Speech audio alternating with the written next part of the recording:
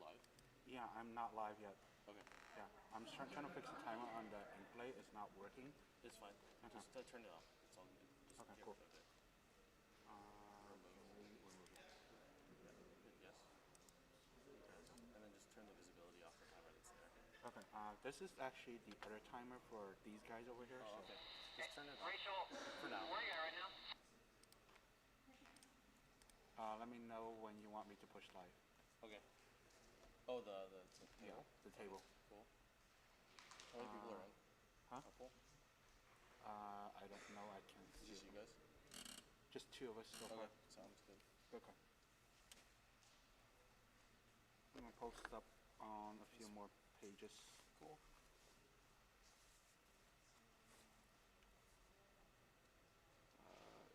You can go to JD's cam too to start off. This cam? Yeah, just so we can introduce everything before they get going, and then we can just jump into round one. I think. Can you see if the camera's working? But I'm not seeing. Oh yeah. What the heck? Yeah. It's not updating. Yeah. It was working, right? Yes, it was yesterday. Yeah. Should be under video capture device. This one? Yeah. Oh, change.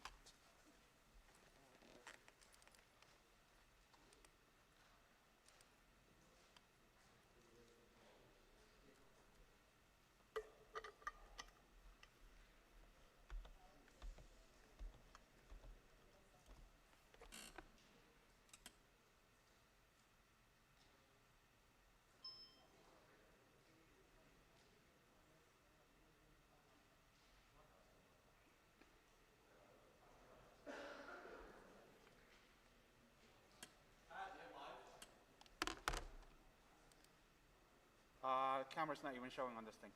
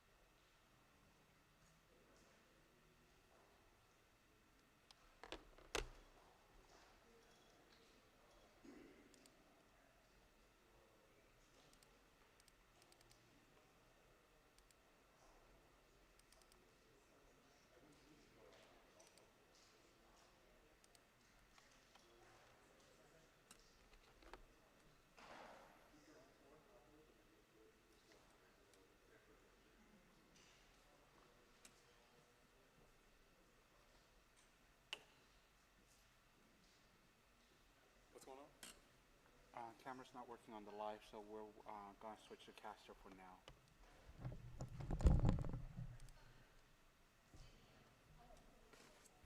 Right. Are we in the category?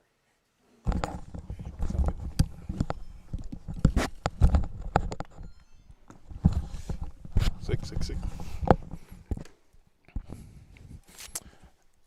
And I think they can hear us right now. Yo.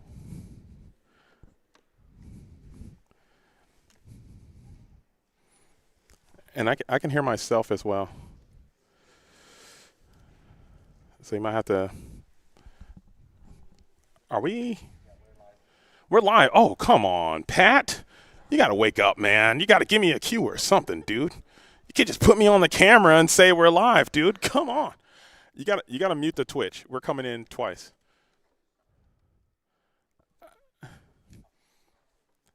Look at this, man. Shane, can you hear me? I can't hear Shane now.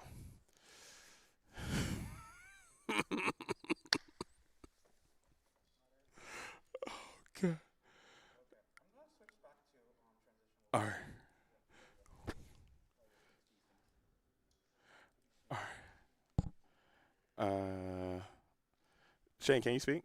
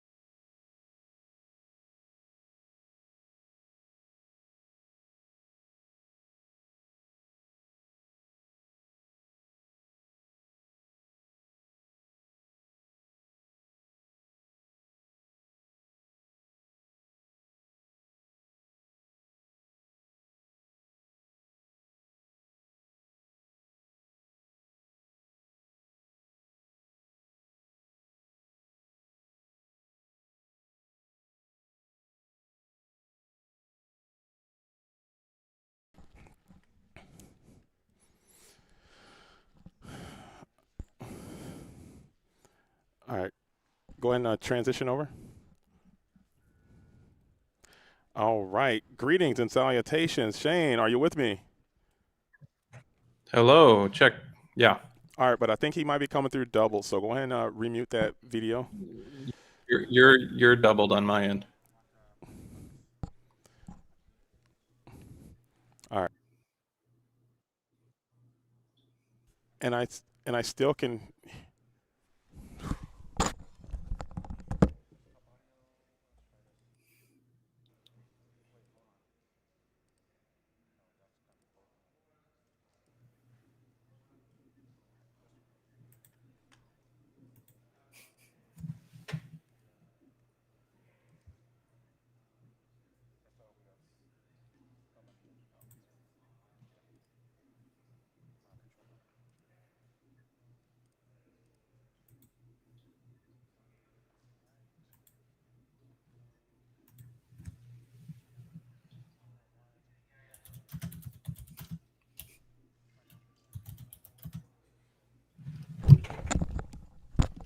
All right, how about now? Better. All right. We should be good. Okay. Whew, man, what a show, man. But I still can hear myself coming through the Twitch. Yeah, there's a little bit of an echo.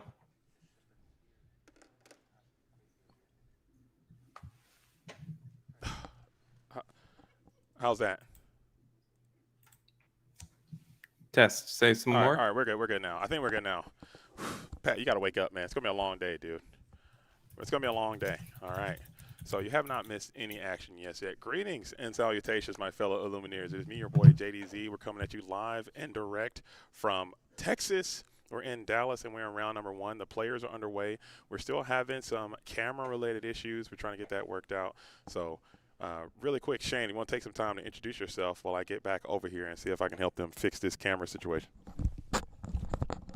Yeah, absolutely. So we are coming to you live from Dallas, Texas. I am not in the building, as you can probably tell, but JDZ is dressed up nice and smooth for that Texas gathering. But we're going to be playing 5 rounds today. What's that camera called? Osmos. It's not even showing up. That's why I'm not even having it up right now. The top down? Yeah, the top-down camera's not. That one is. Oh, okay. It's the Elgato. Is it Elgato? Yep. Was it there? The one that's on you is Elgato. No, the one for the overhead Stream? camera. Yeah. Oh yeah, it changed. Open a new one. Start new. Yeah. Camera. Video capture. Yeah. Okay. Hit okay. Yeah. Yep. Change it from the Elgato base cam to the second to last one. I just swapped it. Yeah. Mixing Change those? that one. I'm not seeing it.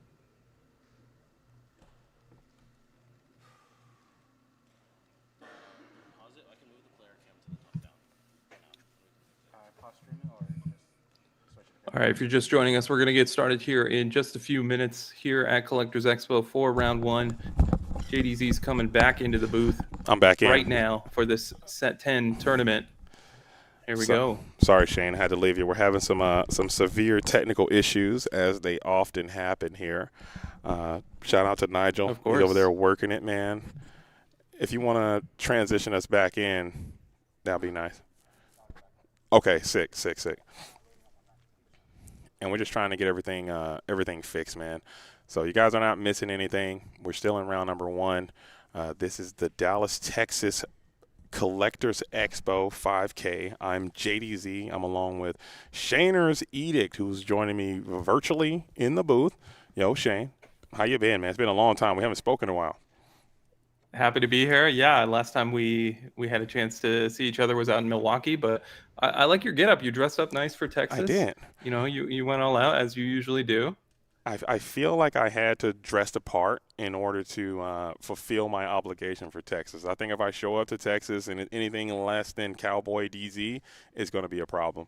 But have you had a lot of opportunities to play any of the new Whispers in the Well meta? I know last time we spoke, we were both super excited to see what Whispers was going to bring, and I think it's kind of over-delivered. What about you?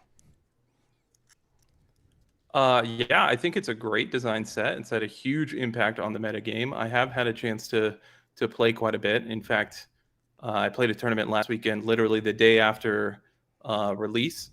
which was a great time. I played some Blue Steel, which didn't get a lot of respect last set, but I actually thought it was one of the better decks, at least when built with that Jasmine Shift package. But I think that's out for the most part. Mm-hmm. But Blue Steel is definitely a deck I'm sure we'll see today. But there's been some resurrection in Whispers of the Well. I think it's boosted the Ruby colors just a bit. I expect to see some Ruby Amethyst hopefully today. But a lot of changes and a lot of really, really strong cards in Whispers of the Well.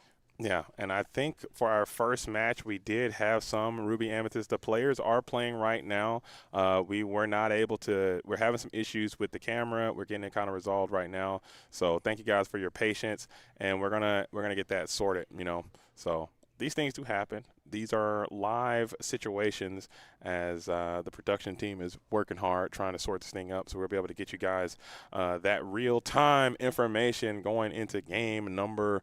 I think they're in game number 1 right now, just playing it through. Yeah, this should be just game number 1. You can see Tony there with his Sapphire Emerald deck. Wait, I don't think they can see it yet.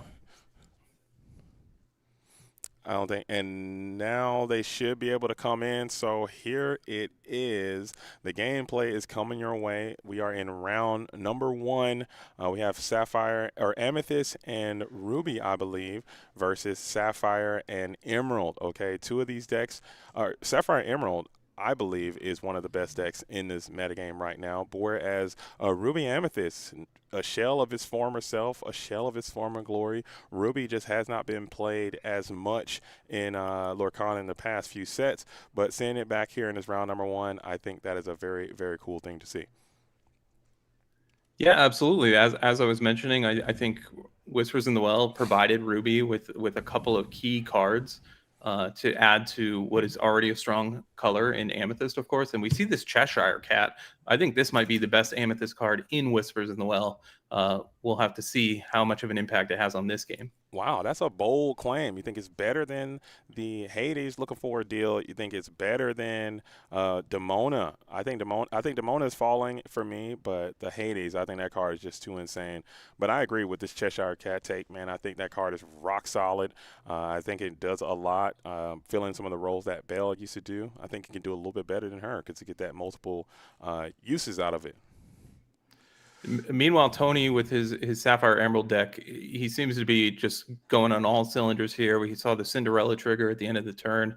And then for Lexi, she's got the lore advantage here slightly, but Tony applying a lot of pressure. And sorry, I had some another technical issue on my end, but no issue. Lexi already climbing up to 13. Is it going to be enough? If Tony can find that malicious, mean, and scary Prince Philip combo, I think that it's going to be one of those things that is just going to take over our metagame for the most part. I think malicious, mean, and scary into Prince Philip, checkmate, dude. That's something a lot of people have to worry about. Well, right now Lexi can go to 15 and then just has lethal next turn. So it's going to come down to Tony. Does he have an answer for at least one of these characters right now? And you can have the full combo as well. I mean, there is an opportunity for you to do it. You have the ink available. You have the singers available. I believe you have the cards in hand available to deploy that combo right now. But or Reckless could help here as this John Silver is going to come on through. Yeah, I think that's going to seal the deal. And then we had an additional "You're welcome" to really finalize things. But Tony has plenty of questing power here to finish things off in a 2-turn sequence. And there it is as we got those quests going through, piling all the way up to 16 for Tony. Lexi now back against the wall. There is no reach, no more goat, no more, maybe unless you play a card like White Rose, which you could potentially do, as we will just probably concede here very soon for Lexi. That genie has Reckless, so really even a White Rose situation isn't going to cut it.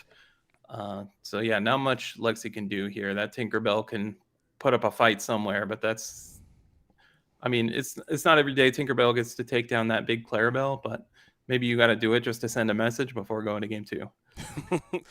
I think that's important too. I think that's very important to sometimes you just gotta, uh, uh, I think, get banished on your feet. You don't want to go out, you know, you don't want to go out on your knees, I guess, as they would often say. As we're staring down, she's still doing the math, thinking that there's a play, looking at the cards in hand. Maybe there's a Cheshire Cat line available to clear enough lore, but I just don't particularly see. Well, I guess you could. Yeah, no, that's just not going to get it done. As we're going to force a game number 2 for Tony, who got the win there. Yeah, we did see that Iago there at the very end in Lexi's hand. How do you feel about this card? That card, Iago, it was really, really high early on, but then it kind of fell out of favor. I think that 2 willpower is just a cutoff that I'm starting to really, really look down upon these days. There's a lot of really strong characters in this meta. It's very difficult to get the maximum effect out of him. Granted, if you go against the aggro matchup, it could be super good. He can clear Tiana by himself, and you can pay that tax a little bit more, a little bit easier. But I don't know, man. I just haven't been a fan of that 0 these days. I need my characters to strike back when they get re-challenged, just because it seems like this meta is way more play to the board. What about you? What are your thoughts on this, Iago? Yeah, I agree for the most part. I don't. It's one of those cards that it's nice that it exists. If there's certain 5 willpower characters that you want to handle on the other side of the board, this is going to have a place. But right now, I'm not sure that's the case.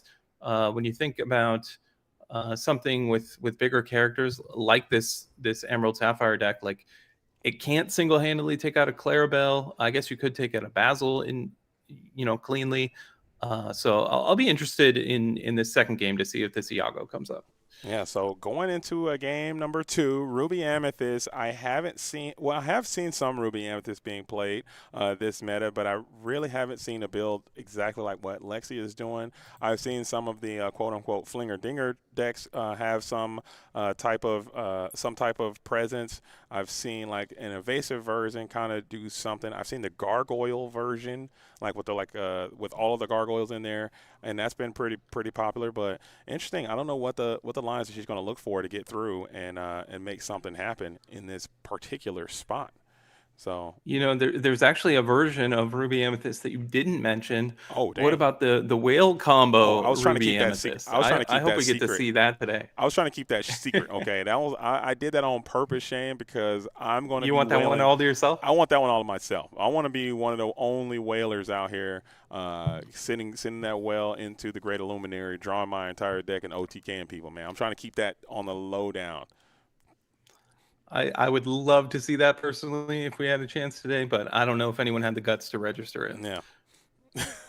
I mean, you got to be brave. You got to be bold. I think that's a part of it out here. As we got a nice little shuffle coming in. Thank you guys all for being here. If you're just joining us, this is the Collectors Expo in Dallas, Texas. I think we have maybe like 45 players out here. I'm not sure how many players showed up, but it's definitely not as many as I would have anticipated for Dallas. Shout out to Dallas for showing up, but they did not come through as much as I would have liked. But it's still a vibe, though, man. It's a good time. There's a lot of names that we saw from the event that I was at last week at Sharp Gaming out there in Arkansas. They all came down. It's a relatively close drive.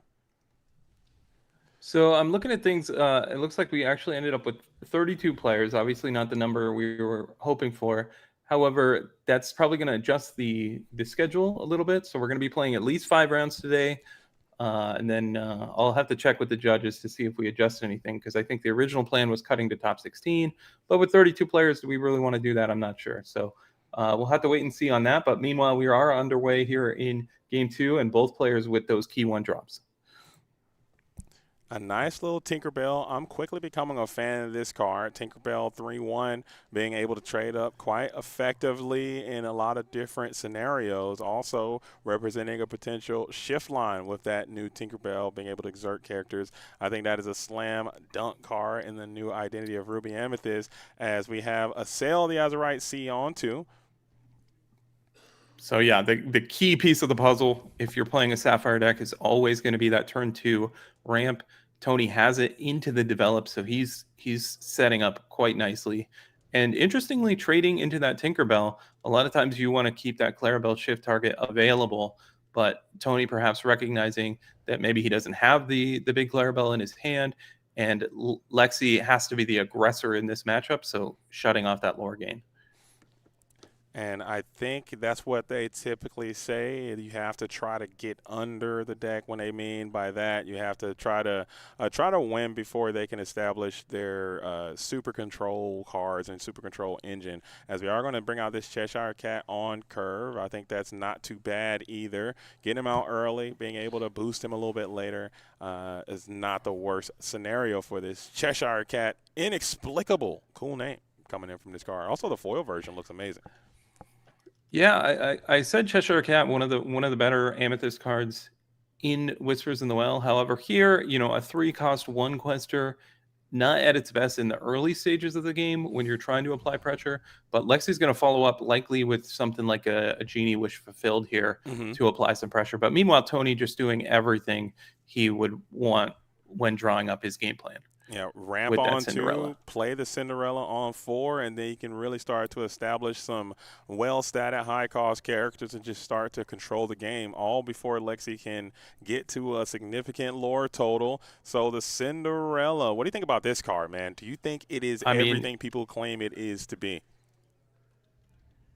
I think it's very, very strong. I do not think I'm in the early stages, even before we even started playing officially, people were asking for bannings in certain situations. I think that's completely unnecessary. I think it's a very, very strong card. And I want to give the designers a lot of credit with Whispers in the Well, because they designed this Cinderella, obviously an incredibly strong card, and they designed its exact counter in the same set in Webby Vanderquack. So if you want to beat this Cinderella, play Webby, shift Webby on 2, and you'll be in good shape. Yeah, I think when the smoke clears, I believe that Webby Vanderquack might end up as the better card, because that card's insane. When it hits the board early against Sapphire, it's pretty much as close to an auto win as you can get more often than not. It is so hard to deal with.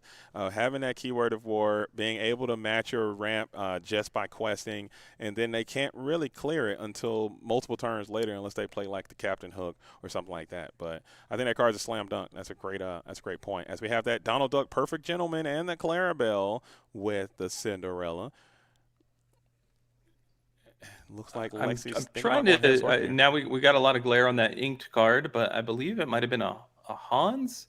I'm not sure. I haven't quite seen that one played in this metagame, but we have a Headless Horseman option here. We can play all 3 cards in our hand. We have Elsa the Fifth Spirit, Headless Horseman, and Genie Wish Fulfilled. Last turn choosing that Moana over the Genie, perhaps just not wanting an extra card in hand for a potential Clarabelle in the future.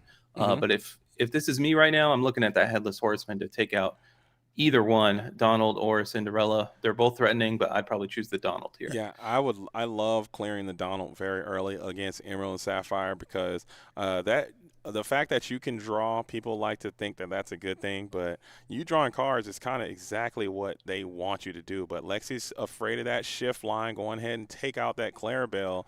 I think she just prioritize that, and maybe if you want, you can go back into the Donald next turn as we get a nice little quest in for 2. All right, Lexi turning him sideways with that lore advantage, and rightfully so. Clarabelle is a very, very scary card that could potentially be shifted. And we saw Tony trade in that early Clarabelle on that second turn, perhaps realizing, hey, I have a second 1-drop, and signaling that perhaps that shift was coming. But that Donald, it looks so... It doesn't look too scary on the other side of the board at first glance, but it really adds up. It provides a singer, provides extra cards. And one thing I've learned playing this format, playing a lot of Steel, is I find that my opponents sometimes have an opportunity to banish a Goliath, but they think better of it, and they're like, wait, Goliath is going to give me 2 cards also. Let me not do that. But at the end of the day, I think that's usually not a wise decision. But we aren't talking about Goliath right now. We're talking about Cinderella. We're talking about Cheshire Cat. These are the new Whispers in the Well cards showing up here in Dallas. Yeah, I think, but to your point, I think it's kind of the point does still stand with this Donald Duck.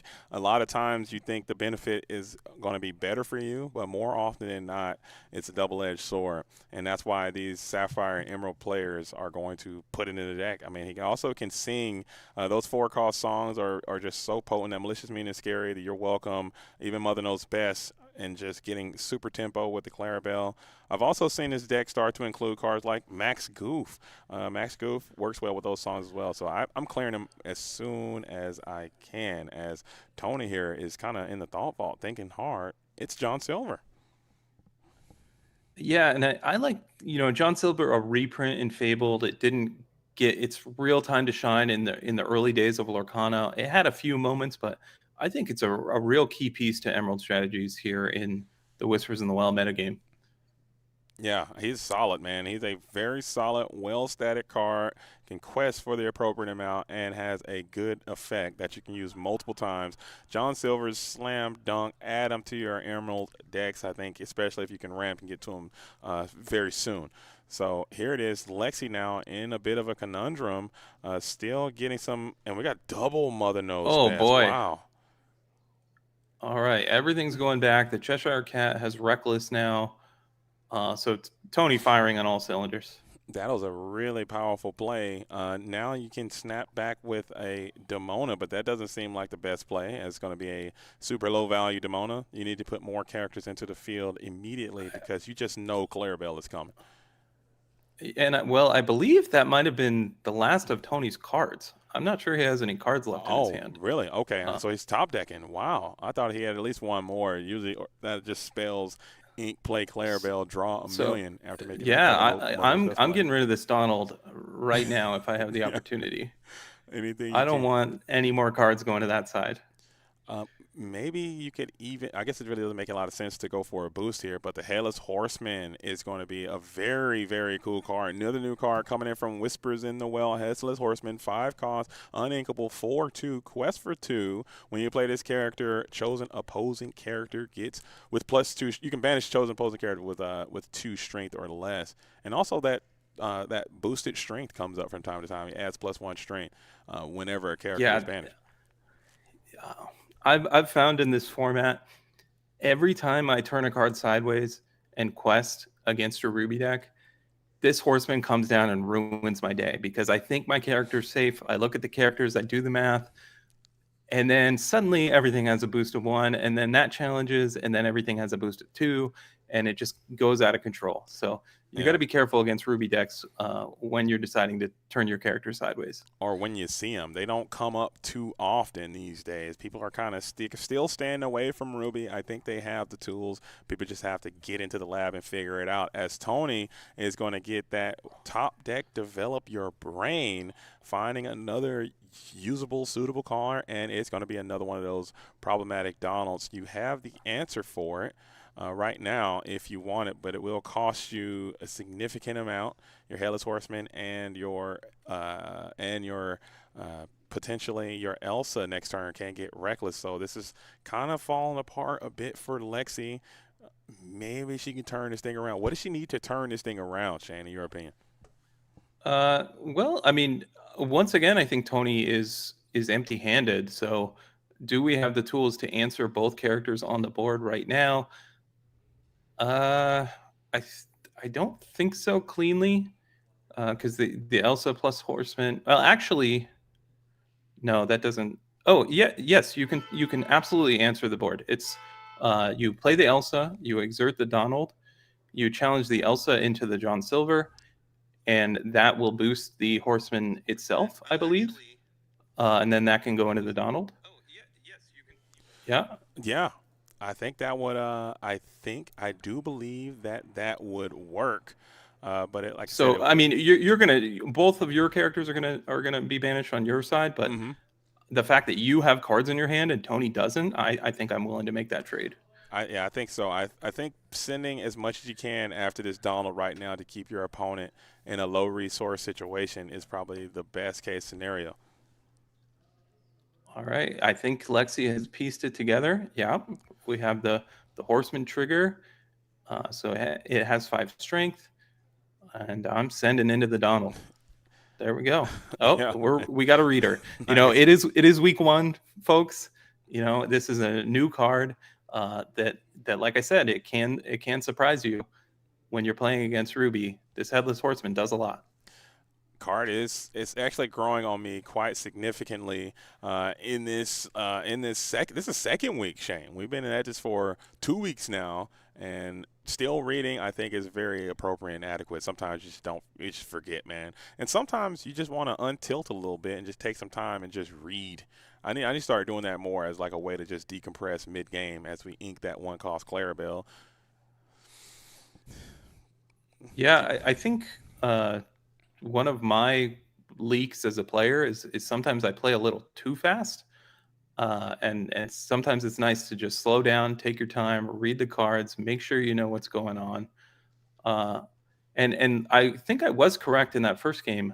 There's a new Hans, I believe it's a super rare in Whispers in the Well, and I think that's what I'm seeing in Lexi's hand yet again. I've yet to see that one in play in the format.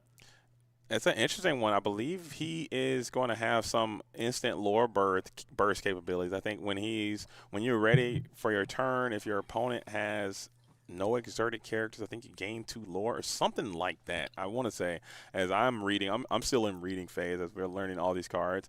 Jahan, King and Queen characters can't quest. At the start of your turn, if an opponent has 2 or more ready characters in play, gain 2 lore. So it does require your opponent to interact with it a bit, but it can come up.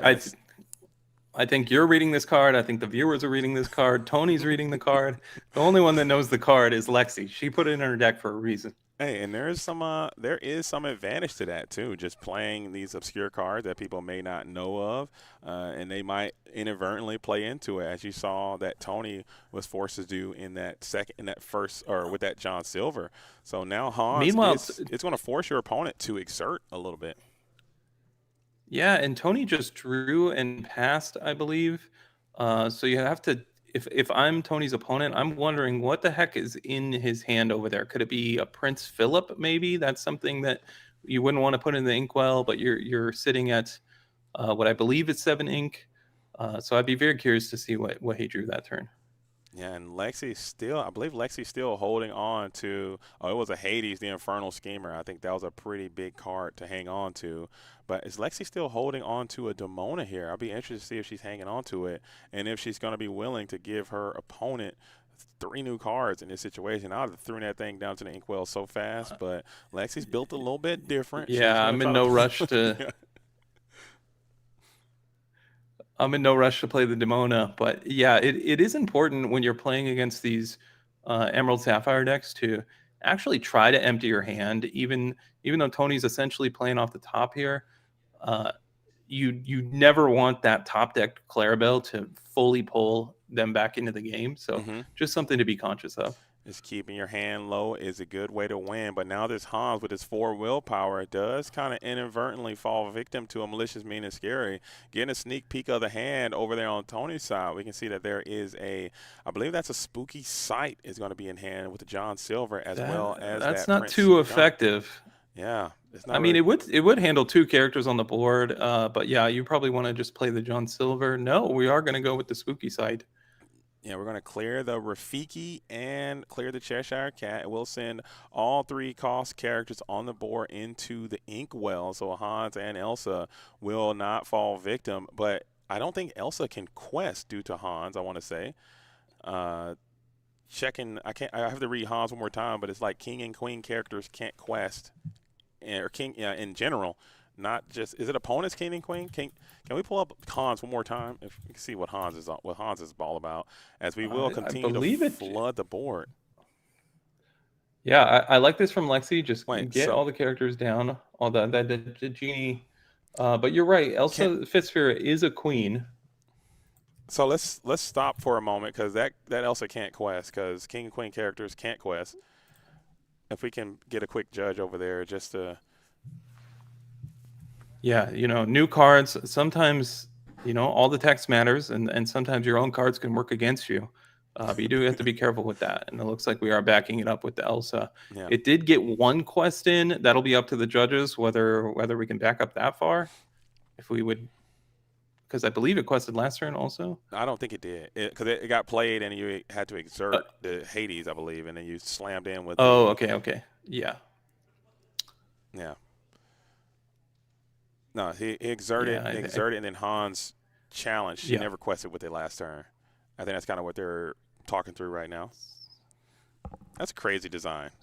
I mean, it's so thematic too. It's like they're from the same film too, so it's like they kind of work together. Have you seen Frozen yet? You know the answer, JD. Come on. I know the answer.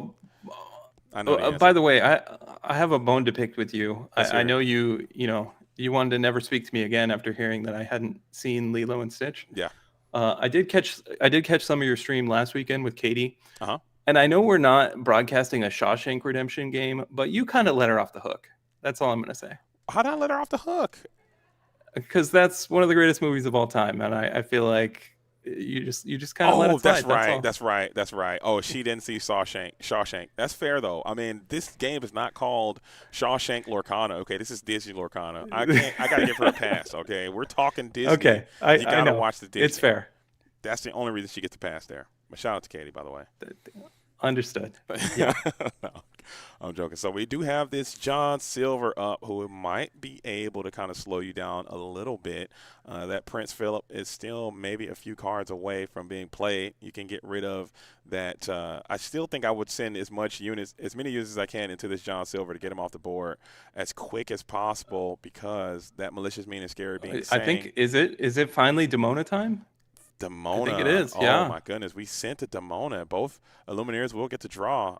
I never would have played that Demona in 1,000 years. I would let her rot in the hand as we will go ahead and trade in. Okay, well, I think Lexi realized, hey, I need to unlock this Elsa. Let me get this Hans off the board.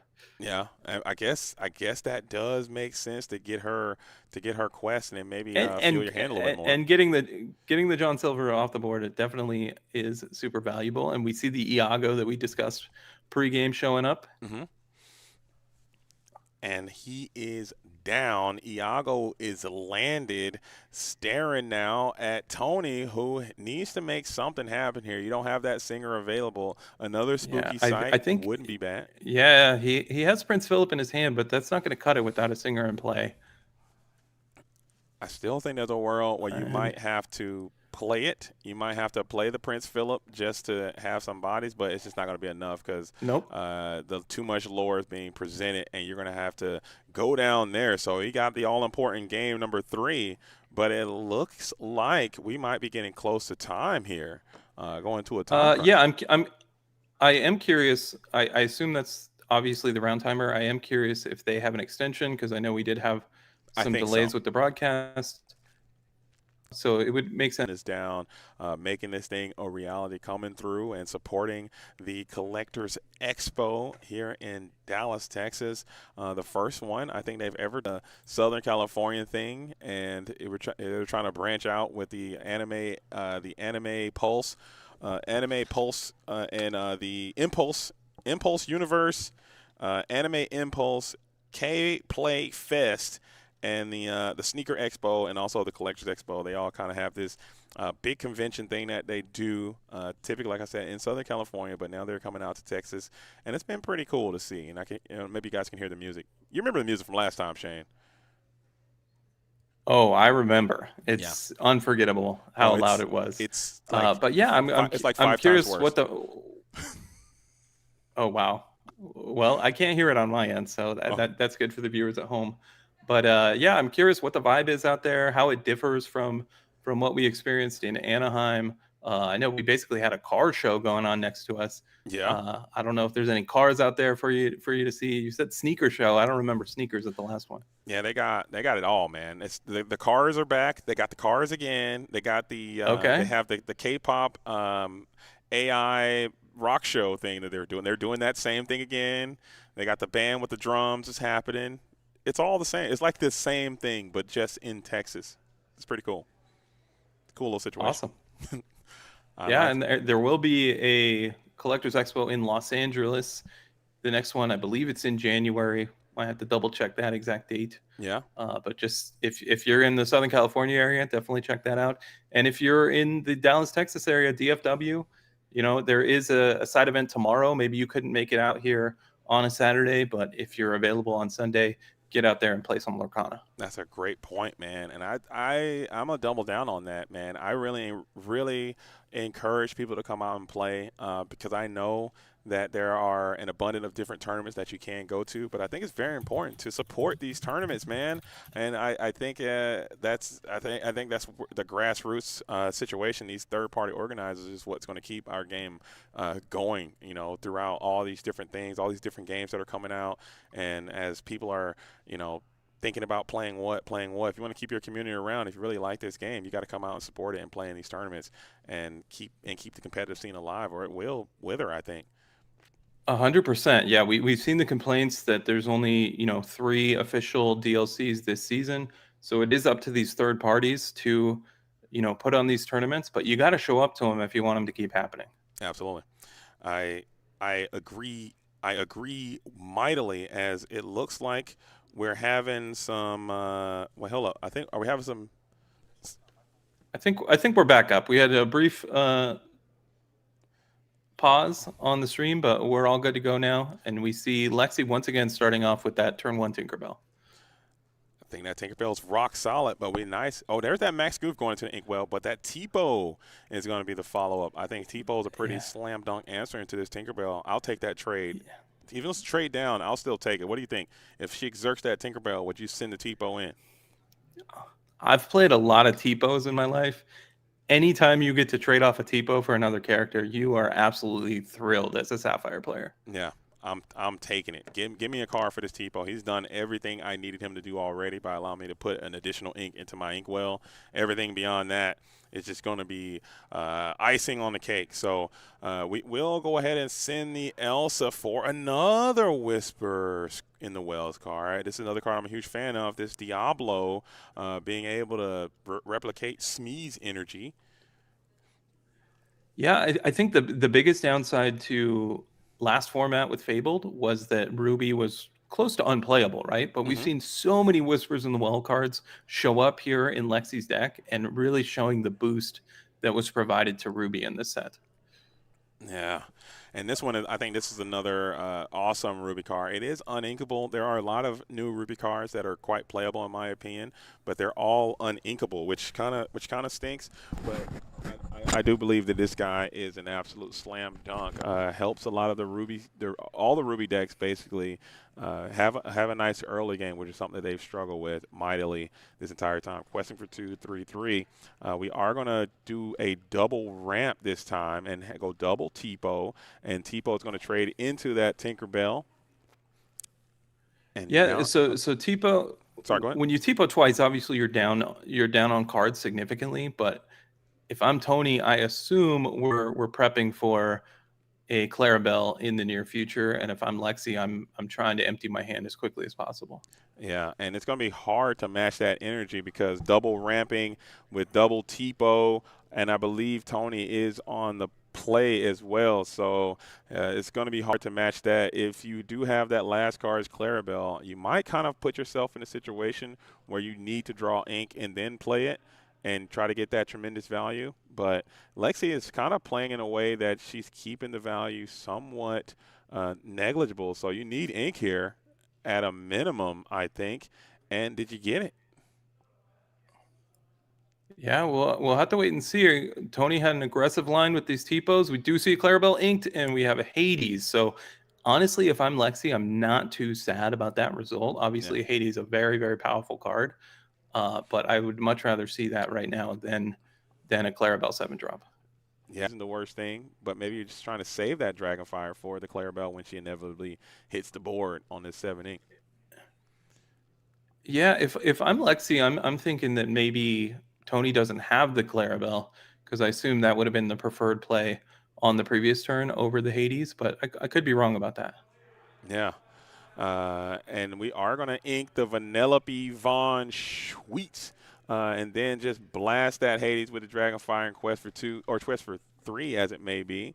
Getting up to 9. Wow, that's not that bad for Lexi. She's almost halfway there, staring down Destiny, and I believe Tony is in a low resource situation. 1 card in hand, 1 card being drawn. And the stare down. Yeah, And this is what happens when you have Tipo for your ramp instead of Sail and Cinderella, because Sail and Cinderella, of course, replace themselves. Tipo, meanwhile, you go down a card. Now that first Tipo was able to put in some work and trade with that Tinkerbell, but we see sometimes these Sapphire Emerald decks. If they draw the wrong half of their deck when playing off the top, it can look pretty underwhelming. Oh yeah, I agree. I agree 100%. Sorry, I was talking to someone off cam here, but we're good now. Lexi still shuffling those cards together. I still think she might be thinking about slamming this Demona here, and she proved me super wrong last time. So maybe she might be considering again this time. 4 ink. You can play it, but I just don't think that is the way. I think Genie seems super solid here. Yeah, I wanna apply pressure as much as I can. Obviously, that Donald on the other side is a good challenger for something like this Diablo, or they could tag team into the Cheshire Cat. Hmm. So, Yeah, do you just turn sideways with this Diablo? I think the answer might be yes, but we'll have to wait and see what Lexi decides to do. yeah. At this point, man, I'm so afraid of the malicious, mean, and scary stuff. I'm sending them both, man. I'll quest them both, and if they want to send damage if they want to take out the Diablo, you can return fire with the Cheshire Cat next turn and clear the Donald, and be good. I think I don't know, man, but these are the decisions that you kind of have to live with. This is the round number one. You never want to lose round number one. Those tiebreakers are just going to be so terrible. So winning this one, super important. And it looks like Lexi's making the decision. I think I take the 3 lore, and I think she agrees. We're going to 3, going to 12 here. Yeah, I think it's important in every matchup when you're playing a deck like Ruby Amethyst. It might not be the aggressor in certain matchups, right? If you're playing against an Amber Steel aggressive deck, you want to be playing a little more defensively. But I think in this particular matchup, as the Ruby Amethyst deck against the Sapphire Emerald deck, you want to be the aggressor. So sure, this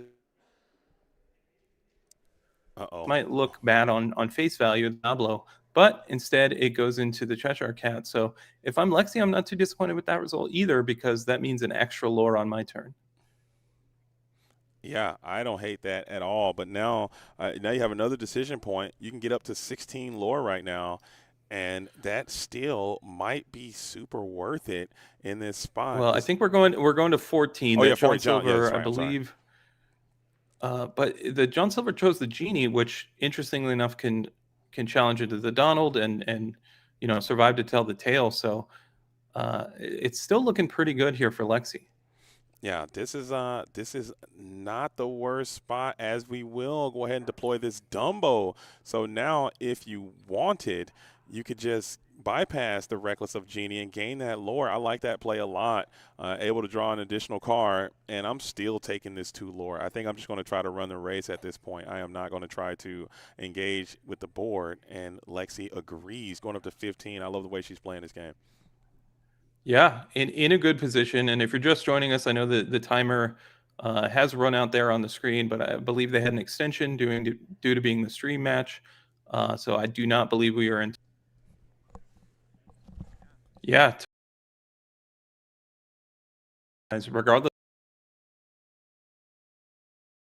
of what your cards can do, I guarantee you there's someone out there playing this Sapphire Emerald deck for the first time and maybe not even realizing that that's a potential play. So Mm-hmm. important to realize everything your cards can do. I know in the past I've into the unknown my own character, and there was certainly some surprise people wondering, hey, can you even do that? So you want to know everything your deck can potentially do and the individual cards. All right, but I think we're having some issues with the stream. I think it might be uh, back or it's having some issues. I do apologize for that. This is round number 1. We're going to kind of keep working this stuff to see if it's going to be something that we can fix. But it's only a couple minutes left in the round, and we're going to get this thing sorted in between rounds. So and we're going to get this thing sorted in between rounds. So I want to thank you guys all for being here and dealing with the drama right now.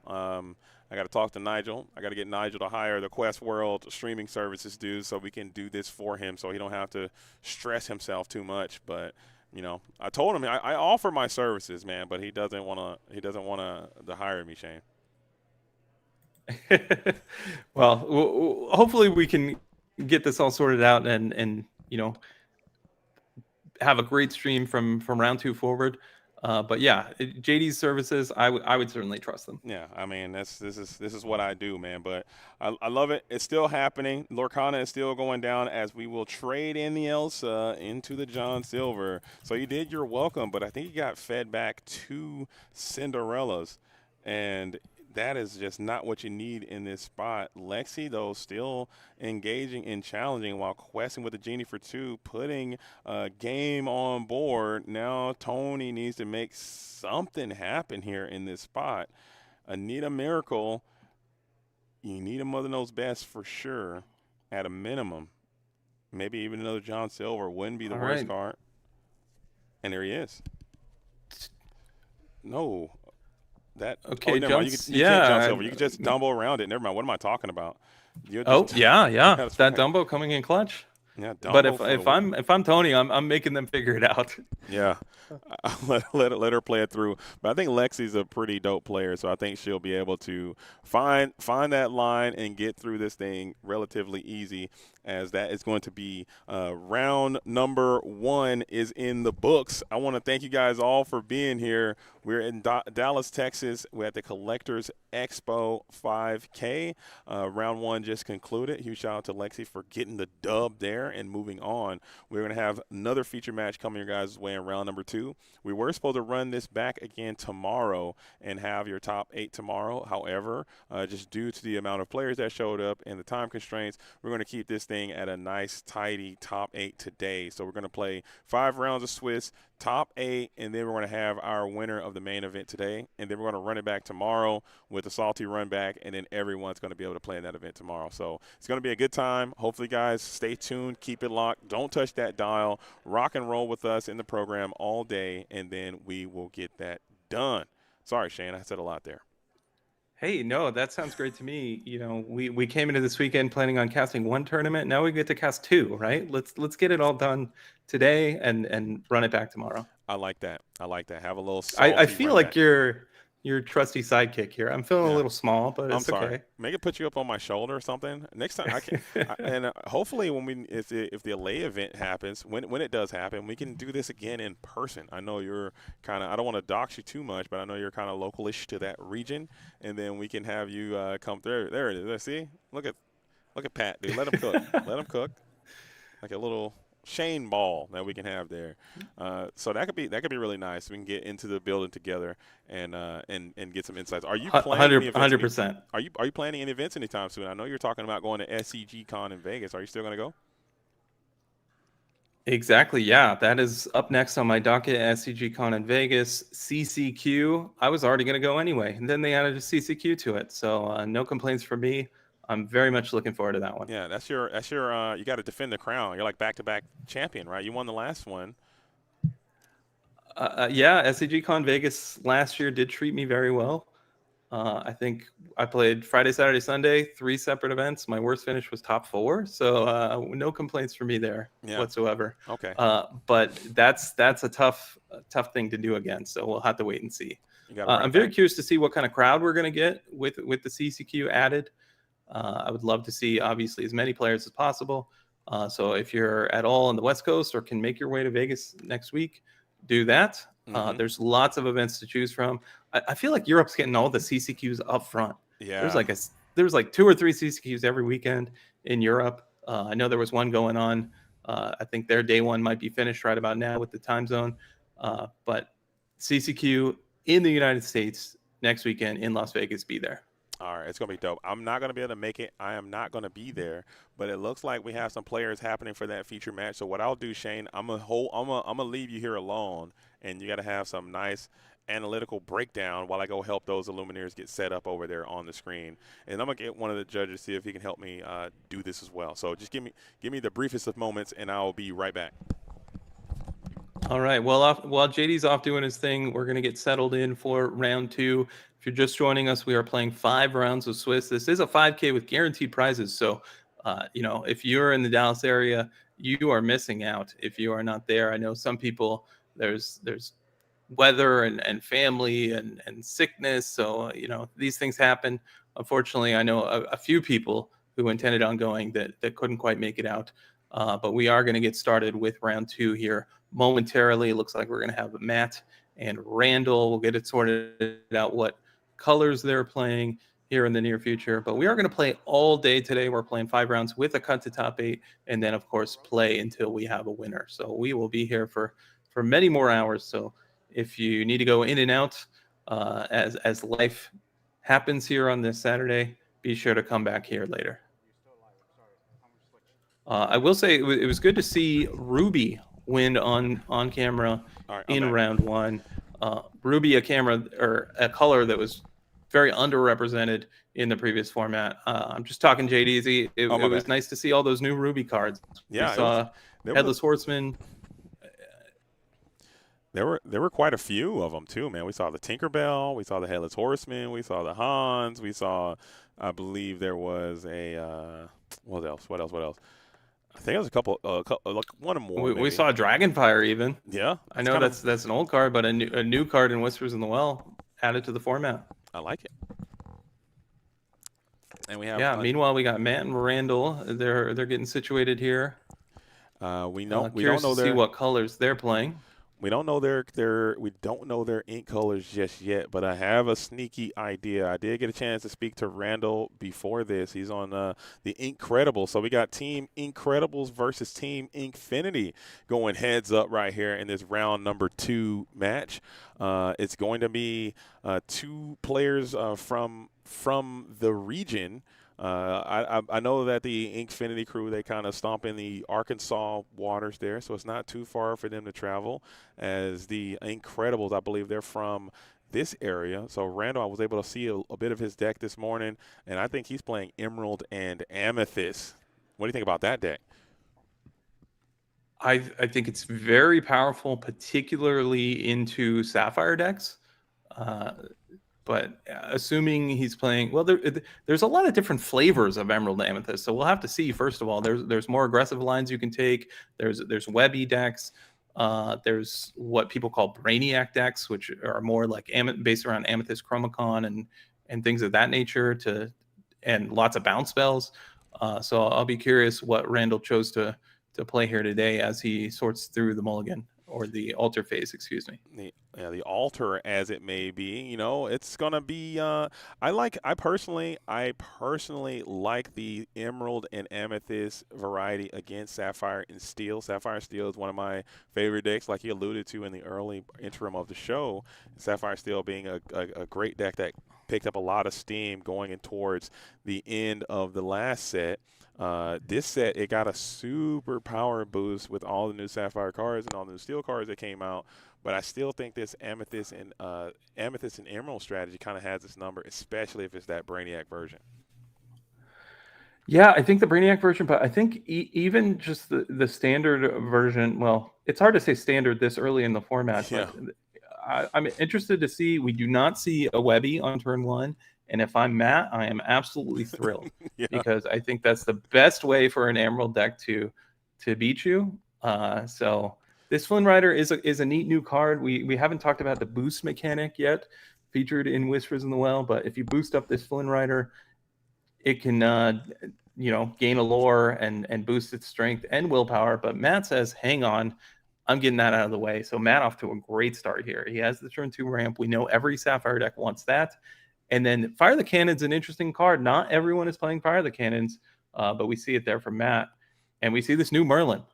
And I don't hate that Fire the Cannons card, especially coming after that Webby that you talked about. So being able to break up that shift line is super important because that Webby comes down, you're just going to be asking for a World of Hurt. As we got a double ramp with the Tipo, we go sell into Tipo on the play, I believe.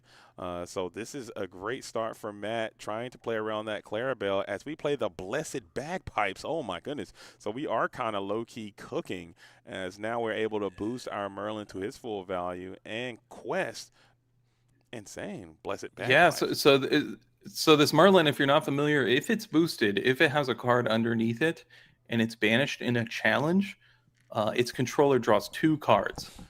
So if I'm Matt, fortunately for Sapphire Steel, you have a number of ways to banish cards without challenging.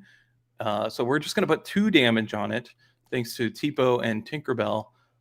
So I think Matt probably has a plan. Maybe he only has 1 card remaining, but maybe it's another Tinkerbell to handle this Merlin, because you certainly want to avoid, if possible, giving Randall 2 cards. Absolutely.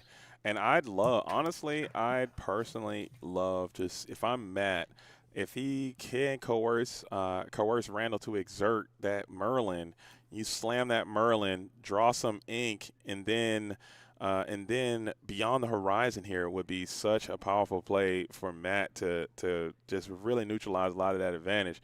So here it is. We do find the ink. We do slam into the Merlin. He's doing this really quickly, so this could be a hard play beyond the horizon. No, it's going to be Goliath, which is Oh, might be a little yeah. bit better here.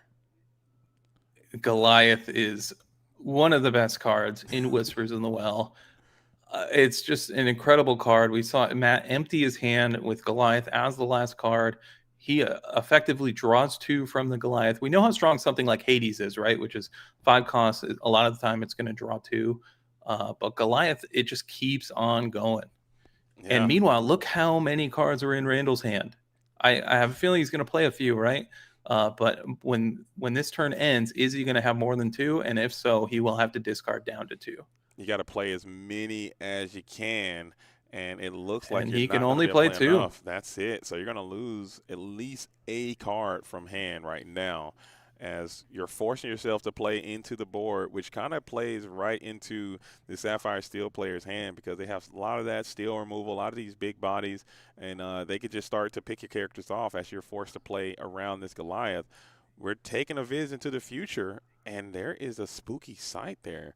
That almost might be a consideration for me, if I'm Matt looking at that spooky sight, and I think he snaps the Hades and send that back to the bottom of the deck.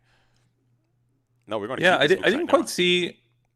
I didn't quite see how many cards were in Randall's hand at the end of that turn. I thought he was going to have to discard. He did Hold not. up, stop. So, Did he play the spooky sight? That Tipo should be in the inkwell. Let's call the judge here. yeah, Judge. yeah. These are all new cards. We see some interactions that maybe these players aren't particularly used Yeah. to.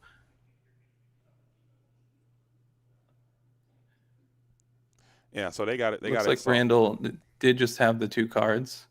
Okay, so yeah, Tipo into the inkwell. Genie coming down, but Genie less good when Goliath's on the board, because are you going to be able to make use of these cards? You may have just drawn them anyway. So let's see if Randall can do anything else on his turn. yeah. But Matt looking firmly ahead here at the moment. And checking the hand, I think you still got yourself to that 2-card threshold, playing around that Yeah. Goliath's ability. And I like you said, Shane, I really love this Goliath card. I think he's a absolute rock star in this Sapphire Steel deck, and in other decks too. I think Ruby Steel, if you're crazy enough to play Ruby Steel, I think he can make that deck super viable. I firmly believe, and people think I'm crazy when I say that I believe there's a Amber Steel, like a mid-range deck that can exist, and I think Goliath can be a nice little treat there as well. As we are going to get a quest for 4 in, getting Matt up to 14, I believe, or was that 10? Yeah, Matt firmly in the advantage here. Randall, an aggressive deck, but just Matt from turn 2, right? He had the sail into the fire the cannons on the 1-cost character on Randall's side. I mean, effectively, Matt had the perfect start against an aggressive strategy. Mm-hmm. And the stare down commences as we're finally starting the quest. We're going to send those merfolk on a little quest here for a total of 4, just trying to run the race. And this board is bulky. And that Ursula is another really, really good card in this set that people just don't even talk about. The Bushula from Whispers in the Well. We'll have to wait and see. I don't know if I spoke too soon, but Randall able to add several new characters to his board. And at this point, this is the part where Goliath, helps your opponent just as much as it does yourself. can we answer anything on the board? No. We're just No. playing Jasmine Cinderella. So I think we have to at least challenge this Cursed Merfolk here. Yeah, And Matt doing the math. because that Ursula is representing 3 lore as well. So Ursula, Janie, Yeah, 5. so I believe Randall, if you challenge the Cursed Merfolk, I believe Randall can get to 19. Yeah, coming, and it's like a lot of But evasive threats as well. So it's going to be kind of tough. But Jasmine can kind of help you there, as we will go Tinkerbell into the Pegasus as expected. And we will go ahead and try to quest the rest and give ourselves an opportunity to win. So you do now at least have a rebuttal. You put game on board yourself and you took your opponent off of it. But that's yeah, I think Randall has to 6. win this turn. Does he have double White Rose? I think that's what it would take here. What about a go-go? Is there a go-go play there available? Oh, Go-Go would certainly, Put 3 yeah, Go-Go onto the Cheshire Cat into Hades or Yeah. really anything. That's Yeah, 3. Go-Go could be in the mix here. So that's 5 plus 3 is 18. That'll do it. If you have exactly Go-Go Tamago in your hand, you can win, and you got to see it. I think you might not have it. I can't see the hand a little bit. Yeah, we have yet to see a Go-Go in this game. You got to assume it is one of the better Emerald cards, and this is an aggressive strategy. Oh, And we're we just done. pack it We're up. done. We Randall didn't packs have it up. Wow. You know, I learned something last week with the release of Whispers in the Well. You saw Randall there flip the boosted card. Technically, you don't need to do that. It is hidden information. You do not need to reveal it to your opponent at the end of the game, which is different from other games I've played with similar strategies. So just something to keep in mind at home. If you're playing with these boost cards, you know, a lot of times it's not really going to matter, but, you know, why give away free information? Yeah. I think, just not revealing too much stuff. I never thought about that. Like, you talk when the game is over, you could just, like, muck your cards and put them back in your deck unknown to your opponent. Or maybe you just want to show it for yourself too. Maybe you just want to. Yeah. You just want to what you had. Yeah, I mean, and you do have to be careful. I played in, essentially figured out that was the boosted card from the previous game that I unintentionally shuffled into my deck. So that's something also to be careful of going forward. Oh, okay. I like that, man. It's just giving people more stuff to think about, as I think we should still be live on Twitch. I think we might be having some Twitch-related issues. I think it's this internet connection that we have going on here. Yeah, I've tested it myself. It seems like anytime there's a blip, if you just refresh, usually it comes back right away. So we do apologize to the folks at home for the inconvenience. Yeah, we got to get a nice little hard line and plug this thing in. I think we might be on the Wi-Fi. That could be a huge part of the problem. If we can get one of those Ethernet cables and plug this bad boy in somehow, that'll be the way to go. If we can set that up potentially, but we're working it behind. All right. The scenes. So we do have another new card, a 2-cost 2/2 quest for 1, and it boosts. So we see the Flynn Rider. It usually costs 2 to boost. But in this scenario, we add a character to the board to allow that Flynn to quest for 2 on turn 2. And I like this card a lot too, but we still have not seen that very threatening, very problematic Webby at all. Maybe Randall is electing not to play Webby, which seems almost unthinkable. I don't think we're going the Webby route. I think we're going all in on these boost cards. We've seen the new item. So I think he's got a strategy, and when you dedicate 8 cards to the Webby package, that kind of takes away from what else he's got going on. So there's a couple different ways you can beat Sapphire Steel consistently. Aggression is certainly one of them, and we're seeing Randall off to a very good aggressive start. So having this all-in whisper strategy, maybe it includes some Madam M Elephant. I know that's something that a lot of people theorized early on. You just boost your characters, get their ability, and then you can, play the Madam M Elephant, bounce back to your hand, and get some type of card advantage over your opponent that way. I think that's not bad. A card like Hades, looking for a deal, really shines in this deck brightly. I think he's one of the best cards that you can play. I haven't seen that yet either. So interesting build from Randall. I like the little spicy technique here, as we are getting quite wide against the Sapphire Steel player. You got to try to end this game a little bit faster, as Matt was super resilient in that last game. So Matt off to his ideal start again. Maybe not this time with the fire of the cannons, but you have the turn 2 ramp into the turn 3 Cinderella, which is every Sapphire player's dream. However, I will say on the draw, it's a little less impressive, right? We've seen Randall get off to this excellent start. This Tipo unable to challenge anything effectively. Uh, we do have, I think that Flynn is just off the top of the screen. So Randall just filling the board with characters here, going for a boost, and let's get in for some lore. And It looks like that Merlin's going to hang back. So the Merlin hasn't been boosted. So perhaps Randall realizing, hey, I don't want to turn this sideways until it has been boosted. And we have that new Megariz there. While there's a card under this character, she gets +1 lore, and whenever this character is challenged, each opponent chooses and discards card. So she's basically like a Cursed Merfolk. But at the same time, Spooky Sight doesn't care about any of that. You're going to send Randall's entire position into the Inkwell, and that is a very powerful card. A lot of people are kind of down on Spooky Sight, myself included, but that Spooky Sight looked very extra spooky, I would say. I gotta say, JDZ, yeah, that's the risk you take when you don't quest with a character. In this scenario, Randall could have 2 more lore. I understand hanging back. A lot of these Sapphire Steel decks either don't play Spooky Side at all, or maybe play 1 or 2 copies. So it can be a difficult card to play around. But Matt, oh boy, look at how many ink he has all of a sudden thanks to this double Cinderella. Oh man, Cinderella is an absolute mess, especially when you can go Cinderella into Cinderella, and then you're gonna go double Mother Knows Best, so you're gonna give them right back again, and then you're gonna get another opportunity to do another double Cinderella if you want it.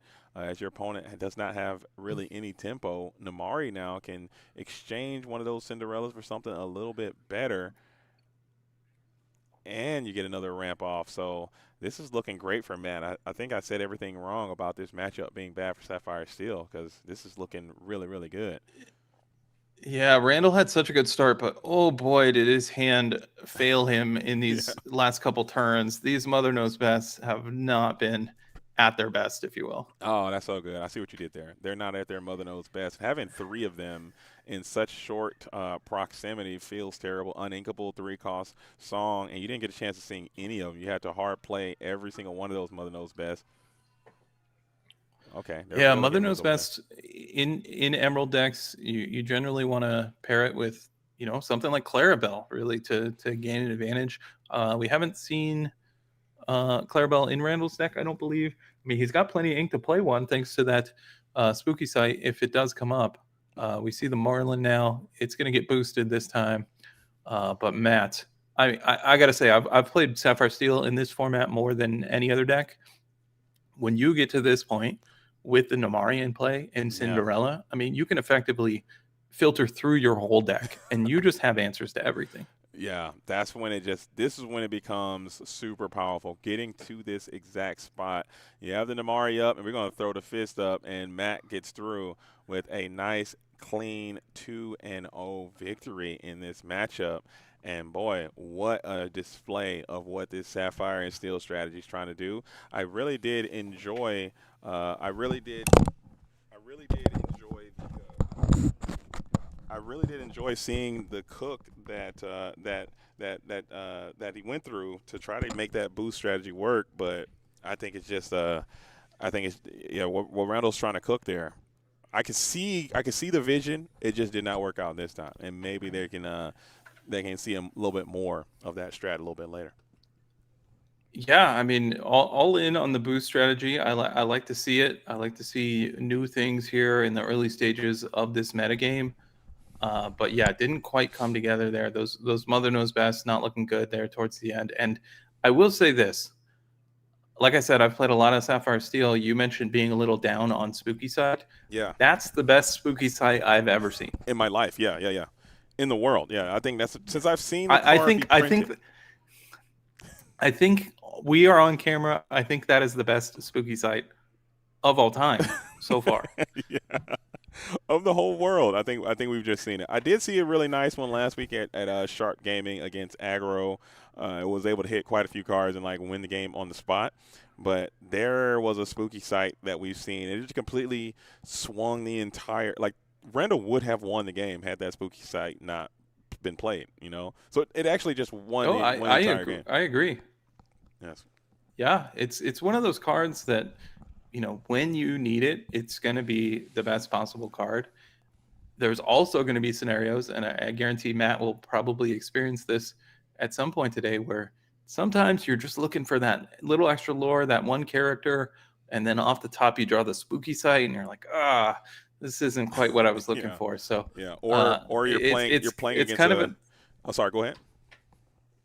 it's just a double-edged sword card, right? Yeah. I mean, anytime you have an uninkable card that has that much impact on the game, it's a very situational card. But the last thing I'll say, Sapphire Steel has so much filtering with Namari and Tipo and Cinderella. Some in some cases Mulan. We didn't quite see Mulan in Matt's build, but nonetheless, if you don't need it, a lot of times you're going to have a way to get rid of it. Exactly. But I honestly feel like there is an Emerald and Amethyst deck that does exist in this format that is probably going to be a super high tier 1 strat.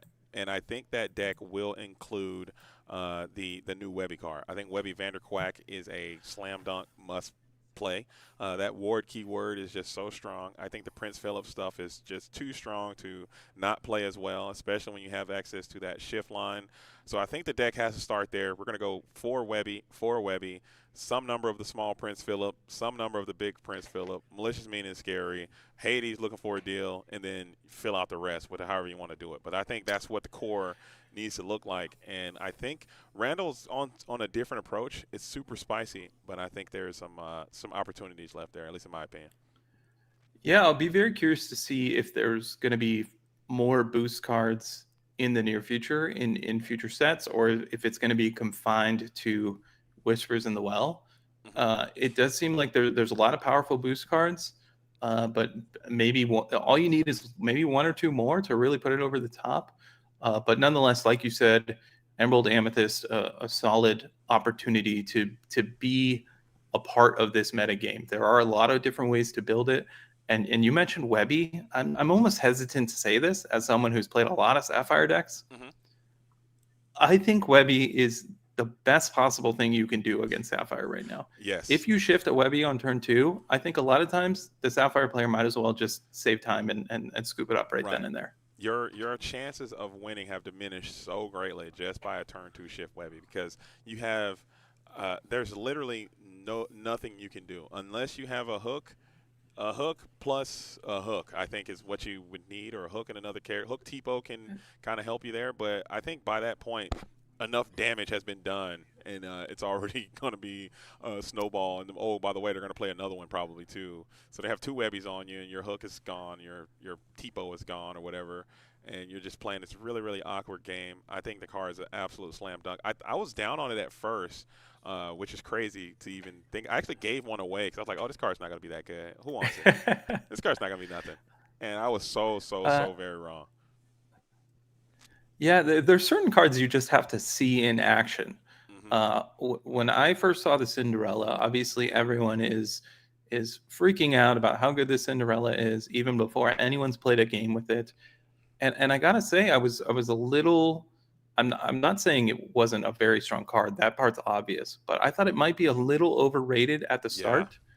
But one thing I failed to recognize is in your deck building, when you have 4 Cinderellas in your deck, you have such an advantage to play more uninkables than you would be able to normally. Yeah. And it really just allows you to do things that aren't particularly fair in normal Lorcana deck building as far as uninkables are concerned.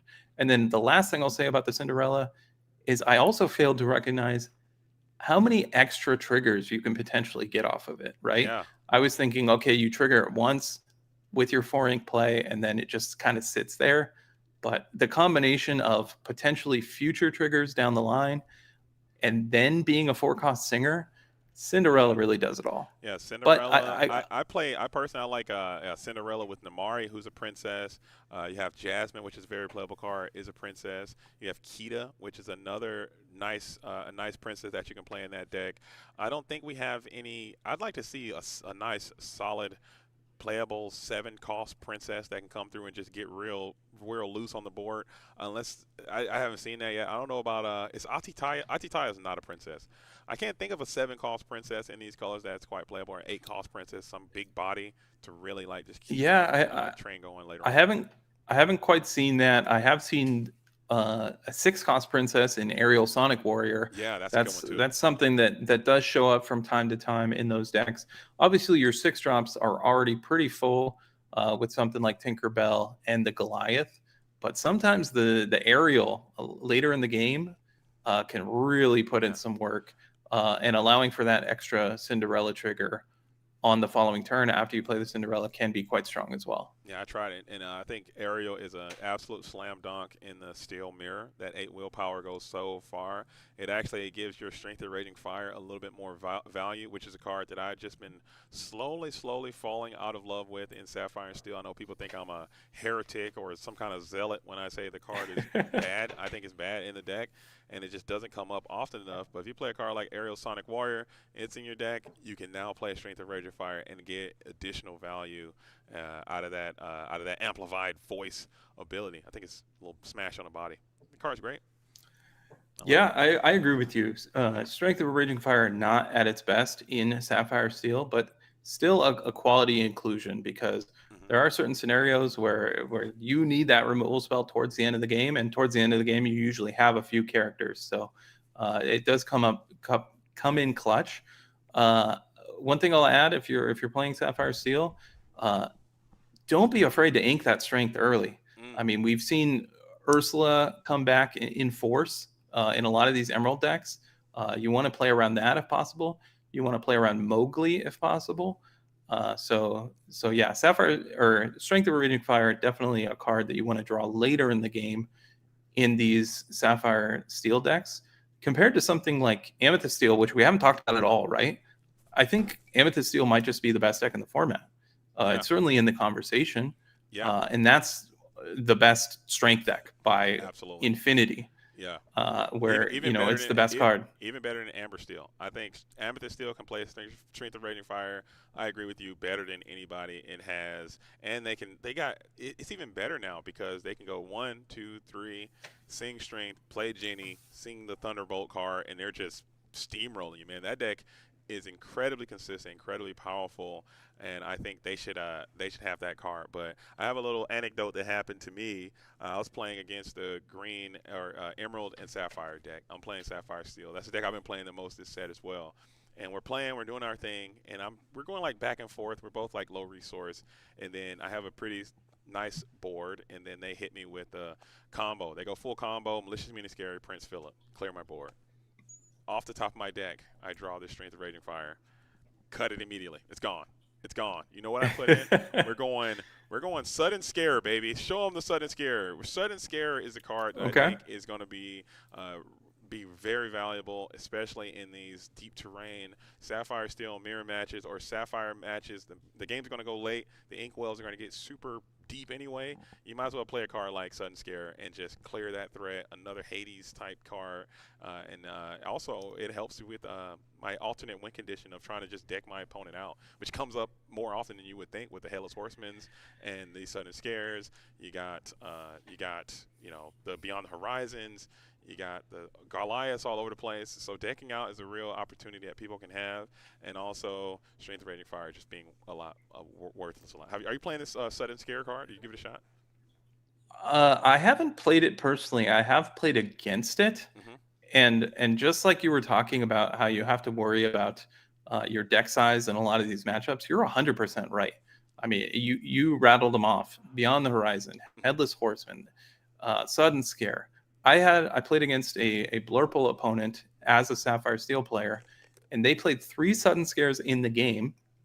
Obviously, I drew a bunch of cards just playing my natural Sapphire Steel game plan, and I got to 6 cards in my deck. And he asked me, I mean, I had an idea that it was low. He asked me how many cards are in my deck. I count, there's 6. And he shows me second star to the right and concedes. So if I had 5 cards, I lose that game. And that was the day I learned that second star to the right can choose your opponent. Wow. So you got to be careful. Dude, deck out, mill out. It's a very viable strategy, a very possible way to win these things. So you got to think about it.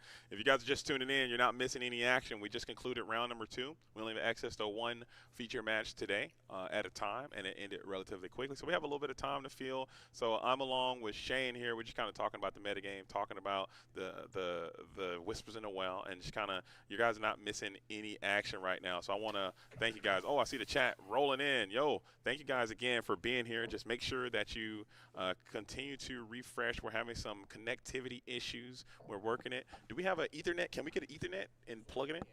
Is the Ethernet here? Does it work? It's a plug right there. Not to that. There's a device in here. So Oh. yeah, the internet is coming off the modem in here. Got it. Ah, okay.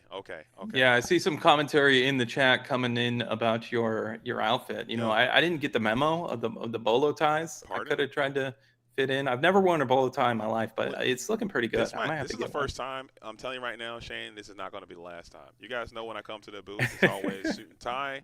I'm in Texas, so of course, howdy partner. And I put this on as like a we're in Texas, got to dress like a cowboy. And I thought that I would get more of a reaction, like walking around the town, and people would be like, "Oh, this guy's just like a you cowboy." just fit right in. You're just a normal guy. It's so normal. No one, and I felt kind of like a rube a little bit, like a joke, because I thought I was being like cheeky, but now I'm just feel like a poser, like I'm not authentic, and people are not like thinking that. I don't know. People think I'm authentic, but I'm fake, and they're just like, "Oh, hey, how's it going, pal? You're just looking normal here." I didn't know people just like this. Like, well, there you go. There we go. So we got some questions. You fit right in. questions coming in from the chat. How are we feeling about the new Rapunzel? So if you're just tuning in, there is a new Rapunzel. She is a Amber, 2 cost, 1/2, quest for 1. Whenever she has support, whenever a character has support, they can take no damage on the first challenge, I believe, something like that. Yeah, it says until the start of So your when next you turn. choose another character with support, Okay. so you have to quest with your supported character. You choose another character. I don't believe it can choose itself. No, it cannot. And then until the start of your next turn, the next time they would be dealt damage, they take no damage instead. So it's essentially like a shield. Yeah. For a turn cycle. It's really interesting card. I like it. Have you tried it yet, or you haven't? But you haven't experimented with it yet? I haven't played with the card myself. I have played against it quite a bit, and it's quite strong. Yeah. And there is a new Amber 1 cost similar to the Basil we see in Sapphire, 2/1 support. So there's some more support available in Amber. In fact, I've seen a lot of Amber Sapphire decks. You play the Basil and the new card, Ilwani. I'm probably mispronouncing that. I believe that's what it's called. Ilanwe. Ilanwe. I know you're talking about. See, there you go. There you go. So there are a lot of support characters. You do gain something potentially like Alice. If you're supporting, right? Let's get Alice up to 10 strength and do some work there. But Rapunzel, a very, very interesting card. I think against certain decks, it's going to be quite strong. Against others, when you think about something like a Tinkerbell Giant Fairy or Malicious, Mean, and Scary, or we know that's heavily in the format, both of those cards. These support cards, all these 2/1s, and then something like a Tinkerbell or can knock off the shield. So you just have to play very carefully. I'll be very interested to see if we see more of this Rapunzel, but I do think it has a lot of potential. I think so, and I think there could be some implications on maybe there's a world where you can have like a rush. Maybe if you can combine it with like Amethyst or combine it with Ruby with something that can rush. You play the rush character, give it support, and then now you can just charge downhill and take down something and keep your character around. I think that could be something to experiment with. How good it is or how meta relevant it is to be determined, but that could be it. So thank you guys for letting us know. If we're having any other technical issues, make sure you reach out and let us know. We're at the Collectors Expo in Dallas. This is the first time I believe the Collectors Expo has come to Dallas. So there's going to be some hang up, some things that we're working out here. But as we continue to grow, in 10 years, when the Collectors Expo in Dallas for the 10th year anniversary, the bells and whistles are going to be there. So just give us a chance to get to that point, and we do appreciate you guys all being here. And make sure you also tell a friend and tell them to come on through and be a part of the experience here. As I also have some boosties here from the local game store we went to last night. I'm going to crack those open, see if I can get another Webby, maybe get an enchanted card. And if I do pull some stuff, maybe we could do a giveaway here, courtesy of the Collectors Expo and all of you for being here. So keep it locked. Please don't touch that dial. And here it is. You guys know me. I'm always going to be rocking some boosties right there. Boom, boom, boom. Yeah, I got a Webby myself at locals. I won some packs, 4-0, and opened a Webby. So I had no complaints. I'm jealous, dude. Maybe I can get one right here. If I get a Webby, I'm definitely going to keep it. As Skydoll's in the building, who is also the production right here as well. Also my roommate, very loud snorer here, right there. Extreme. I'm talking like extreme. Your boy JDZ got zero sleep because I was sleeping next to an absolute walrus, dude. It was just rocking the roof. He's knocking the paint chips off of the ceiling, this guy. No, I'm kidding. But I love Pat, and we were riding together, and he is correct. People out here in Texas cannot drive, okay? I don't know how. Maybe they go back to horse and wagon or something. I don't know what they got going on, but it almost took us out here. They got those roundabouts on the highways out there. I don't know. It's something I've really only seen in Texas in the times I've driven out there, but I don't know. I have no commentary on the driving itself. Just the highways. I don't know. Honestly, are unique. It might be something to that too. Like maybe I think no one can drive anywhere. That's my theory. I think all drivers are bad everywhere because I go to LA. I'm like, oh, LA drivers are so bad. I go to, you go to Northeast, go to Philly. Oh, Philly drivers are terrible. Go to Georgia, Atlanta drivers are bad. But here, I don't know, man. But they just seemed like it was like NASCAR 500, and people were just swerving. We saw like almost 5 near accidents on the 10-minute drive we went to the game store and back. All right. So we're going to save some of these. I didn't get the pleasure of joining you in Texas this time. I'm out in Southern California where it's actually been a little rainy, which is unusual here. And I know you live in the Pacific Northwest currently. I've lived there previously. So I've driven in a lot of rain. So have you. Southern California drivers cannot drive in the rain, let me tell you. This is like me. I've moved around quite a bit. So I lived in the Northeast in New York, upstate previously. And I had to drive in the snow for the first time, and I'm sure the other drivers were looking at me like this guy doesn't know how to drive in the snow, because that was 100% accurate. Dude, that's so funny, dude. It never rains in Southern California, according to multiple song lyrics, and I think they lied to us on those albums, man. A lawsuit is going to be inbound. I went to Southern California to go to Disneyland. And the one weekend we go to Southern California, it's just like a torrential downpour. And I think it was like a couple years ago, they broke some kind of rain record or something the time I'm there. I'm like, dude, I leave the rainy Pacific Northwest to make my way down to sunny Southern California, and we get hit with like a monsoon or something. It was insane. So that's my luck. Yeah, every once in a while, like maybe every couple years, there's a torrential downpour like you described, and the entire Southern California region will just get flooded because we are not prepared for any kind of weather like that. It's funny you mentioned Disneyland, because Disneyland prides themselves in never closing. So regardless of weather, they are open for business, right? They were open, but a lot of rides were like shutting down on the inside. Okay. So well, that makes sense. If there's a safety issue with the rain, I don't know, but I was supposed to go to a theme park yesterday that closed because of the weather, so that was disappointing. Was it Legoland? It was not Legoland. I was trying to go to Six Flags Magic Mountain, but that's Ah, why Disneyland is better. Disneyland just stays open. it's clear. It I clears. should have gone there instead. Probably. When the last time you been? Disneyland, not that long ago. I went about a month ago. Always a good time, of course. Was that when we were together with the for the Bell Quest? So we went for the Bell Quest, and I liked it so much that I got a pass. So Oh, now nice. I can go whenever. Nice. Oh, there's Cheshire Cat. There we We're go. talking about We Cheshire got a Cat. Cheshire. Oh, baby. Oh Pack my one, goodness. Pack one. Talk Look at you. Talk to him. Let's go. Talk to him. Pull one, pack one. Box is cooked. Okay. We're going to put this Must be Hades. nice. Looking for a deal. We're going to put them off to the side. Maybe we could do a giveaway here for the Hades looking for a deal. We'll do it maybe towards the end of the stream. You guys got to tune in. We'll figure out how to do that giveaway. But if you tune out, you're going to miss out. So Hades looking for a deal, looking for a new home out there to the Illumineers. Man, I kind of want to keep this Hades. Oh, my goodness. That is a terrific card, and it's something we talked about. You know, a lot of times you need to see the cards in action to really truly evaluate them. Uh-huh. That's a card I underrated. Yeah. Quite frankly, I underrated a lot of cards in this set. It seems like so far, because Webby, I underrated it at first sight. Even Cinderella, I thought it was a little overhyped, but I think it's lived up to the hype. Yeah.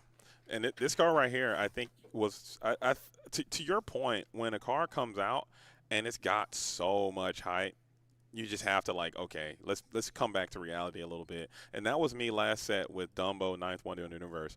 I was like, hey, this Dumbo is cool, man, but I don't think he's that good. I don't think I'm not paying $150 for Dumbo. No chance I would ever do that like people were doing at the last Collectors Expo. I mean, that was happening at Collectors Expo in Anaheim. Yeah. It was a hot ticket item. It was. I think Cinderella is rivaling it in costs at this point. In hype too. This Hades, I think it's especially in Amethyst Steel. It seems like such a great card, a great addition to the game. It does so much, and I know in other games where they have that, what you guys call it, Punisher like ability when your opponent gets to choose. It's very hard to design those type of cards because your opponent's you're just going to pick the worst thing for you and the best thing for them. But this looking for a deal, it really is very thematic because it puts your opponent in a situation where they're stressed out and they have to really look for a deal, dude, and trying to get out of that situation. And you can kind of make them play very, very weird lines into that card. 100%. Zoacon mentions, talk about how this effect maybe is differing from other games. A lot of people who play Lorcana, it's their first TCG. However, there are a lot of experienced TCG game players as well. And like you said, the Punisher effect, traditionally, sometimes in other games, not really what you want to be doing, right? You don't want to be giving your opponent choices. Yeah. But in this Hades, I mean, you can't go wrong. You're not usually disappointed with either choice when you're playing the Hades. And it's also worth pointing out that one of the biggest ways that this game differs from other games is, well, the 5-cost body 3/4 might not look that impressive. However, a 5-cost singer looks very impressive. Mm-hmm. So in things like Amethyst Steel, when you get 2 cards and then all of a sudden you can sing something like a Strength of a Raging Fire, that is a huge difference. So yeah, this Hades has really impressed me.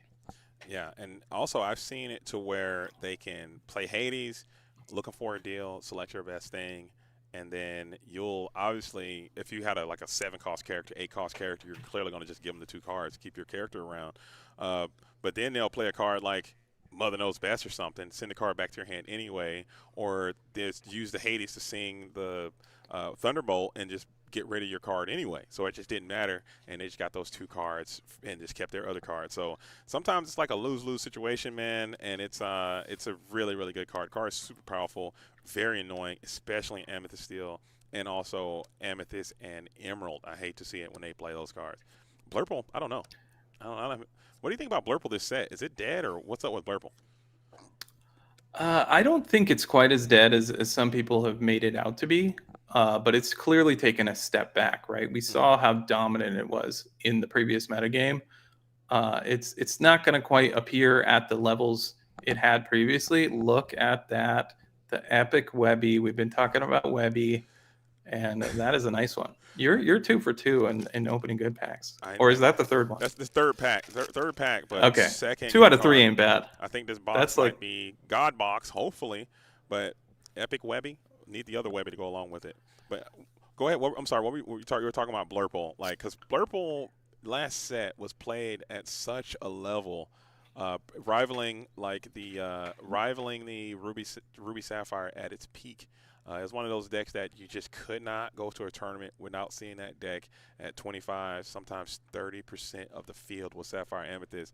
And to have such a glaring drop off, what do you think led to that? Like, what is the biggest factor of Sapphire Amethyst fall off there? That's a great question. I think some of the decks have just gotten a little more efficient, a little more able to apply lower pressure.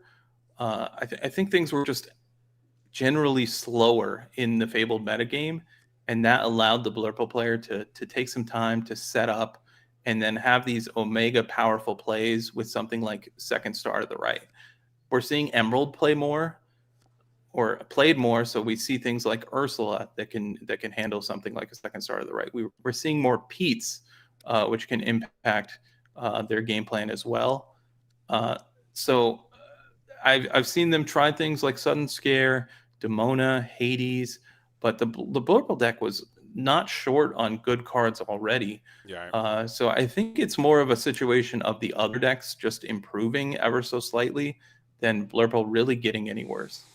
Yeah, because I thought Blurple with the addition of Demona, with the addition of maybe even maybe some number of Cheshire Cat, maybe some number of this Hades, I thought they would just get even stronger. But to see them have this fall off, I'm still solid on it. I think if it were to make some top performances or even win some of these tournaments, I would not be shocked or surprised. But it was just interesting to see like that glaring drop off for the Sapphire Amethyst strategy. Maybe we'll see something. I agree with you.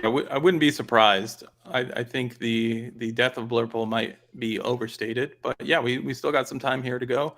If you're just joining us, we are at the Collectors Expo in Dallas, Texas.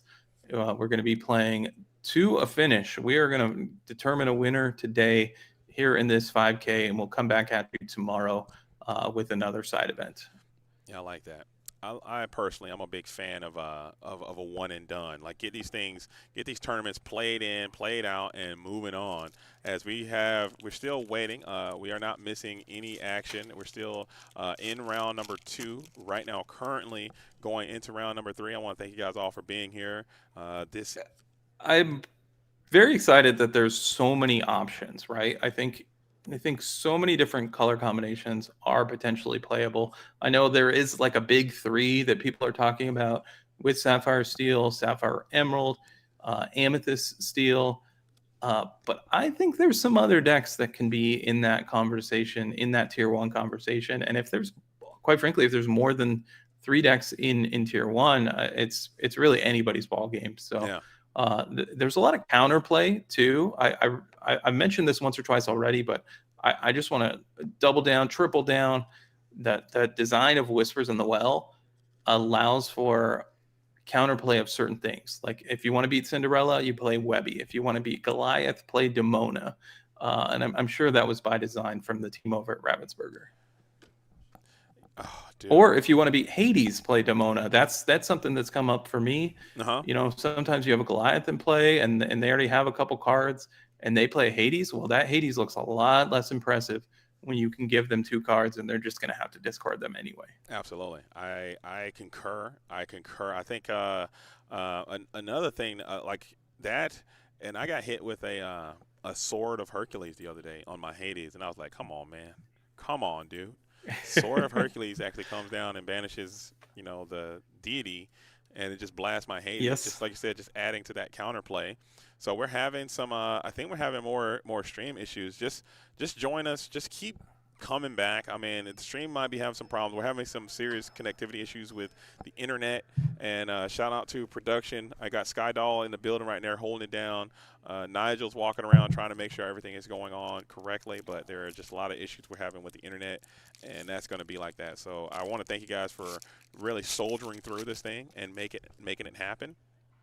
And we're going to keep trying to make it happen. Yeah, as well.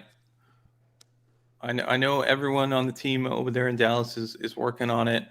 I know there was a significant improvement in the stream just a few minutes ago, maybe an internet change. I'm not sure what's going on there behind the scenes, but I know everyone's doing their best to get started here in round 3 shortly. You mentioned the Sword of Hercules.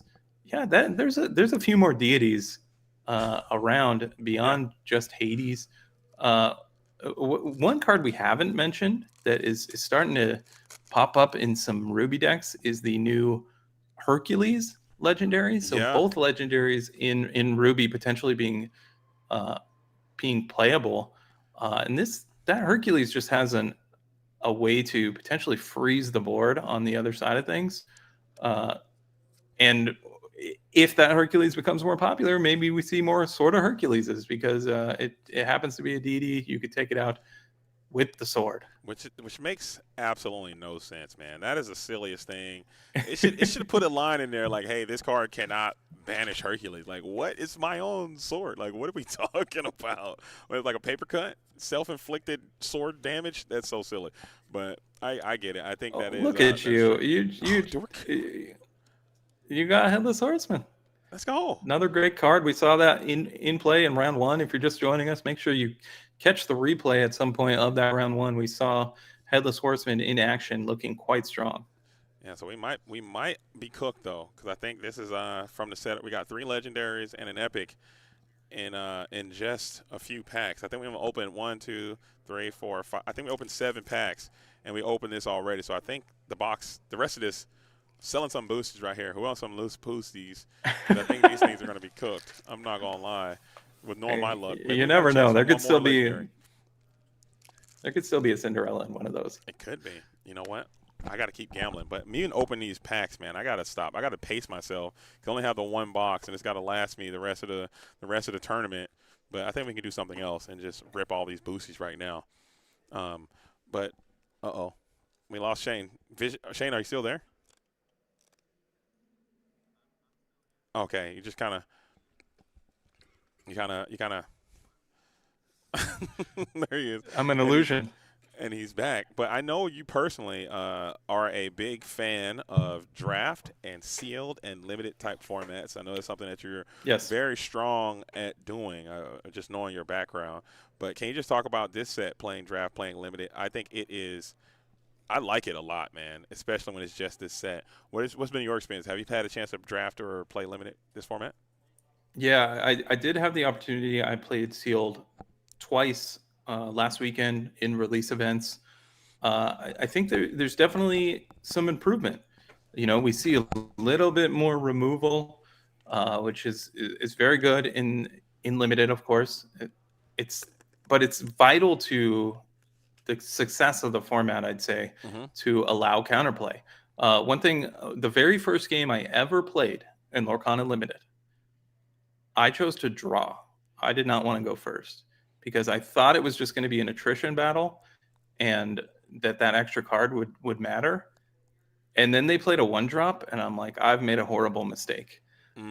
So because, the person on the play, as far as gaining lore, is always going to have the advantage. I think it's important to have removal cards in limited so you don't just get run over and can't handle certain things. I think a card like Dragonfire, I mean, I wouldn't be entirely against Dragonfire. It might seem unintuitive to be in multiple sets, in a time frame, because why do you reprint a card a second time when it's already legal in the format? But if you're keeping limited in mind, I think that's something that we potentially could see in the future.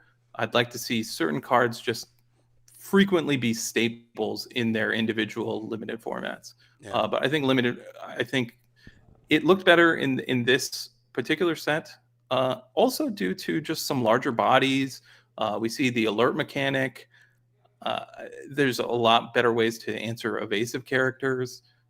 So it just feels a little more fair, where obviously in sealed play, there is going to be variance with what you open, but you should be able to open some answers. Yeah, and I like the I really do enjoy boosting in the limited format. I think boosting is just very very prominently powerful there. If you can get those boost characters, I'm trying to take those. The Cauldron Born, it seems really solid. The Mayor Wind Dancer was just doing some work. 5/7 at 4 was looking good, man. I like it a lot. I'm not the biggest limited proponent. I enjoy playing it, but it's not something that I highly prioritize. But my limited, no pun intended, experience there, it was a really good time. So get out there and play. Yeah, production put that Simba boost on the screen momentarily. I had that card in sealed. That is a powerhouse, let me Yeah. tell you. And yeah, so some of these other cards we're seeing, Mayor Wind Dancer. I mean, this is just an elite card Yeah. in limited. You just want big bodies. If anyone doesn't have a lot of experience in limited, and you're wondering, how do I build my deck? I think you want to look for a couple key things. You want to look for removal first and foremost. Any card that has the potential to remove a character, I think you want that in your deck. You want big, well-costed bodies like we're looking at here with Mr. Wind Dancer. And then you want evasive characters. I would play, or answers to evasive characters. Yeah. So those are kind of the key points to limited in this game as it I don't know, stands. man. You might have to update your chart, man. I'm taking these boost whispers over a lot of stuff, man. That Cheshire Cat and sealed and limited, take him. He's good, man. Oh yeah. It's a really solid card. Yeah, I would count that in the removal in the removal bucket. True. Also, I like Flynn. I like Flynn Rider and then Ursula. Ursula fits a lot of those blocks. She's evasive, so and Quest for 3 cards slam dunk in limited. Yeah, it just seems like every card seems like it has some type of limited capabilities, man. But there are some cards in this set that I think I was high on, but I'm down on, but I'm buying low and I'm holding long. And it's one of these cards that I actually just pulled from one of my packs. It's this one here. I am so high on this card, and I don't know why. The Black Cauldron seems like a card that should be better than what it is. Maybe it's too slow. I think it needs a little bit more support. Maybe a card that says, hey, play all your cards from underneath your cards for free or something, or a character that can get these things out a little sooner. But I think this card is – what do you think about this card? How bad is it, and what do we need to do to get this card into the field of play? I think it does need a little more support. We've talked now about how this new format is perhaps a little faster than we saw previously in Fabled. And essentially, if you play this on turn 3, first of all, you have to have a character in your discard for it to potentially do anything on turn 4. And you're looking at the earliest you can use its effect on turn 5. So I think it's a little slow as it stands. One thing, I'm not on the Ravensburger design team, but I have to wonder, in the future, could we potentially see an item that readies another item? Like, and do we have other cards in? Yeah. What cards do we have that ready? If we have an opportunity to activate both of these abilities in the same turn, that's where we really see the Black Cauldron shine. That's asking a lot.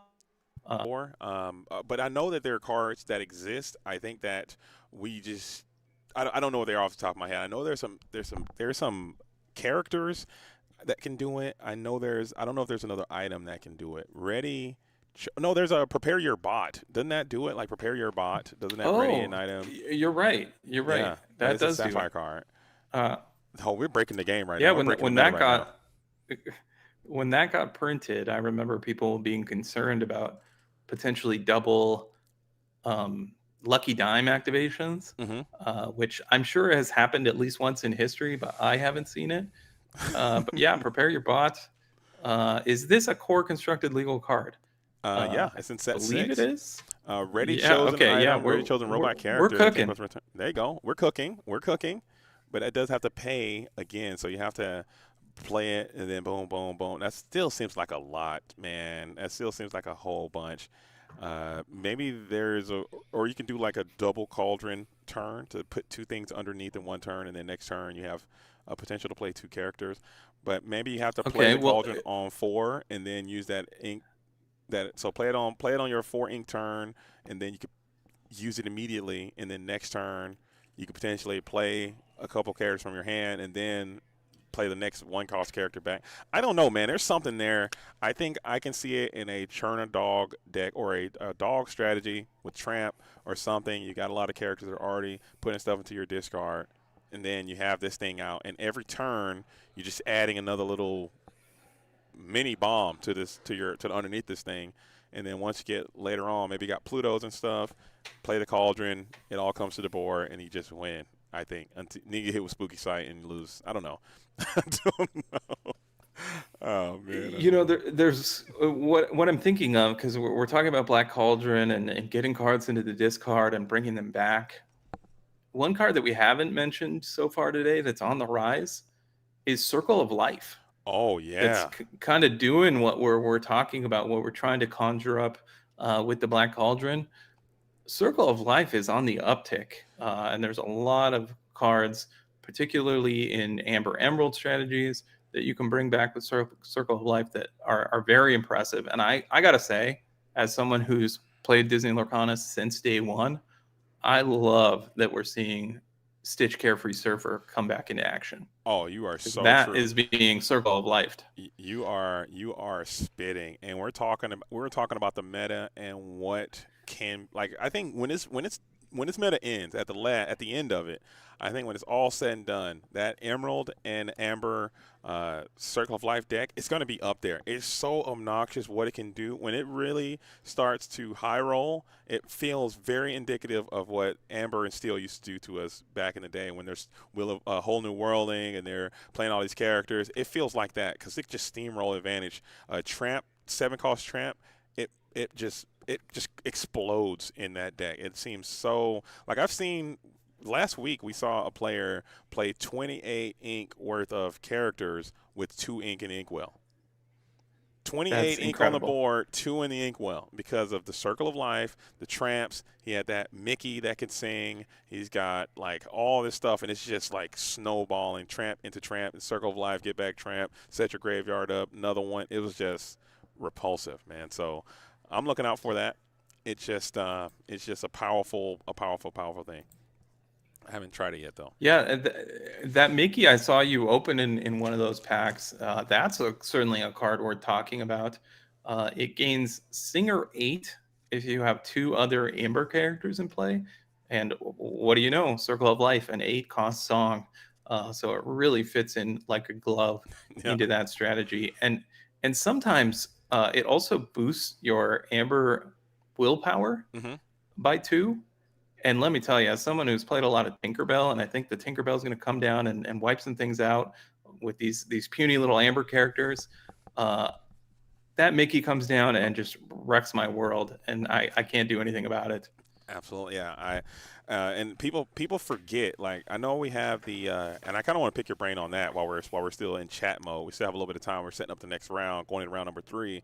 But that little effect, people do not read that effect, and they will play into that effect all the time. Okay, like literally all of the time. How do you feel about the new takesy backsies? Are you fine with it? And because effect like that, like, it's clearly on the board. Like, my character's stronger now, and it comes up a lot with the Pluto Good Boy. It now has 4 willpower. People try to take it out with a two strength character or whatever, and you just tap the sign and say, "Hey, he's stronger. It doesn't go down."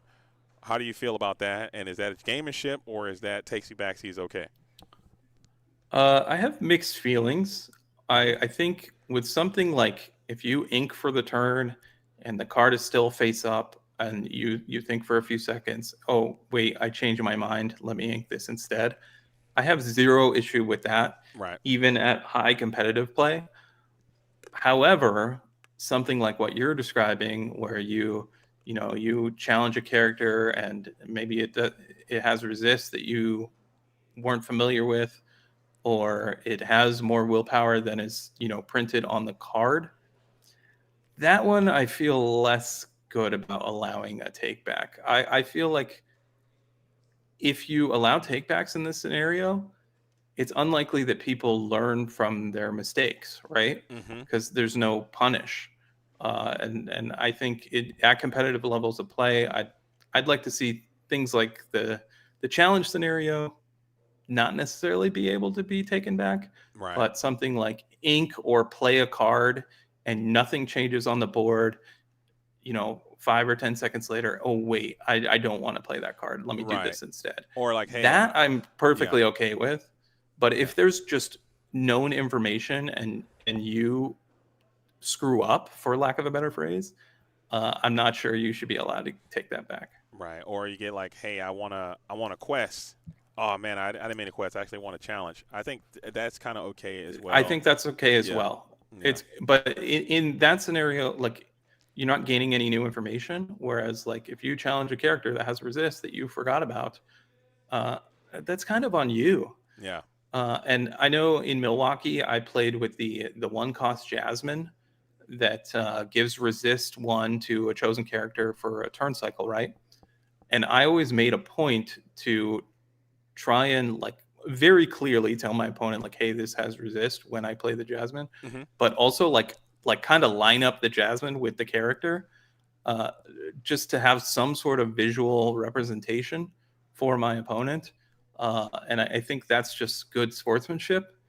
But if I did all that work and my opponent still forgot that I had the resist, like I said, I think that's on them. Yeah, you gotta take a little bit of a little bit of responsibility for your own actions, and I understand what the goal is, and because like you said, everyone is not going to be like you or think like you or have those types of integrity type moments, and they'll try to just muck up the game state or try to angle shoot and try to manipulate their opponent into forgetting or playing bad by not trying to conserve information just as like a game like pro gamer moves or whatever, and I think they're trying to get that mentality out of this game as this is a very early first TCG for a lot of players, so to try to clean that stuff up, but at the same time you can't really put that kind of pressure on people to play for your opponent a lot of times, to get the most out of it. But I agree with you 100%. Yeah, and I'm also not against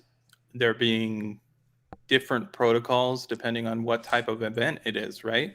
Hmm. If you're playing at your Friday night locals event, and you forget something has resist and you want to take it back, I have zero issue with that, to be clear.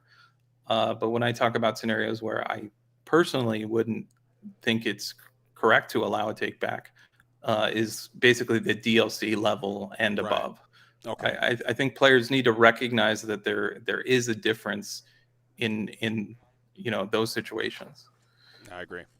See, we're in kindred spirits, man. I think you said that very well as well. So I think we got another match coming up. We got Zane versus Lens is in the building right here. Round number 3 is starting now. So thank you guys for your patience and thank you for being here as we are on our way. 2 more round this round plus 2 more rounds of Swiss, and then we got a top 8 cut. And just like you said, Shane, we were talking about Sapphire Amethyst, and it looks like it's back at it again in the building, as I believe both of these players are currently undefeated, I want to say.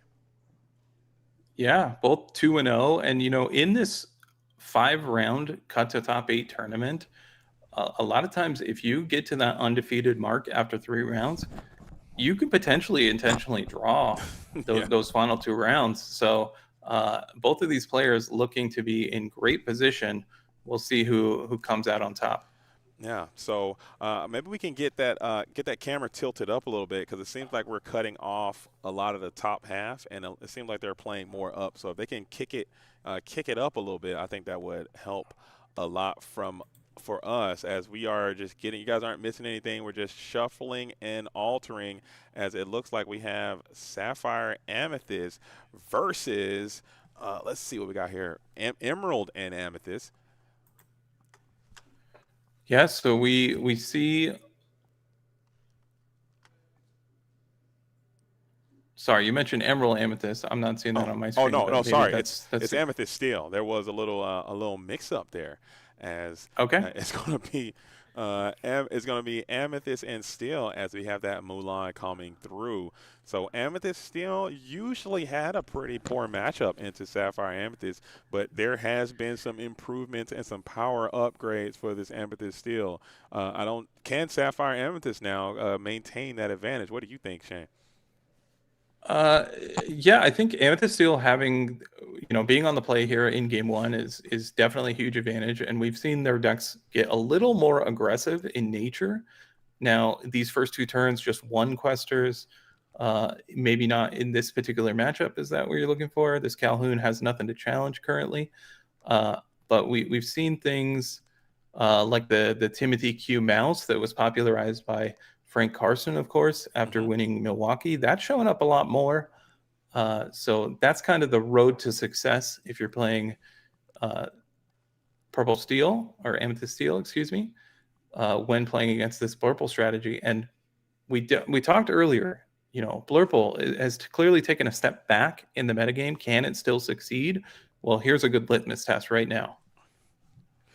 Yeah, so I think in just like you said, that line that they have access to now, the Timothy Q mouse into the Cinder into the excuse me, the Tinkerbell Fast Flyer, and that's just a lot of lore, a lot of willpower, being evasive.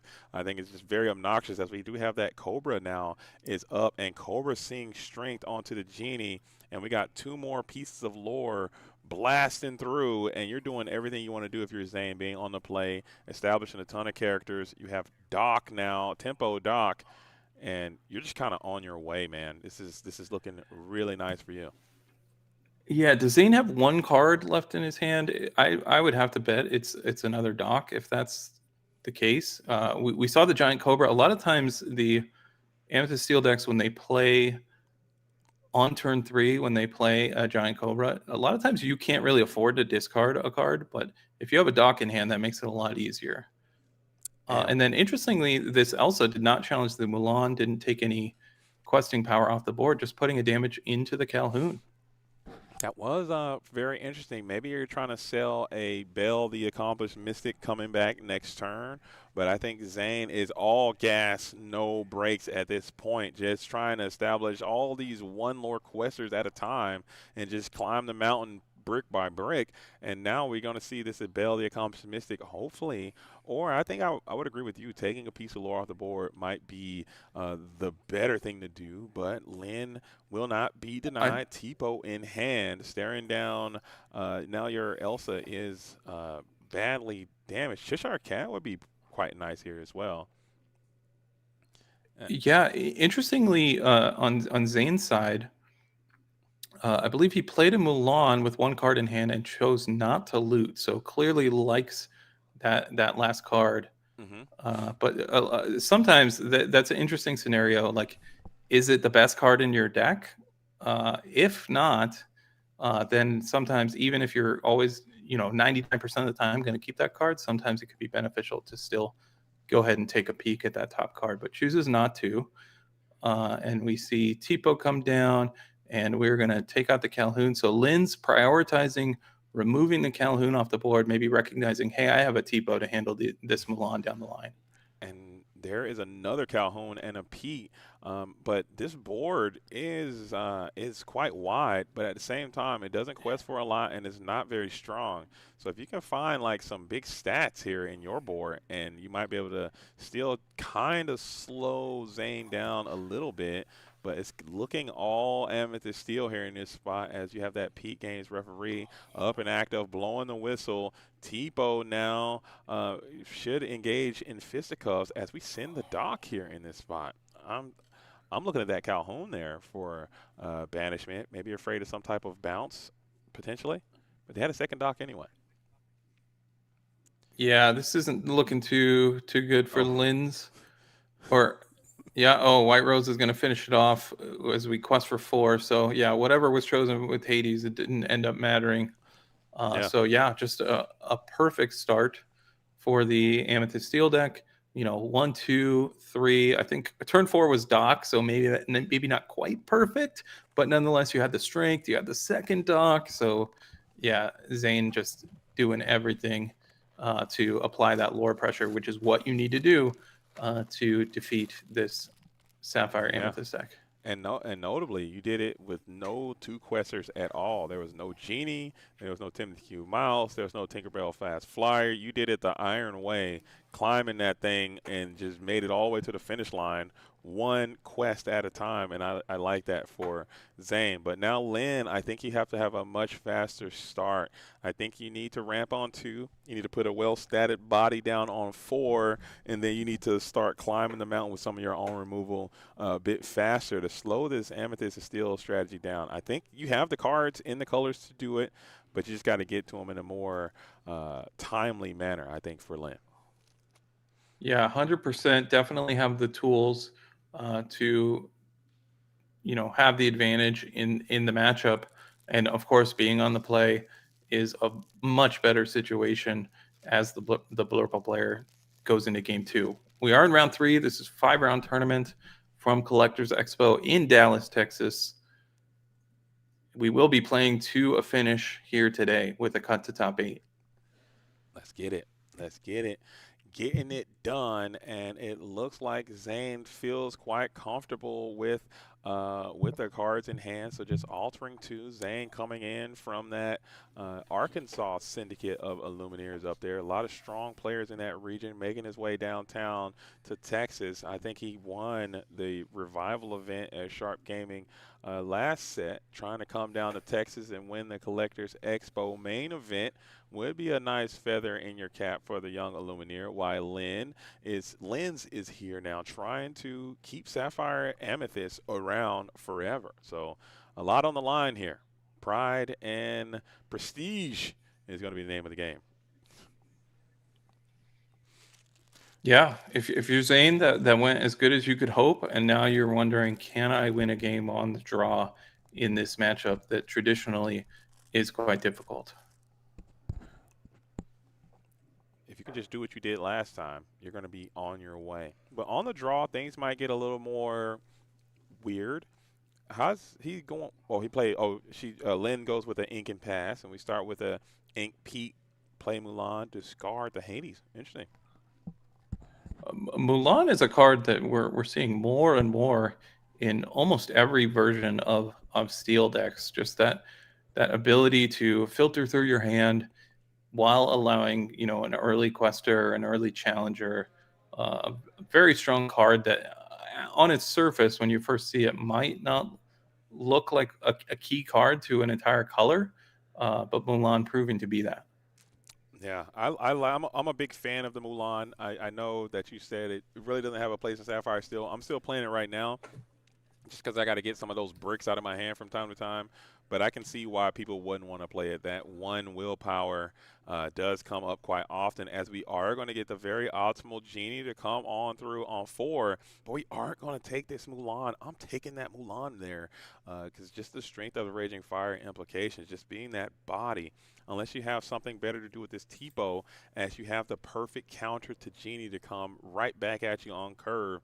This Lexington. Tell me about this card, man. Do you like it? Do you not like it? I love it.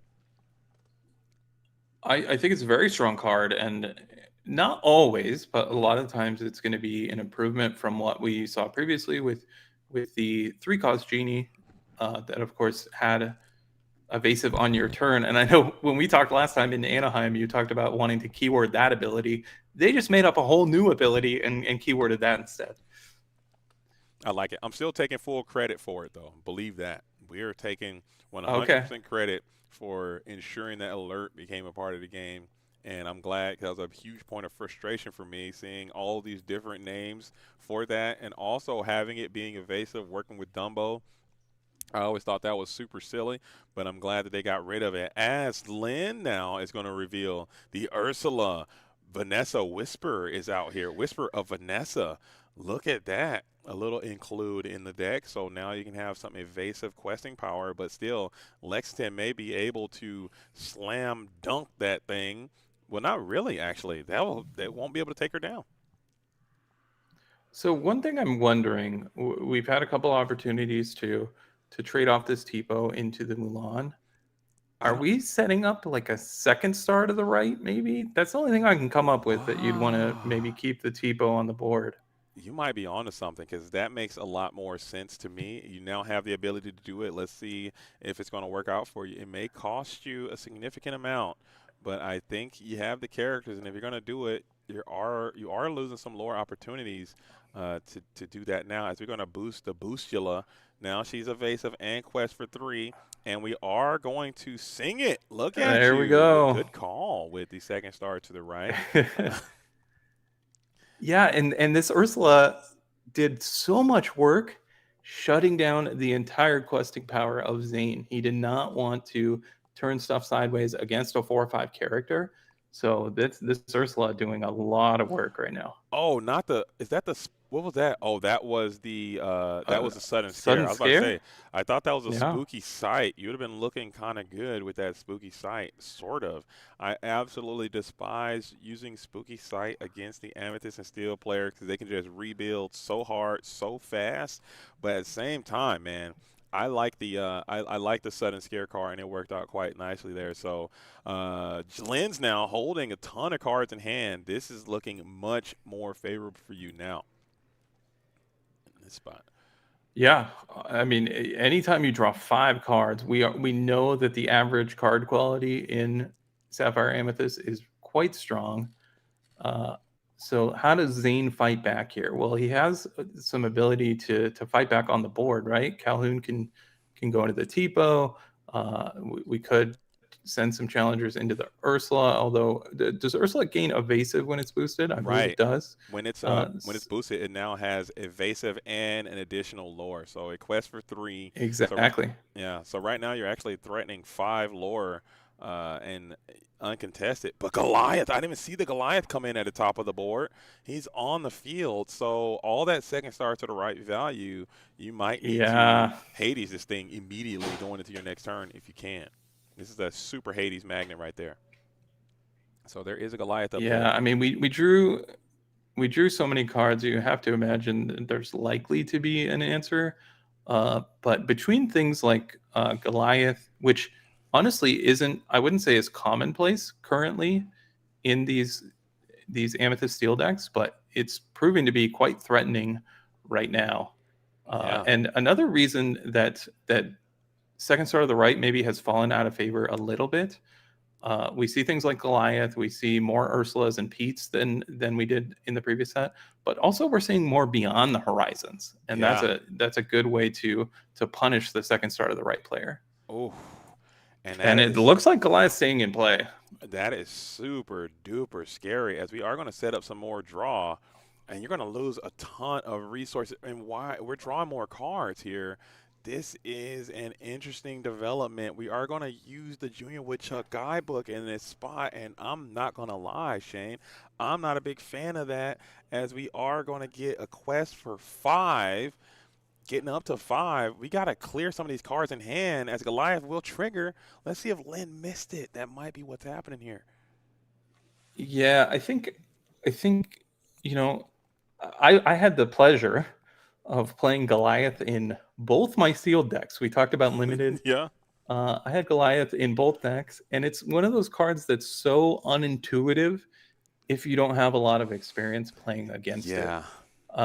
So it's a situation. Oh, I got this guidebook. I want to draw some cards. In this case, it does allow for some filtering, right? You got to see more cards before choosing what to discard. But yeah, and now we have the Demona come down. But honestly, Uh, you're Dem- oh, sorry, go ahead. no, I was just Oh, going to say Demona, has the ability to lock down opposing gargoyles, but none on the board currently. right. But this, honestly, after even all of that, you're still in a pretty comfortable spot with your evasive board. Granted, Zane is starting to amass a super wide board, and they can start to aggressively quest you, and maybe they can win that race. But right now, you're threatening 6 lore, getting up to 11 next turn. And I think Zane recognizes that and is just starting trying to run the race on you. Oh man, that second star to I mean that Goliath really did a number on you there. Maybe if you kept a Monstro of the Monsters well here in this spot as one of those cards. I know you had one, I believe. Elsa, the Spirit of Winter actually would not be bad either here. So Interesting to see what Yeah, Lynn has. and something like Monstro sure could come down, but we know that there's not a lot of cards in Lynn's hand anymore thanks to that Goliath. Mm-hmm. Uh, and do we have the 8 ink plus cards? It looks like There he is. we're But playing something big. but There it Monstro is. plus, but we take out the Goliath now. So now it seems like I would have. I don't know. Maybe I'm asking for too much, but I think this would be the perfect time to keep the Goliath in this spot and then draw 2 more cards after you expel your hand here. Like I think the monstrous, you clear the Calhoun, you clear the Mulan, we clear the Captain Hook if you can, and then draw 2 cards and leave the Goliath and the Demona, and then quest for 6, and you're on your way. That seems good to me, as it looks like we. I certainly sorry, I No, go ahead. understand that sentiment. But I have noticed there has been situations where my opponents have left my Goliath in play thinking it's going to benefit them. Mm-hmm. And more often than not, it doesn't work in their favor. Very So true. I certainly don't mind getting Goliath off the board, especially when we have this Dumbo. We have ways to draw cards currently. But right now, Linz kind of has to play defense. So removing that yeah. Calhoun as well with the Monstro, But and now the Genie. even if that was going to be your approach, I still believe you should go for the Calhoun and do 3 damage. Go for the Mulan, do 2 damage, get up to 5. Go for the Captain Hook, get up to 6, and then but then you lose your hand. I think you want to keep the card. Yeah, Maybe 2 cards in hand. I'm gonna assume Linz likes the card Yeah. in hand, but meanwhile, Zane, look at this, This just is, Genie into Genie, and now the pressure is applying on. all the So pressure. you need a big Elsa here in this spot, or this game might be actually over, as you still have a Dumbo exertability, so that's another draw that you can get. And we are playing and there she is, the Spirit of Winter. We're going to go ahead and freeze those 2 genies for another turn, and then we can go ahead and clear up 2 more lore, quest for another 5, and maybe you can put the end of the game in reach. You have to watch out for that giant cobra, so you do need to clear these 2 characters, and then would that even be close to presenting? Yeah, if it's me, I think I'm clearing 1 and just taking my chances. Yeah. Well, I hadn't quite done the math yet, but we're deciding to challenge the Mulan. What are we doing with this Dumbo? Challenging the Hook? Yeah, okay. And now you definitely And then should we're gonna quest for for 3. sure. Go to 11. Get up to 3. Get that 11. Okay, I don't hate it as we pass back on over. So now you're threatening 6, 8, 9. So you are 1 away. I Ouch. think we're. Oh, Cobra and White Rose. Never mind. Yeah, Wow. yeah. Zane just had it all. Lynn's, put up a fight in that game, and really, I think the difference maker. I think the second star to the right runs away with the game if Zane does not have Goliath. So, very interesting. I haven't seen Goliath in Amethyst Steel decks a lot so far. Zane had a lot of top end in his deck, pairing that with Demona as well. So certainly not running out of cards is Amethyst Steel. Yeah, that was brutal, man. It was hard. It was hard. I thought it was going to swing her way, and then it went the other way in that spot. But give me 1 second, Shane. I'll be. No problem. So JDZ is stepping away for a moment. We are just wrapping up our feature match in round 3 of this tournament.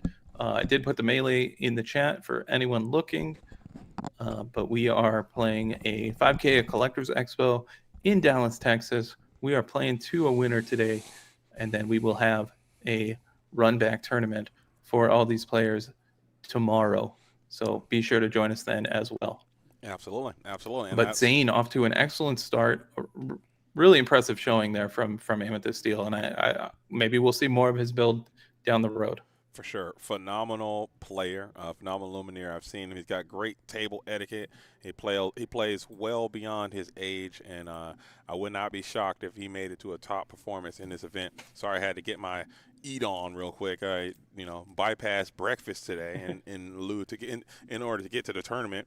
Greetings and salutations. Howdy, partner. It's me, your boy Cowboy DZ, and we out here getting loose and active, man. Hopefully, you guys are enjoying the stream. Make sure you tell a friend what's happening here at the Collectors Expo in Dallas. The players are still locked in and engaged, as a lot of there's some players out here that I kind of recognize. Maybe not some of the world's level Illuminaires that you're used to, but there are some great names that I've gotten to see throughout the circuit, and I'm glad that they all showed up to play. Maybe next time more people would show up, but it's still a vibe nonetheless. Yeah, I know that was our second consecutive pretty quick round. I don't know if it's at all possible, but I'm just going to throw it into the ether. Maybe there's a table out there going to game 3. We can move them over, but just possible. For our viewers at home, if that's a possibility, that might be good. I'd just like to see more games on camera. Let's get Matt over here. Maybe that's something Matt can help us out with. Shout out to the judge. Matt is in the building. Maybe if I look at him long enough, he might look over here at me and stare me down, and maybe we can get that as something that can happen. Because I would love to have a game number 3. As I look at, maybe if I throw something over there, maybe we can get that to be a reality. But in the meantime, in between time, I have my 2 more stacks of boosties here. I got my Daisy stack and my Demona stack. Right now, my Gaston stack has provided me with the Black Cauldron, the Headless Horseman, the Hades Looking for a Deal, and the Epic Webby, along with some other cool rares and super rares. So I guess I'll go with the Daisy stack right now and see what's going to happen while we wait on that to happen. I'm looking over at Matt. He still is refusing to look at me, okay? I'm going to, if I just say his name, Matt, Matthew, just say it a couple times, man. Matt. So let me ask you this, JDZ. I'm going to assume you don't have quite the view that we had in Anaheim, because we were seeing all sorts of cosplay. Oh no, they got us things. All the cool stuff is happening in the next. You tucked away in the corner. We're in the corner, yeah. Yeah. Is there a way we can get another match in, like going into a game 3? Is that crazy? If it's possible, I mean that'd be nice, because we got another 30 minutes to. No, we're not picking. If it's literally anything that's too hard, don't do it. Okay, that's it. Matt's on it. He's on the case still. We're gonna see if we can make your dreams come true. Disney is alive and well. The magic is here. All right, here we go. Let's go with these Daisy packs while we're at it, man. Love to see it. But yeah, okay, is this? I have to ask, because I've never done this personally. Do you normally set these up in every time character pack order? 100%, yeah. I've never done this. But if I ever open a box, it's always a competition to see who's going to win, right? To see who. Okay. And then, maybe over the time you get like a nice little spreadsheet, and you could do the analysis. And then if you got to buy singles, you can be like, okay, give me the Gaston pack, because I know that's where the heat is. Once you figure it out, I think there's something there, okay? Because right now Gaston is eating good, and we're on Daisy now. It's always a competition, man. Oh, never mind. Look at that. Foil Legendary. Out of the first Daisy pack, it is that foil Rapunzel. And this looks really mysterious and cool. I like that. Your box is cooking. This box is you were just saying you wanted to stop after like pack number 5, and you're like, I don't know if there's any more legendaries in here. Look at that. That's a nice one. It's foil. It's a foil legendary. So I have noticed if you open a foil legendary in your box, you don't get an enchanted, at least. That's another mathematics that I kind of figured out. I've never opened a foil legendary and an enchanted in the same box.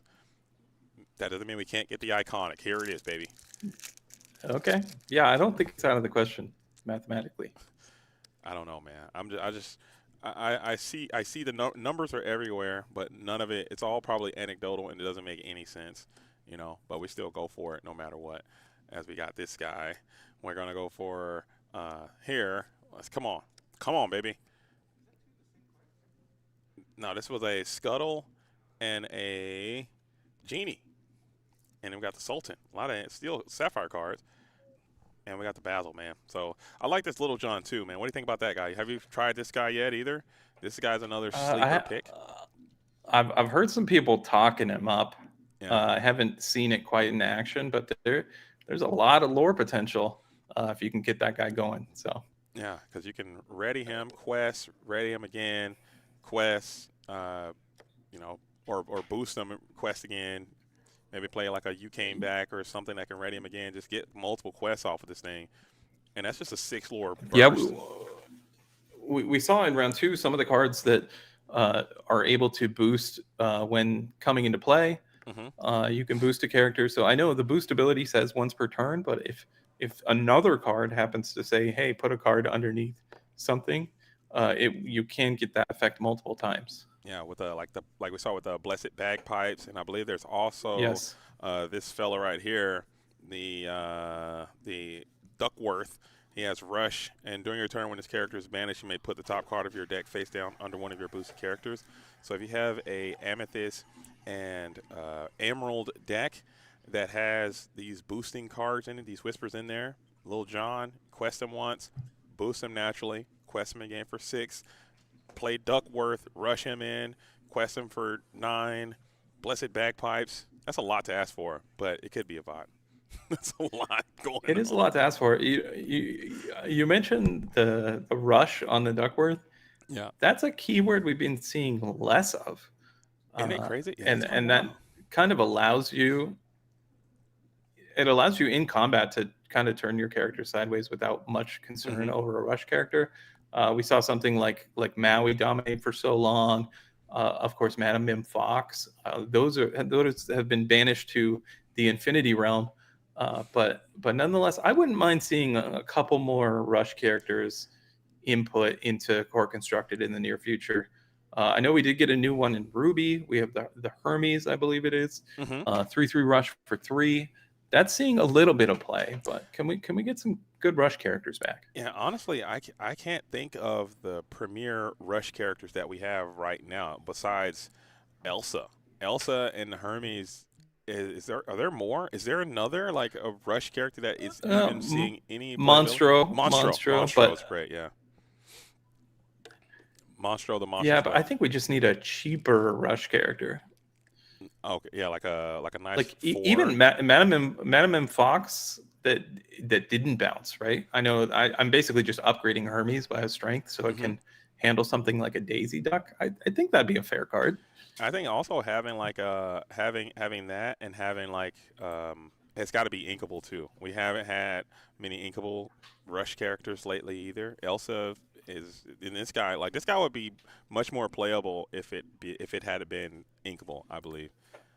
Just because basically like another smash almost that can quest for 2 for some mysterious reason. That's kind of wild that he can Yeah, quest for 2. that's a card I'm very confused. All right, I'd love to pick the brain of the design team to understand why they chose this to be uninkable. Because if it was inkable, I don't think it'd be overpowered by any stretch of the imagination. But nonetheless, that's what they went with. Was that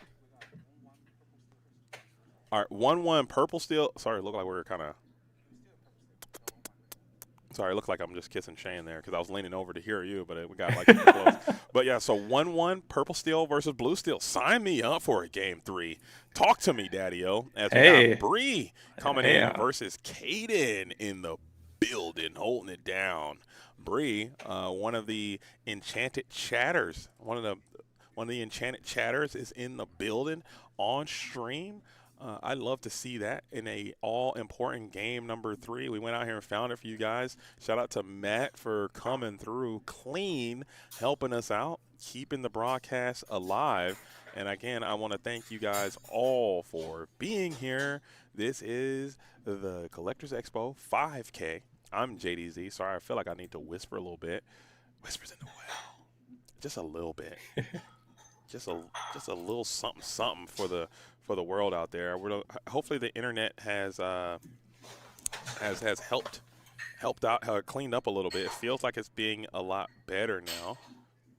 I want to say, Yeah, I think there's been some improvement, yeah. but always room to improve further. But yeah, Always. I'm very happy to get this game 3 on the screen for the folks at home. I'm glad that worked out, and if an opportunity comes in the future, we'll try and get as many games as possible. I like that. Just playing a game three, having like a double feature match, just getting to see more players is always going to be better than less players, I would say. So as Bree now is going to, I don't know who won game number one, but we're going to find out. And also, I would say that back in the day, I liked as a Sapphire Steel player, I loved to play Purple Steel. It felt like my my matchup was nice. I think I liked what was going down there. But nowadays, again, Sapphire Steel on the play, I like Sapphire Steel, but on the draw, not so much. Yeah, on the draw with the Cinderella lines, I mean, your entire game plan is kind of built around that Cinderella, right? But it can be certainly less impressive on the draw because it's not a very good challenger. So it kind of relies on maybe having a song to sing once you have the opportunity. But we'll have to wait and see who is on the play in this game. If you're just joining us, we're going into game three. This round timer is not correct. I think it was just reset for this game, but these two players should have plenty of time nonetheless to come to a conclusion. I believe so. And then this matchup does go by relatively quick, too, as they both know exactly where they need to be as Sapphire and Steel. Is that correct with a turn one Basil? What is that guy doing in there? What do you think about Basil in this deck? That's a card that a lot of people have looked, not going for the Basil, not going for the Mulan, not going for the Captain Hook. We're going with the Basil on turn number one.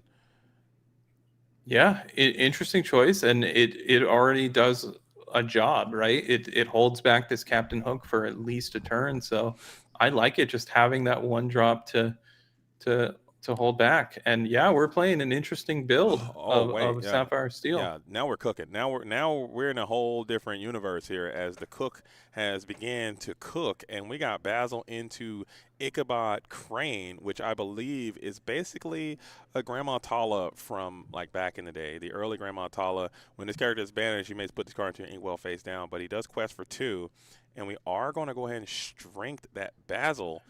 Interesting That concoction. that base that Basil was the best Basil of all time, right? It Yeah, saved you a lore and it cost them a strength, and they didn't sing the strength. right.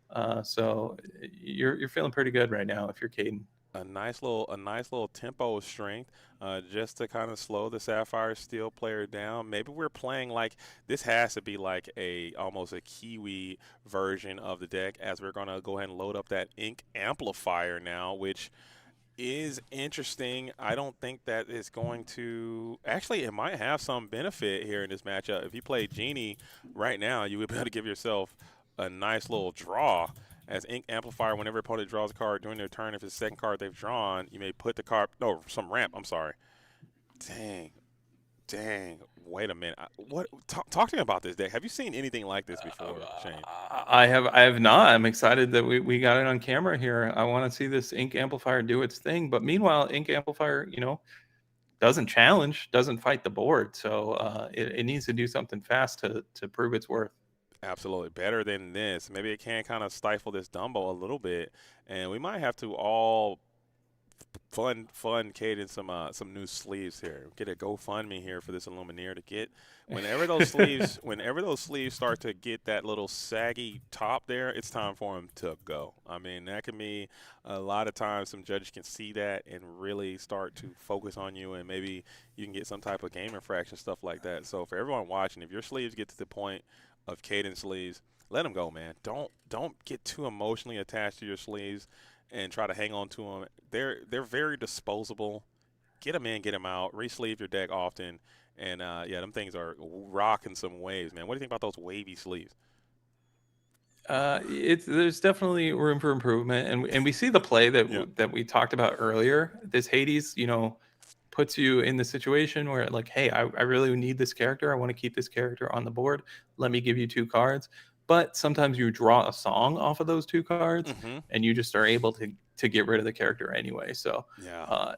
the the Amethyst Steel deck just firing on all cylinders right now, and Caden has played a lot of cards that say if X happens, then you get Y, but we haven't seen the Y yet. Right. Okay, here we're going to see it. We're going to see the amplifier trigger, I believe, No, no, no. It's thanks the to the that's ink the ink runner. runner. Oh, is it? I think it's your opponent only, so it's even more restrictive for the ink amplifier. It will ramp if your All right. opponent. So if you trigger the Dumbo, it'll activate. But I think that's it. As we will Ah, ramp, I see. I see. so we will ramp ourselves Okay. again. And what are we doing with all this additional ink? I want to know, as we are going to get a quest in with the Dumbo, but we will, or excuse me, we will Dumbo draw, but the ink amplifier will amplify our ink. But we got to do something cool with all this ink, though. I got to say. Yeah, and we know that Caden won a game in this match. Clearly the deck did its thing in that game. I'd love to see what the end game is here in this situation. But yeah, you're right about the ink amplifier. My apologies. No, it's all good. It's a new card, man, and that no one is Yeah, really this is the first playing. time I've seen that one in play. Okay, Okay. we got something to do with this big ink. And it's going to be that Vincenzo Santorini, the Elephant Hunter, taking down a Dumbo, doing what he does best, I think. Banishing Dumbos is why you want to play him. But he's still just a 7-cost guy. He can only challenge for 2, as Bree is feeling alive and well right now. Just more than happy to just keep questing these glimmers on along and getting on up to the lore total. Play another genie. You ramp yourself again. Oh, this is silly. I love it. I mean, the amplifier's gotten a couple ink now, It but sure has. It's looking I not bad. mean, Vincenzo's great, but we might be a little too far behind to come back here. I think so. Unless you get, I mean, you still could play a Headless Horseman here, and you could hopefully roll super high with the Headless Horseman and take a threat off, and then you have that ink runner. It's going to be able to take down another threat off the board with that Headless Horseman maybe next turn. Just starting to just really waylay these evasive characters. So you're going to need another groovy high-cost character right now. I definitely don't want to see another 0-2 Ichabod Crane in this position. And it looks like we got there. Okay. Never mind. There's the Ichabod Crane again. we see Goliath show up though, and we see a song. So we're gonna empty our hand for that Goliath, and we certainly have plenty of ink to work with. So we're just wondering, have we done enough to potentially stabilize? I'm not sure, but we're on the right track. We are slowly starting to bring this thing back around as we have another Dumbo. Elsa's going to do another draw, game 1, draw 1, and we will amplify ourselves again. So we are just getting loose with these ink amplifiers. I've never seen this card trigger so many times in my entire life. Just get another rip off. You do not put ink amplifier in your deck to not know that it's going to trigger a lot. And we've seen that so far. It's popping off, low key, high key, but this board is super wide.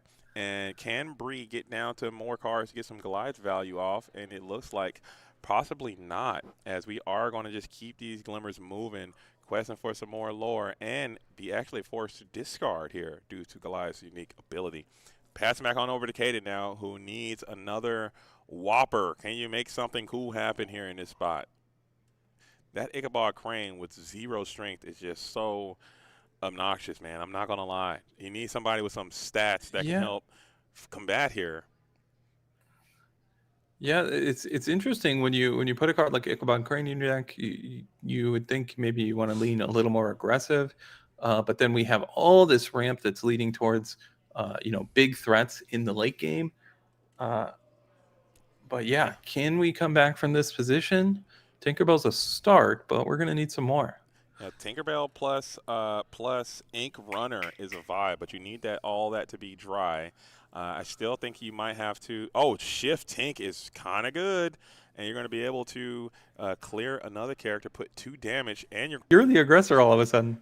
Oh. And a super heads up for play from Caden. I want to just explain to the viewers at home, like, you can shift Tinkerbell on your own Tinkerbell. Like, don't be afraid to make that play. I think that could potentially be a game-winning play. Now, Bree is bouncing back with a couple genies, which honestly are not great against the Goliath, but do still apply lore pressure. Yeah. So we are on our way. Double genie back to back is it's quite a rebuttal there, adding a lot of pressure to the board. If you guys just joined us, hopefully the stream is doing well. I can't tell if the stream is good or not. Huh? Stream is the stream. We're still having some stream related issues, man. I'm so sorry about that. We're going to apologize a million times, but I want to thank you guys all for being here, as I believe we are back at it again. Um, and we're gonna be on our way. Sorry, I was just taking care of some stuff. And the Pluto is another addition here. Yo, this deck is an absolute 10 out of 10 spice ball. We bring out the Jasmine as well, so we're just flooding the board. A bunch of characters. Bree still can't fully quest yet, as we are going to start to try to quest ourselves. That's 6, getting up to 10. Not a white rose again. Do you have it, Bree? Yeah, another good turn in the sense that we added some big strong characters to our side of the board, but we failed to answer. Obviously, we can only work with the cards that we have, as we do empty our hand before this Goliath trigger. Bree, meanwhile, can add 5 lore to the total, but that would come up short. We have this Jasmine to battle. We have Jasmine and Ink Runner to battle these evasives. So, Yeah. has Caden stabilized? It's really going to depend on what do we see from Bree this turn. And I believe Caden is at 10, so we can keep ramping ourselves again if you want it with that Ink Runner one more time, or Ink Amplifier. As Elsa will exert the Pluto champion, we will clear the Ichabod, who ramps you again. Yo, this deck is just super turbo, all-in ramp. Crazy deck. And now we are questing there, putting a huge amount of threat in play. But you got to be careful with that Pluto there, because Pluto's going to be able to gain a lore for every time. And now the Tinkerbell will be able to engage some of the evasive characters, putting a lot of lore on board. This is still looking good for Bree here, but maybe you got a miracle that you can pull off. I think Hades is good. We have not seen a copy of Hades yet. We saw one Vincenzo. Vincenzo would be quite good in this scenario as well. Headless Horseman still looks quite good. Yeah, the fact that these Plutos turn all your steel characters into effectively Calhouns, right? Where Calhoun is so strong because it allows you to challenge on the board while also pressing your lower advantage. And Caden can go up to 18 on this turn potentially while answering a couple threats. Yeah, but you have to. Meanwhile, Bree. Sorry, go ahead. Yeah, Bree's lore updated to 17. So yeah, you gotta answer a number of threats, but I think we have the tools to do so. As well, take out the Genie, splash 2 damage onto the Dumbo, clearing the Dumbo, but you do gain some lore from the Pluto as well. I think he gains, is it 1 or 2? I think it might be 2. 2. Yeah, so 2. That'll get you up and to 12. So we have 3 cards in hand. It all comes down to, can we answer one additional threat with the 3 cards in our hand? And I forget how do we trigger that draw? I think he just drew something there. Something went to the inkwell. I didn't quite. Maybe it's off screen. We didn't quite see what happened there. Gotcha. Maybe it's another Ink Runner. Oh, if it's another Ink Runner, you're gonna be feeling good, because you can really hit 2 more evasive characters. So Jasmine can also discard and take down the Genie with her Challenger ability. I believe that's what happened there. So you're gaining 2 more lore. Yeah. Wow. So that gets you up to 14 now, I believe. What a game. Caden really turned this around with their really unique build. And we said, like, you got to do something with all this ink. They've done something. This is definitely, I would definitely consider this something, as the Vincenzo Santorini is going to come on through as well, doing more damage to going after that ready Genie. And now we Goliath. still got to answer one more threat. Okay, we have another Ink Runner. That's right. So, yeah, it was another. Yeah, that gets you up to 16. And, wow, what a turnaround. Now you're going to need to get another quest, get you up to 18 now. So you now, did everything if you're Caden, you're just crossing your fingers. You did everything you could. Cross your fingers. Do you have a white rose? Do you have a giant cobra? The pacing I'm gonna say no. Wow. What? Yo, this deck is insane. Like, this is wild. The fact that this is Doc can Okay, find we it, got some redraws. and we didn't get there, and the hand goes out, Oh, and Bree goes wow. down. Wow. What an incredible game. I think both of these Lumineers played super well, taking nothing away from Bree. I think she did, but your deck just did not give you the Cobra that you needed, and you're cycling cards. You have hopefully you're playing Cobra. I think that's a slam dunk card to be played. Cobra White Rose type card, but you just could not get it done, and Caden is going to get it done with this very cool, super extra Spice Ball Sapphire and Steel deck. I've never seen anything like that before. Not gonna lie, man. Wow, Pluto on full effect here. I love to see it, man. So, wow, wow, wow, incredible matchup. That was our bonus round, our bonus match of the day, if you will, to see Sapphire and Steel versus Sapphire and versus Amethyst Steel. Wow, what do you think about that, man? Oh my goodness, sorry, I'm stunned. I thought that was incredible. I'm so happy that we got to have that on camera. Don't quite know the records to those players, but who knows? We could see them down the road in top 8. And I think these champion cards are very well designed, and we saw Pluto really, really shine there and allow that comeback. What a Yeah. comeback! That was great. I think I'm high on this Pluto card. I'll show you right now. You might think I'm lying. Okay, if you think I'm lying, I'm flying. I literally have my actual deck box right here, and I will show you a card in the cards that I'm considering putting in my deck. And look at that. What do you see? What do you see right here? 2 copies of Pluto. I see Pluto's. They're nice and foil too. I'm thinking about playing them, man. I think the card is great, and just being able to gain that lore, because you got to turn, like, the thing about Sapphire Steel that I've noticed, and I'm sure you've noticed it as well, it takes a lot to get to the point where it's time to turn it back into your favor. Like, they're questing, you got to control the board, and then you got to turn the corner rapidly, and I think Pluto is a card that might be able to help you do that. Also, it helps with these items, man. These items are kind of getting out of hand. The Amethyst Chromacon, these Emerald Chromacon, this guy's there, and he can help you do that. So, big fan. Add him right to the Pluto decks right that's a very good point. The Sapphire Steel decks traditionally really struggle against Emerald Chromacon and Amethyst Chromacon. Mm-hmm. So this is a big body that could potentially answer those cards. You got me intrigued. I'm in. I'm Hey, investing, dude. I think he's good enough. And the 5/5 for 5 is pretty much and common. Yeah. we saw so many new cards in that deck. I think Ink Runner was the all-star. That was the MVP. I don't think you win that game if Ink Runner doesn't exist. I'm loving it, man. You got to get out here and cook. You got to get out here and cook, man. As we are on our way. So round number 3 is concluded. We're going to round number 4 now. This is where the metal starts to meet the meat, as players are starting to really figure out what the term is going to be like. A lot of scouting is taking place. I'm going to rip another pack from this Daisy pack, see what I can get here. As boom.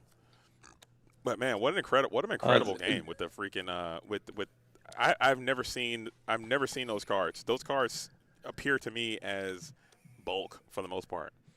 And as much ink as Caden had towards the end of the game, I think there was a turn where literally every ink was used. So yeah, really impressive stuff with the ink runners. And somebody asked in the chat, there was a double ink runner turn.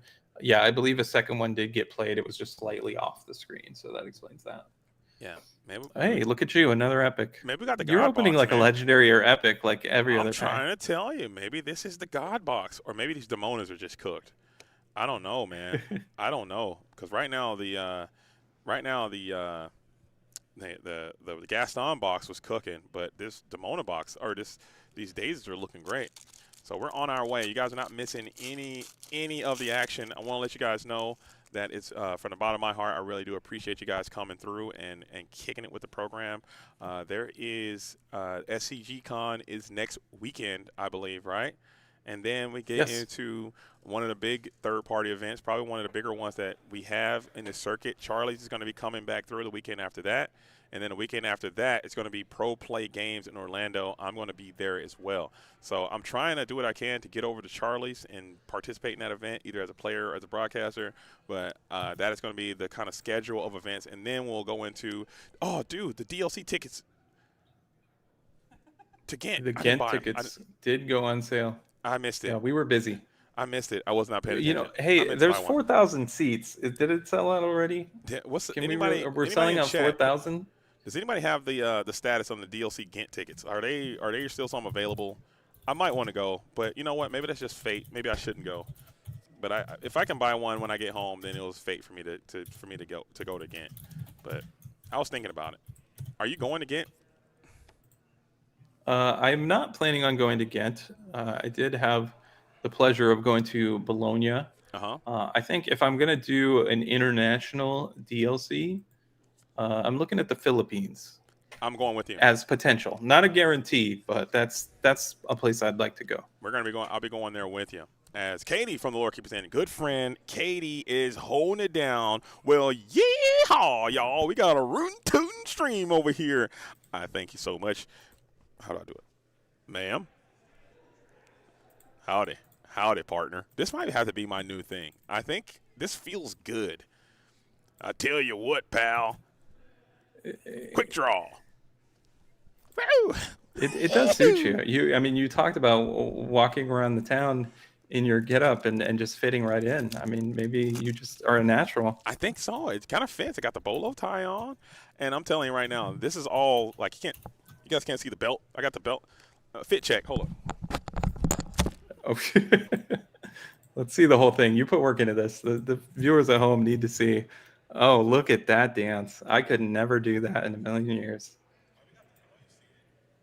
Oh, he's not done. The belt, the buckle. I've never worn a belt buckle like that in my life either. So yeah, this is really impressive stuff. I mean, this is like actual gear too. I wanted to do just a joke. I had to go to like an authentic Texas wear store and like buy like real. This is a real cowboy hat. You know what I'm saying? This is a real belt. It costs a lot of money, dude. So you guys better laugh at this joke. I don't know if production could get something on the screen that represents that we're in Dallas, but I have to imagine some people are tuning into the stream like, why on earth is JDZ dressed like this? Like, what is going on? Yo, I had to do it. We had to do it to him. Okay. We are in Dallas, okay? Everywhere I go, I try to match the energy of the city in which I'm in, okay? Garrick in the building. You look official like Texas Ranger right now. Walker, Texas Texas Ranger, if you will. Walker, shout out to the boy. What's his? Sorry, I'm a little fatigued right now. It's my little shindig I just did back there. I mean, that dance probably took a lot out of you. It took a lot. I'd probably like Chuck break an ankle or Norris. something. Oh my God! I just forgot Chuck Norris. Yeah, that dance that burned a lot of calories there, and I haven't eaten very much. I ate one Uncrustable today. That's it. Okay. What flavor was that? I've never had that. I had to try it. This is PB Choco Craze. Uncrustable. Okay. They're not sponsoring us yet, but if you guys know somebody at Uncrustable, please hook it up. We'll take the sponsorship. These Uncrustables are getting a little pricey, man. Give me like an Uncrustable thing, and we'll work together. But yeah, Chuck Norris, Walker, Texas Ranger, ma'am. Just verified. Ghent attendee is still available. Competitor is gone, bruh. Wow. That's We crazy. can sell out 4,000 player events. That's crazy.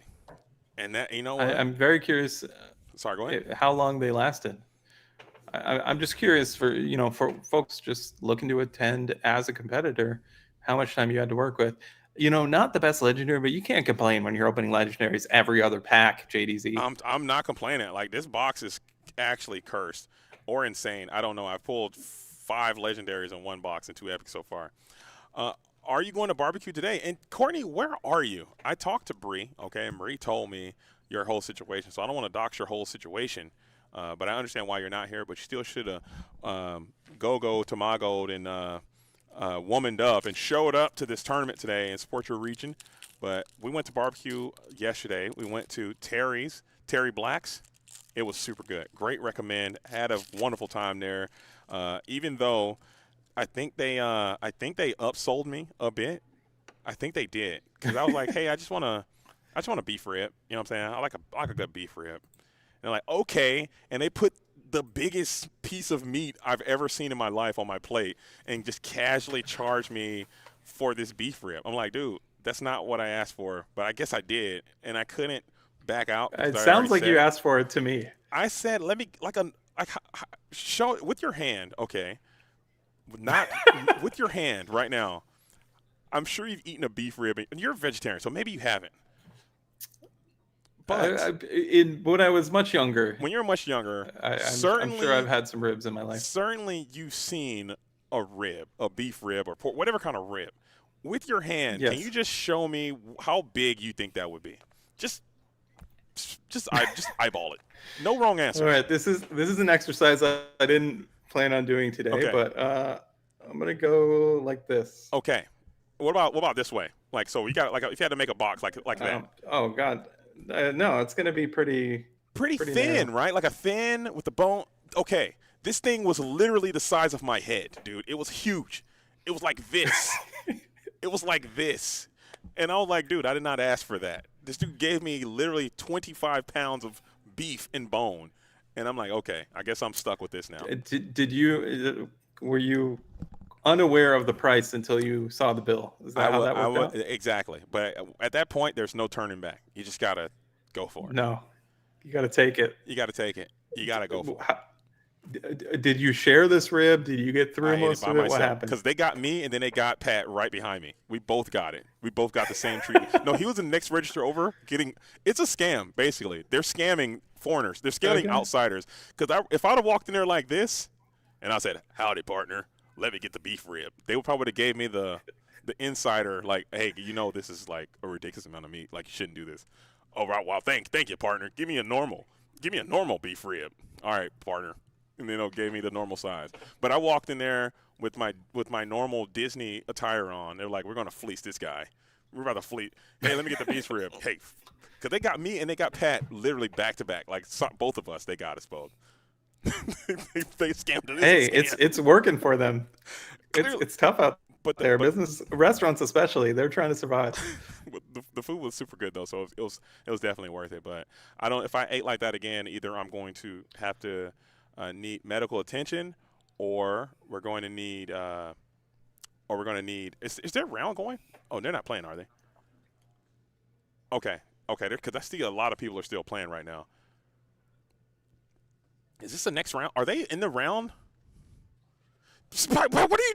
Oh, let's get a feature match over there. Come on, man. What is happening? Oh my goodness! Did they update the iPad? Okay.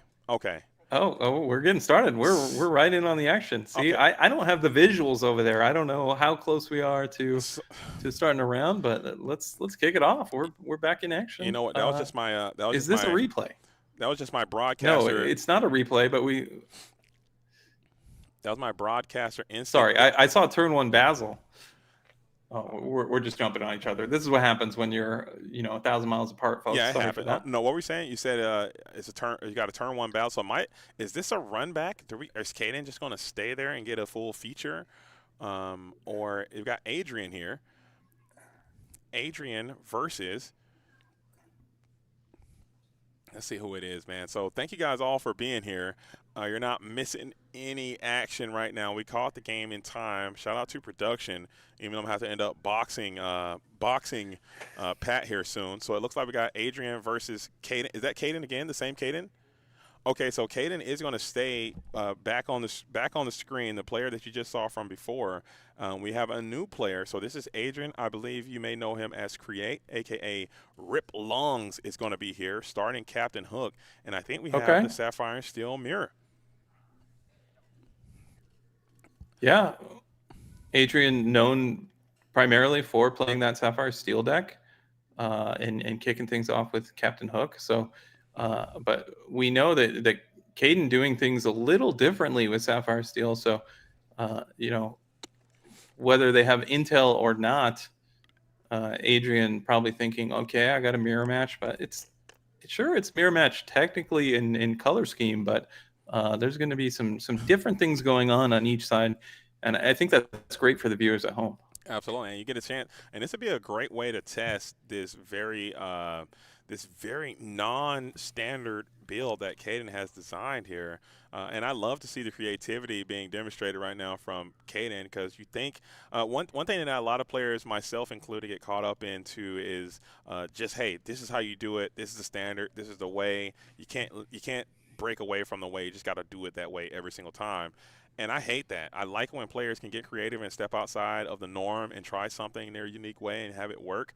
I think that's great. So I'll be kind of interested to see if this works out, as we will get another Ichabod Crane. What? Yeah, Both of them. yeah, no, we did see this briefly in the previous game, but it didn't last on the board very long. So yeah, if you're Adrian, you have to be thinking, wait, that's not Cinderella. What is going on over there? And that might be Caden's response to the Cinderella prices. Is like, hey, I want to play Sapphire Steel, but I'm not trying to break the bank. Let me just put these Ichabod Cranes in here, and let me get my own ramp my own way as we get another Basil down to the Inkwell. We might have to talk to Caden about this deck here soon, because this thing is legitimately cooking, as we will just go ahead and hit that Cinderella while questing for 3 with the Thunderbolt. I was wondering if maybe we'd see the Ichabod Crane trigger that turn, but I think that's going to come in the future. And if you're Adrian, you're not too disappointed that Caden, spent their turn playing the Thunderbolt. Cinderella kind of did her job already. With that said, the Namari would have created an additional trigger, so good to get the Cinderella off the board. Nice. And it is a bit of a slower turn for Adrian as well. Rip Lungs, I believe, Stronghold Games. Yeah, I think he's a Stronghold player coming out of, I believe, Corpus Christi area of Texas, making his way up here. Sapphire Steel player, and pretty dope Sapphire Steel player too. I think he made it to the national event last year. Trying to get back to the national tournament again is always going to be an uphill climb. So, do they need some help? I think they're having some technical issues there. Yeah, something up with the iPad. All right, hold it down. I'm I gonna don't. go check out real quick and see what's happening over there. I'll be right back. Okay, go check it out. If you're just joining us, we're in round 4 of 5 before a cut to top 8 here at the Collectors Expo 5K. We're seeing a Sapphire Steel mirror, but as you can tell, Caden doing things a little bit differently compared to the traditional Sapphire Steel builds that we're seeing, that we are seeing from Adrian's side. As we pause the action for a moment, but that Namari trigger resolving at the start of the turn, and we are going to end the turn. Okay, yeah, Adrian was just exerting the ink for the Namari, I believe. All right, so back in action is Caden, and we're going to dump some more Ichabod Cranes onto the board. And we've yet to see this 4-cost Ichabod Crane trigger. We have seen Caden on camera previously, and these 2-cost Ichabod Cranes, when they're banished, you're going to put them in your Inkwell face down and exerted. So they threaten some lore, and then later in the game turn into ink.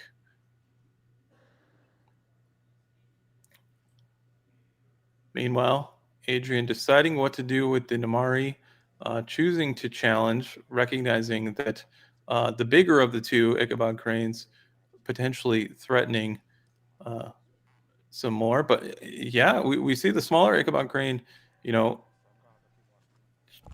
effectively discarding a card, eating a removal spell, and then turning itself into ink. So pretty strong there, but not a big follow-up from Caden. Caden has so much ink to work with, but I believe might be empty-handed now, just playing that Basil.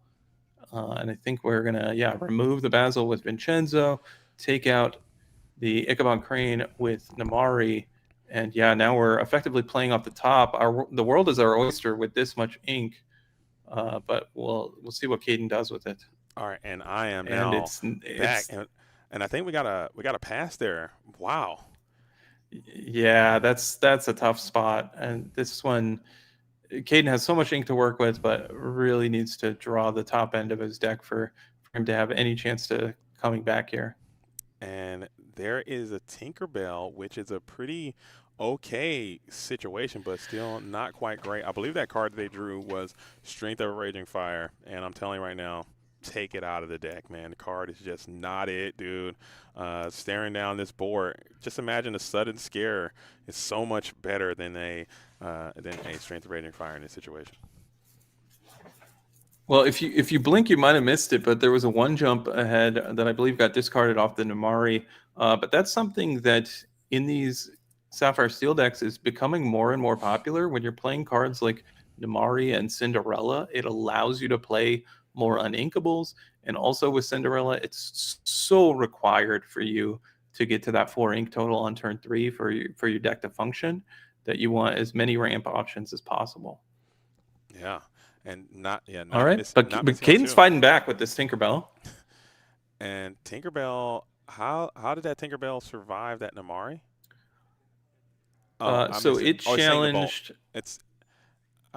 Did it sing the Thunderbolt or it challenged? So the bolt went into Vincenzo and then it challenged Vincenzo. So Gotcha. It took 2 damage.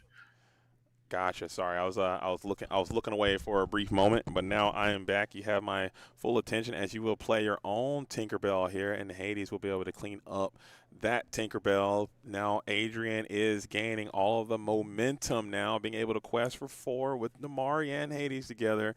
This spot is starting to fall apart. Man, you need a Goliath there. And just like you said earlier, man. Jasmine's not going to cut it. Yeah. And that is going to be a GG as we're going to pack it up and move on to game number 2. And just like you said, that Namari, late game Namari just seems so super over the top powerful. Just being able to filter and set your top of your deck up seems super strong. How do you feel about this strategy of shuffling your deck multiple times with 3 cards still in play? I hate it. I don't agree with that at all. I think that's a not something I want to do. I think it's just bad cheat. It's bad omens, man. Yeah, let's get them in there. You're just asking for drama, dude. You're asking to brick, I would say. What about? I mean, I like to keep it. You know, what I mean, I'm a very superstitious person, dude. I like to have my. I've always find a reason to blame something, but there you go. You got that nice riffle shuffle coming in. Caden there didn't get a chance to pop off like he did that last time with that Pluto into Pluto Steel Champion into the rest of those cool plays. We didn't get a chance to see those items either. The one thing, if we do get a chance to talk to Caden at any point today, I'd be interested to hear about this 4-cost Ichabod Crane, because we've seen it in play multiple times now, and we've yet to see it trigger. So in that case, it does look considerably worse than something like a Cinderella would. But with that said, Caden has the opportunity to be more aggressive in this, sort of Sapphire Steel mirror with these 2 clusters. Yeah, I think that.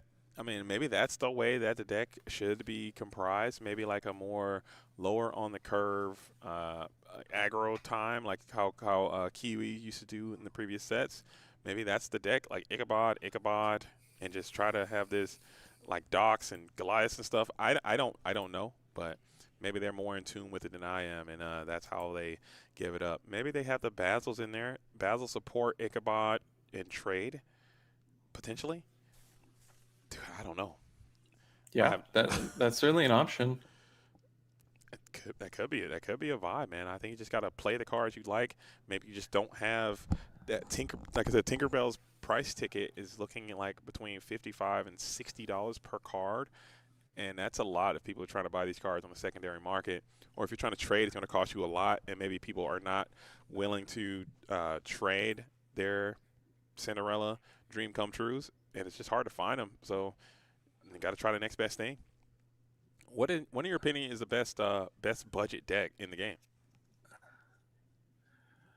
That's a great question. Off the top of my head, I'm not entirely sure. I mean, it seems like every one of the top competitive decks currently has at least a playset of one legendary. So I'm not sure what would qualify necessarily. Yeah. For me, it used to be Amethyst Steel as that budget deck, but now Amethyst Steel has kind of jumped up in value with the inclusion of some of the new cards that have just been printed. I Oh think yeah, that's got all sorts of legendaries. Yeah, like Dumbos and stuff. I think I've had to call it. Maybe there is a green steel that can exist that's kind of playable. That's not that expensive. Maybe there's an Emerald Amethyst deck. It's what? No, they play some top end cards too. They're playing a lot of high cost stuff these days too. I don't know. I'm trying to find the best budget deck, and maybe we can uh, push that up into the meta a little bit more. As we are on our way, round number 4, we got Tipo versus Tipo, and we will play that Ichabod again. So Ichabod question for 2. When he is banished, he will accelerate.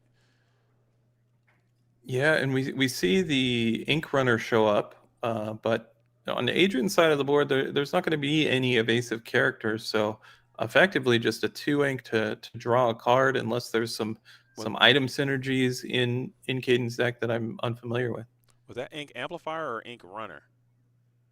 Because Ink I believe it Amplifier. was Ink Runner. Oh, okay. I was about to say, because Ink Amplifier, you can probably get something out of that one as we do Ink the Sure, Ink yeah. Amplifier, and then we will play the Ink Amplifier, and then get another quest in for 3. So getting up to 5 now. And if you do trigger the Cinderella or you trigger Namari, that will also trigger this Ink Amplifier. So keep that in mind as we will Ink Amplifier the Goliath and play the Jasmine and send that Ichabod Crane into the Inkwell. So this is going to be a big turn for Caden. Interesting. Adrian chooses. Oh, okay. I was thinking maybe he chose not to use the Cinderella trigger, but we're going to back up there. So now Caden has all this ink, right? He added 2 ink on Adrian's turn, technically. So what is he going to do with it? Let's start with Goliath.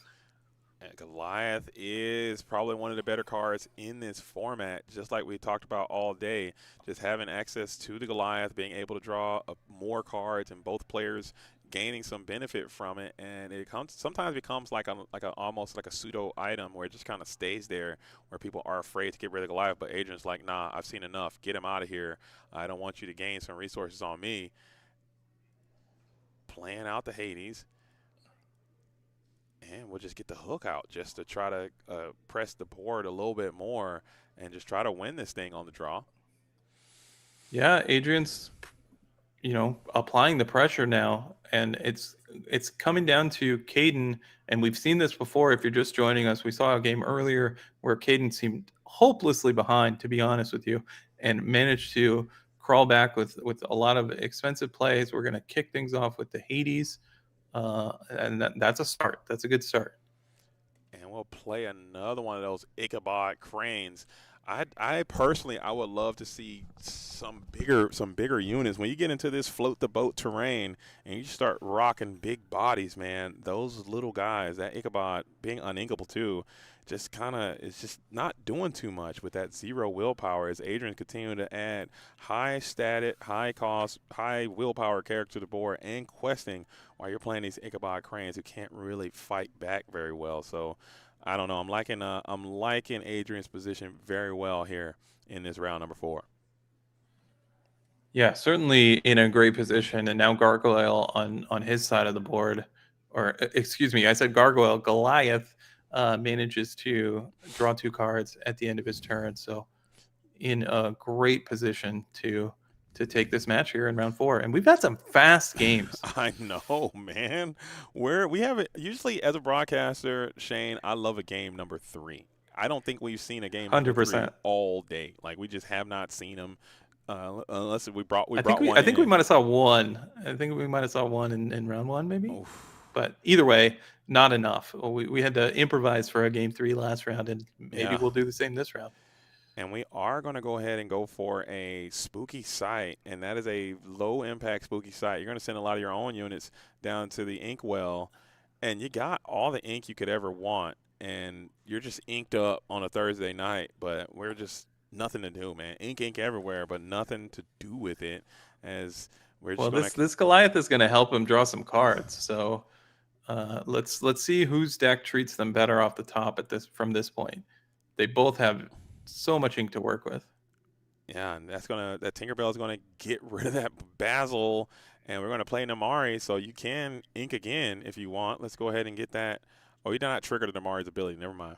And we're just gonna keep questing, and this is looking all Adrian all the time as we are going to gain two more pieces of two more cards. What is there something I'm missing with all this ink, man? There's got to be a big like a I don't know, like a 13 ink play or something. Is what are we trying to get to with all I this mean, ink? there is the 10 ink Mickey. Do we have that in our deck? I think that's the biggest payoff with this much ink. And we are gonna, yeah. But even if you do that and he gets them Hades, then you're just feeling so bad. Like there's got to be a huge payoff with all this ink because you're ramping very violently to get to the top end, but the top end is just not coming your way. That's going to bring out this Kristoff mining the ruins whisper whenever this character quests. If there's a card under him, put the top card of your deck, and so it's more ramp here. You're going to deck yourself out with all this ink. You're just, man. I just want to see how much ink we can get in that inkwell. This thing is just, you're just. Maybe one day the design team will come up with like an item that you could pump a bunch of ink into to gain lore or reduce lore. Something to just, if you manage to get this much ink at the end of the game, you deserve to have a big effect. Or something cool, yeah. I've always thought like an alternate win condition. I think that would be cool. Like hey, if this card's in play and you have 40 ink in your inkwell, you win the game or something like that. That could be kind of Sure. cool, like a straight up super ink deck and just inking everything and just trying to find a way to win. Like you got to play this card and then have 40 ink in your inkwell and you just automatically win. I don't know, but I think Caden might think that card's in his deck right now. trying to go for it because he's inking hard. Okay, this deck, and the hand goes out, and Rip Longs create will go ahead and get to the dub and move on. Caden goes down, so we saw how cool this deck was in the previous round, but in the mirror match, it seems like it's just a bit too slow. I mean, you're just trying to out ink your opponent, who is just gonna realize that and just kind of start playing to the board a bit more with their bigger bodies and just win the game. So GG's to Caden. I still like the deck a lot. I think it is super duper cool. Yeah, right. congrats to Adrian, a man of many names. Certainly happy that Blue Steel is in the zeitgeist of tier 1 in Lorcana as it stands here with Whispers in the Well. And we saw a lot of the new tools come out big. Goliath's on both sides of the board. What a card that is. That's such a cleverly designed card. It still seems really powerful. Obviously, it has great effect, but it's also incredibly balanced and fair too. It doesn't seem like too powerful as we get to his hands and the Magica Dispel. I think that card is great, and I'm got to give the biggest shout out to the design team for this set. I think they went above and beyond. They obviously had a nice little emphasis on power creep and making the game a little more a little strong. It feels strong. It feels more powerful than it's ever felt. It still feels super consistent. I like it a lot. What's happening here in Whispering the Well? Yeah, I don't know if you can perhaps get Matt's attention again, see if we can get another game on stream. But the one thing I'll say is you talked about the design team and really powerful cards in Whispers in the Well. I'm very curious to see what cards in Whispers in the Well affect the Infinity format, because the barrier for entry there is much higher. But I've already seen some. Yeah. Sorry, go ahead. Some Cinderella showing up, but some of these items, we know that item stacks are very, very powerful in Infinity. But are we going to see Ink Runners in Infinity? Are we going to see Hercules Sword? There's all sorts of things that could show up. Robot Queen, even. I was able to broadcast an Infinity tournament last week at Sharp Gaming. Huge shout out to Sharp Gaming. Actually, McPhilly's here playing in this event from Sharp Gaming, so that's really fun to see. But we were there, and during that event, we saw cards like Spooky Sight made a showing. We saw the new Ink Runner is a slam dunk there. It's in the format in the Sapphire and Steel deck there. I think we saw some Mowgli's make some appearances. We saw actually, I saw this Simba was being played in Infinity in a Ruby and Amber deck. Yeah, Ruby Amber was playing with Simba, and it actually popped off. And I mean, it's like Mufasa. Yeah. Over and over again. And so Infinity is a wide open world. How are you feeling about Infinity? Do you play Infinity? I've only had limited opportunities to play, Okay. but I've really enjoyed it. I mean, listen, I played a lot of Hiram back in the day, Yeah. so it feels good to have an opportunity to play Hiram again. Uh, I don't know if long term, if Hiram will stick around. I kind of hope it does. I Yeah. mean, the format's so powerful that I don't necessarily think it's better than anything else. But I think the Sapphire decks are definitely quite strong in Infinity, and I have no complaints about that. Yeah, but there is some counterplay over there too. I believe that they have the aggro. Whoa, dude! Oh my goodness! Holy! Look at you. Sorry. Yo, yo, this box is blessed. Yo, this is a blessed box. Whatever character Wow. pack you're on now, it wins. Yo, this was Isn't that your Daisy. second foil legendary Second foil legendary. and the best one? Jeez. Yo. Yo, and we were at that game It's your store lucky too. day. And I looked, I still have these packs here. These packs got to be cooked. But we're at that game store, and I was like, hey, man, give me the third box down. I can feel that's going to be it. And this box has over-delivered, Okay. dude. What a freaking box. Oh, this is better than this one box is better than the 3 cases I opened. Insane. Yo, Common You know Ground Games. Was that? the Lorcana gods know that you invested in your outfit today. You're investing into the community, so it just decided to reward you with some goods. Yo, hee-haw! Man, wow, Texas. Whew, man, foil Cinderella. Oh, my goodness. Now I got a Cinderella for trade. Maybe I'll do a Cinderella giveaway. Thoughts? We might have to give some stuff away. Got to pay it for Be it. a lucky winner for sure. We got to pay it for it. I don't know how we're going to do that, but maybe you guys tune in somewhere around the finals. You know what? I say I'm a mean it. I'll do what I say. I'll do either. What do you guys want? A Cinderella or Hades? I can't do both. I got to trade some stuff too. But I'm gonna keep this one, and I'll give you the non-foil one. So I'm actually gonna put this in my deck right now, and then I'll give you the non-foil one out of my deck, and we can do a giveaway. So let's do it. We can figure out that from the Collectors Exchange as a thank you guys for being here and watching and supporting the Collectors Exchange. I believe there's gonna be another Collectors Expo. I keep saying Collectors Exchange. What am I talking about? Collectors Expo. I was okay? gonna let you finish, but Sorry. yes. You know what I mean. You know what I mean. The Collectors Expo for supporting them, and hopefully there's going to be another event in LA coming up in January. And I know LA is the Collectors Expo stomping ground, so it should have a lot of Illuminaires there. There's a very vibrant Lorcana scene down in Southern California, so I expect that event to be a amazing success. So hopefully I'll be still there, and I'll be able to meet you guys down at the Collectors Expo in LA. But as a thank you for that, 100%.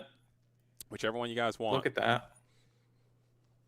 Yo, this box is blessed up, dude. And we got 2 epics as well. So, all right. Now I kind of want to keep going, man.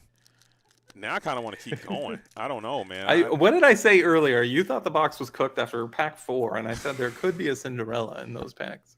You called it. And it was a foil Cinderella, too, which is actually insane. So, dang, man, it is an absolute vibe. As we are still trying to see if we can get a match. I don't know are they over there? I know Matt was absolutely working it to see if we can get another. We got a table.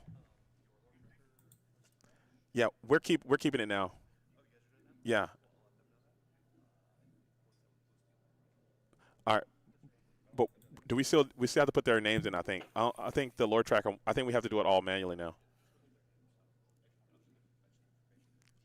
Okay, thank you. So we're gonna work that. We got another game for you guys. Perfect. All right. Talking to the judge now. Shout out to Matt.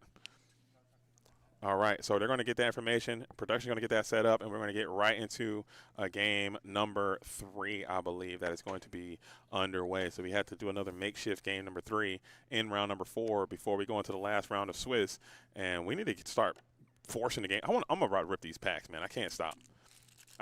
Won't stop. I do want to take a moment to thank Collectors Expo and the crew behind the scenes for bringing these experienced judges into the crew. You know, if you want to play a high level tournament, and you're going to be taken care of with these judges. So Mm-hmm. you can trust that Collectors Expo is putting in the work behind the scenes. Absolutely.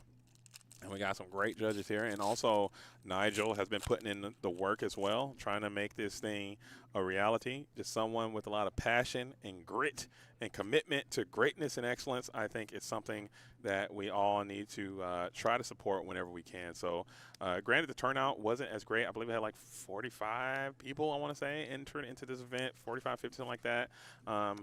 So I think I would love to see more people, especially in a place like Dallas, where I know they have a very significant Lorcana community here.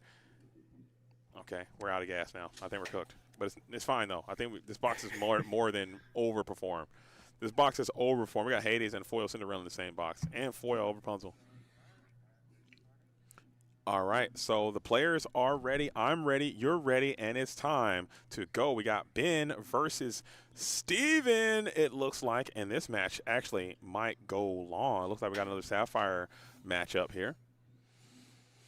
Sapphire. Oh, this is a mirror match. This is definitely going to time, by the way. Oh, it's not? This is Sapphire Steel versus Sapphire and Emerald is going to be the matchup coming your guys' way. Steven and Ben, it looks like we're in those very early turns. Clarabelle into Tebow, followed by a Ink Key to sell the other IC. And now we're all caught up. What do you think about this matchup, Shane? If production knows, I assume this is game 3, and we're even at 1-1. Yes, sir. But I think it's a very close matchup. But I think anytime a Clarabelle deck has the opportunity to just ramp into that Clarabelle and maybe sing a song to combine with it, the opposite deck, in this case Sapphire Steel, is going to be far behind. My strategy against these decks is just to ramp and ramp some more, empty that hand as much as possible. Sometimes you only have so much to work with in your hand. You just drew Beyond the Horizon. I think that might be a second Beyond the Horizon. That is not what you want to see. But you can Cinderella one of those away. But meanwhile, Steven is already threatening to shift that Clarabelle on the following turn. So a really dangerous position to be in. And this Donald Duck in particular is a very difficult card for Sapphire Steel to answer cleanly. Yeah. That 5 willpower is troubling. And I don't even know in this spot, like, do you even draw with the Donald? I think you kind of still have to, but you're making that Clarabelle line just so much more aggressive, as we are going to go for another Cinderella dream come true coming in from Steven now, who is going to try to match you Inkwell-wise. We're getting our aggressive ramp approach on. You can ramp again next turn, I think, if you play that Jasmine if you want, but you're just playing with fire now with this Clarabelle.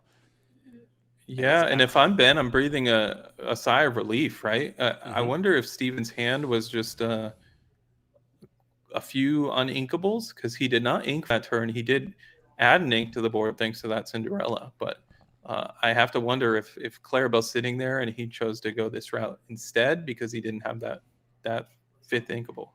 Absolutely. I think that is a great observation, and keeping your hand full, maybe just trying to keep like combo pieces together, maybe hoping for that malicious, mean, and scary Prince Philip, but you're so far away from it, and you're just maybe trying to drag it into deep terrain as Tinker Bell hits the board. Notably, not a princess. I think she could potentially be a princess. She's a princess in my own heart, but I'd love to see Tinkerbell with that princess tag. It would just be so much more fun having Tinkerbell be a princess. All the cool things you can do, but notably she's not. She's not even a hero. What are they thinking, man? Come on, help Tinkerbell out, man. Give her a chance. Yeah, I think Tinkerbell's strong enough. We don't need to be adding additional abilities. Oh, Bend to my will. Did you see that coming? And the turbo ramp to Bend to My Will play is just still going to be good, it seems, as now Ben went from being the top dog to struggling for survival. But what a top deck to match wits as the Goliath coming back off the top. You absolutely love to see it for Ben. Yeah, best possible draw there for Ben to kind of refill your hand. And what can Steven do here?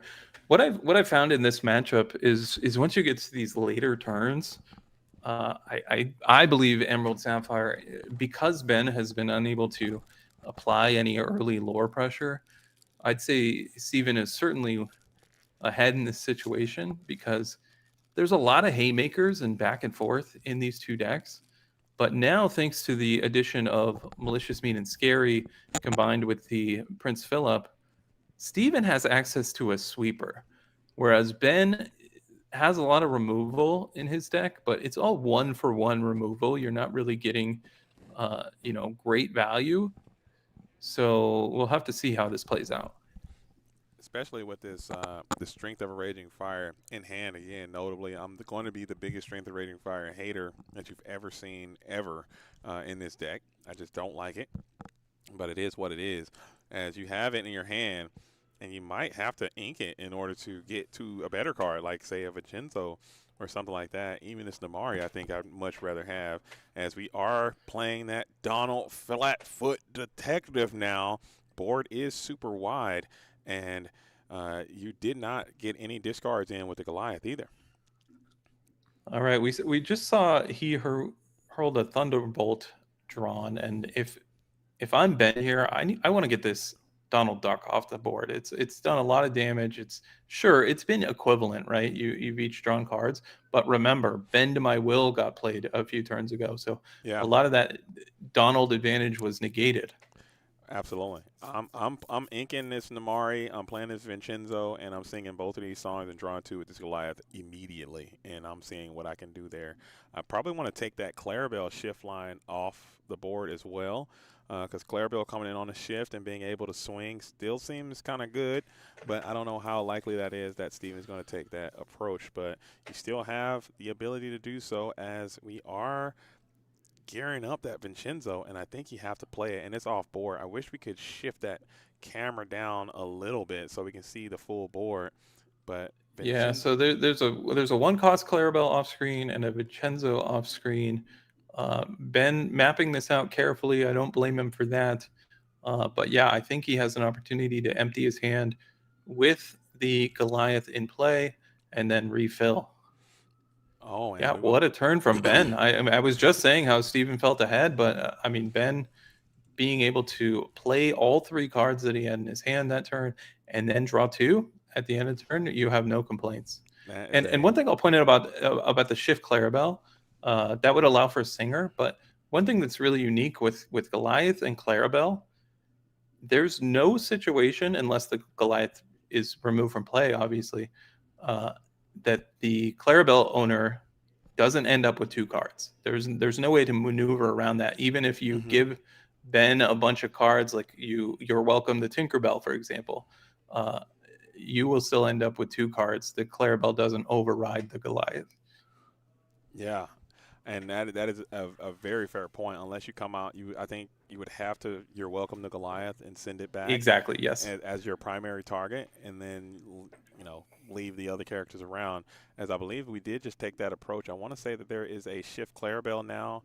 It's just literally dry. If we could just shift that camera up a little bit. I don't know if that's even possible, but that would be something that Nigel might have to come through and do. But I know he's working on the actual event itself, so he's kind of ripping and running all around the venue right now. But there is a shifted Clarabelle on the top of the board, and then we are going to go ahead and draw one with the Goliath, and now you get into the Headless Horseman here. Yeah, we have Horseman. We haven't seen this card played yet, and I think this is a card.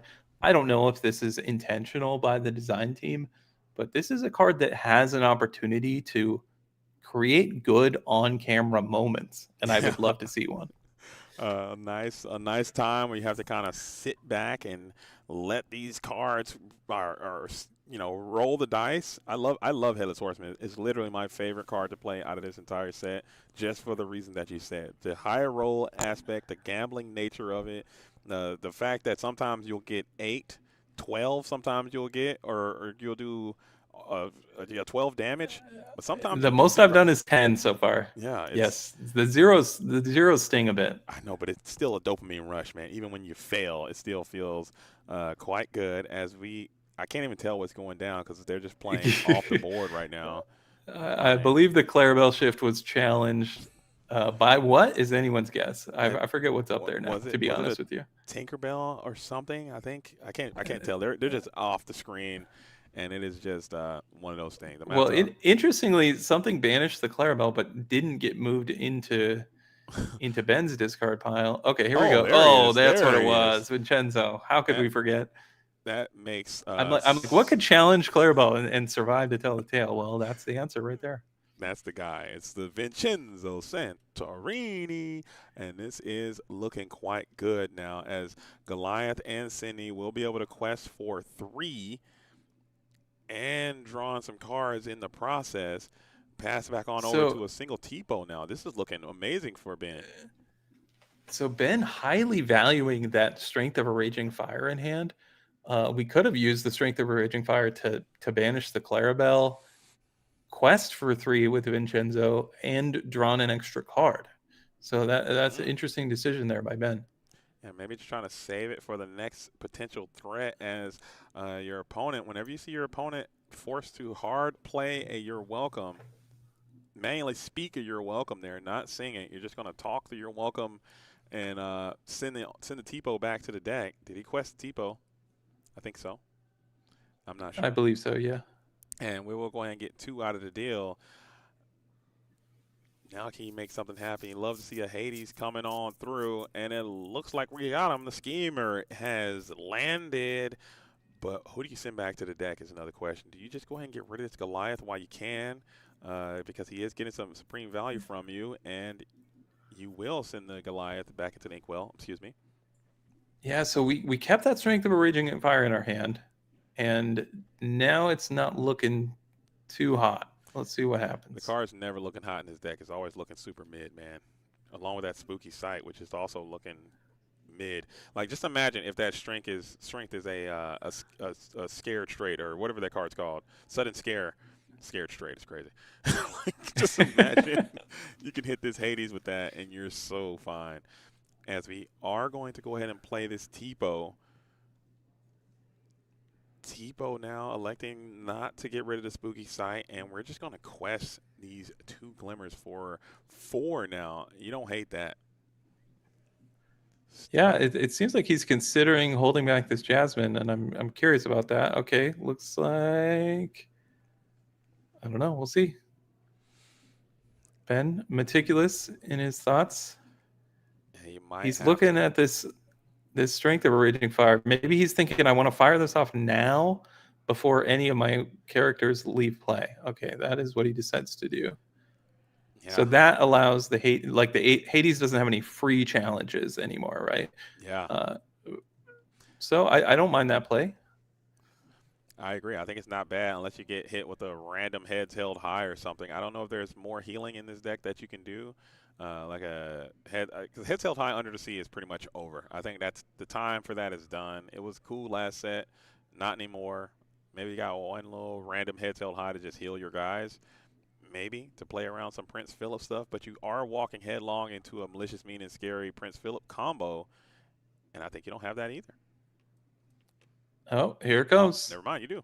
I forgot. You had it. Yeah, when he inked the small Philip, I'm like, okay, he must be using all his ink this turn. And yeah, and just like that, I said, a few minutes ago that when you get to this stage of the game, this is the advantage that the Sapphire Emerald deck has, just the opportunity to sweep the board with that 2-card combo. 100%. And I think when they make that combo, if you're not playing exactly Hades the Infernal Schemer right away after that has happened to clear that Prince Philip, I think you just are going to be fighting an uphill. Because I think quest for 3 as well, for whatever reason, man. We need to figure out a way to get this Prince Philip back into the bulk pile, because this guy, it's another one. Oh, my goodness. Yeah. Steven was already advantaged, and then he drew Vision of the Future. And when you have 10 ink or whatever it is on his side of the board, I think a little more, maybe 11. 11. That's the worst thing you want to see from Ben. It might as well be a tutor at that point. Just another huge threat too. Namari really can't do anything unless you have that Ink Runner card, which you spoke about. I think Ink Runner actually might be better positioned in his deck than the Strength of Raging Fire, just to help deal with some of these evasive threats. But Namari right now, a lot of strength, but cannot really engage with anyone as it currently stands. Looks like we're trying to cycle another card with the Cinderella, or the yeah, with the Cinderella, and just Yeah, trading we up. discarded Tinkerbell to the Namari. We have a Vincenzo in our hand, but I don't know that that's going to cut it against this board. Yeah. And unfortunate situation. You need to get to some Hades, or you need to get to some sudden scares right now to get these Prince Phillips off the board. Vision of the Future could turn into one of those things. And if you're just joining us, I believe this is game 3. So this is a bonus game that we got on camera here in round 4. And Ben doing everything he can to dig for an answer. But is there an answer in this color combination for 2 Prince Phillips at once? No. I'm not sure there is.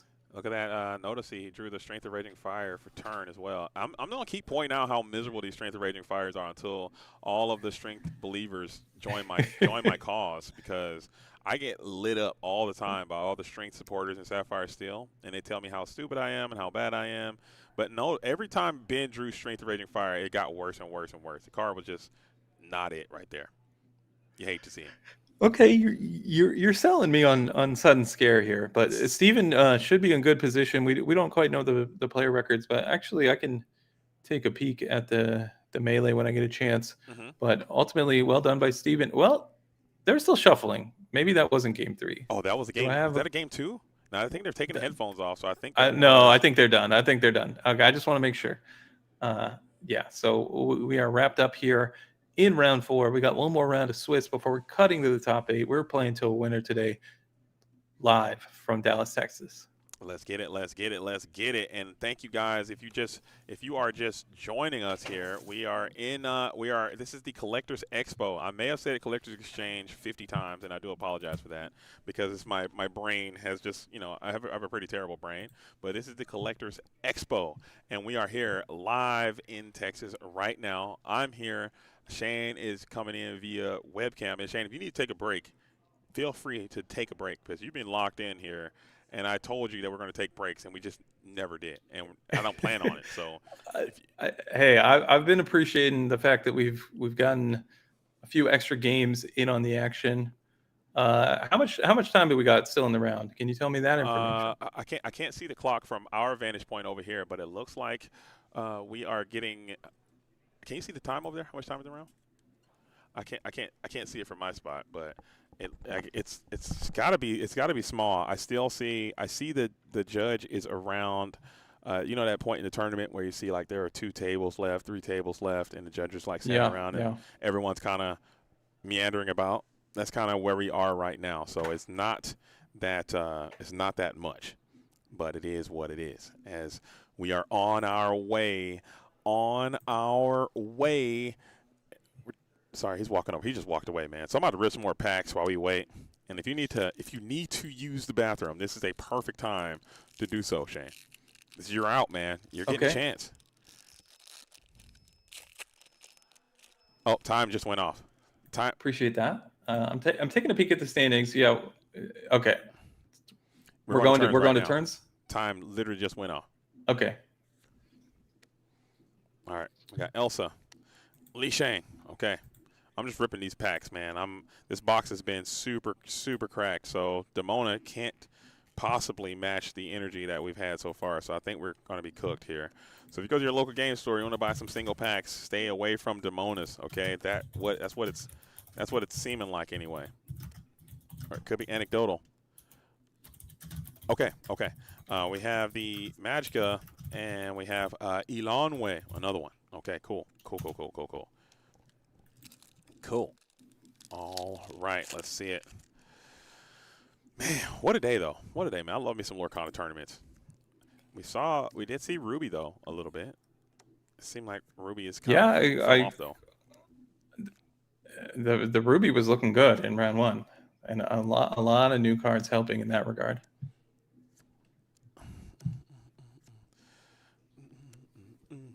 And make sure you guys tell your friends. How many packs do you got left over there? I got 5 packs left, man. 5. I'm gonna have to go buy another box, dude. I don't want to. Don't tell my wife, dude. Don't tell production I'm out here buying all these boxes, dude. She's gonna slap me around. But make sure you tell your friends that we're out here getting loose and getting active going into round number 5. We have Birdie here who won the last tournament in Texas playing against his teammate. It looks like they're going into round times right now. Teammate battle. You love to see that, or you hate to see it. Two jerseys staring each other both down. So we got the Herndon. All right, so I do have the. Oh, sorry, I thought I had round 4 standings. You're talking about No, the turns of round 4 currently going on. Right. Going into this round, Rip Lungs was 2-0-1, so he did win his match on camera. He should be in great position to be in top 8. We did have 3-3-0 players total. So unclear if all 3 of those players were able to draw. Unlikely. I would assume one of them had to play in that scenario. So still some quality players appearing at the top of the standings. Not a surprise. I love that. I love that. Good players playing good, getting rewarded. Some cool decks. We've seen some cool innovations here as well. We've seen some innovations that probably need a little bit more time to get back into the lab and get some more research, some more R&D. We've seen some decks that have kind of started to pick up some steam here in this early Whispers meta. But like I said, I think next week is going to be the real test with this first one of the first CCQs in North America with SCG Con in Vegas. And then the real test is going to happen probably at Charlie's. I think there's going to be some really, really prominent players showing up there. And then we got PPG the week after that. And then it all ends with DLC in Richmond. Did you get a ticket to Richmond? Are you going to be there? I did get a ticket to Richmond. Very fortunate in that regard. It was a little more difficult than I've experienced in the past. It also seemed like more people that I'm familiar with were unable to get a ticket. I hope that changes down the road. I know sometimes tickets pop up at the last minute, so I just hope that everyone that really, really wants to be there is able to attend. But I am going to take you up on that offer and stand or step aside for just a minute. Oh, for before we get to round 5. Right on, man. I'll be Collectors here when you Expo. get back. You're going to be done with this box any moment now. I just don't want to miss like the No, it's not going to happen, and it could. I got 2 packs left. Demona is not giving us anything, but we'll be back. You guys not missing any action. It did not start. We're going to be going into round number 5 here soon. And then after this, maybe we could take some time to kind of fix that camera as well. I want to make sure you guys are all having a great and wonderful day out here and enjoying this tournament. And I want to thank you guys all for being here from the bottom of my cowboy yeehaw heart, man. And Nigel and the Collectors Expo team, I can't thank them enough for being chill and being super cool and let me come out here and be a part of this tournament. I'll offer my services again as my broadcasting. I'm trying to get into production myself. I want to become more of a producer, and I have like all this equipment, and I've been working on my stream. He's got to let me cook, man. He won't let me cook, but it's all good. He's very, I got to do it myself. You know what I'm saying? He don't want your boy JDZ to help him. I'm trying to be a team over here. All right, so I'm just ripping the rest of my packs here while we wait for Shane to get back, and we'll wait for the next round to start. It looks like the players that were in turns. No, we still have one more table still left in turns right now. Round 4 is over, going into round number 5. Man, cool. So we'll open up the floor. Anybody out there in the chat world, we have Q&A time. It is all up to you to ask anything that you want to know. We have not pulled a legendary out of our Demona packs, so these Demonas obviously lost unless this is an enchanted card. Last pack Magic, hold it up. Last pack Magic, we're going to hold it up. So let's see what we can get. I honestly do not think we are due anything. We have 2 epics, 6 legendaries, all of which are different, one of which was foil, and it was the best possible legendary you could have gotten as a foil, which is insane. So it is what it is. Where is dinner tonight? I'm not sure. I will go literally anywhere, even barbecue again, even though I said I don't want any more barbecue, but I will take you up and go. I will go anywhere if you guys want to come and kick it. Maybe I was going to try to kick it with some of the Sharp Gaming people who are down here. Maybe they'll come out and play. Hopefully you get some nice recovery and you show up and play tomorrow. There's going to be another tournament happening tomorrow on Sunday. And I know a lot of people may be interested in that. So come on through and play. Courtney, I want to see what you're cooking up. Now that your patent pending Amber Steel deck is not the same, we got a Whisper Foil Simba. That is cool. That's not bad as a last pack Magic. I'll take it. I'll take that. But overall, the box was an absolute banger, and I had a good time opening it. So win, win, win all around. Win, win, win all around the town as we are getting ready for round number 5. It looks like the players have concluded that matchup. We see some smiles. We see some head rubs. So I can kind of guess who won just based on body language alone, as the next round should be coming out here very, very soon. Cool. Oh, that was super quick, man. That was super fast.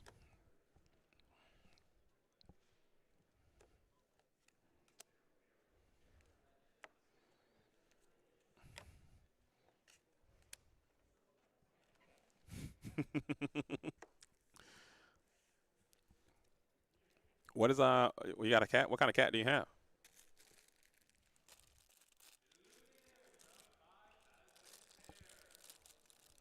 Let's see if we can. Skydoll's working super hard right now, so don't show him just yet. Skydoll's gonna handle that.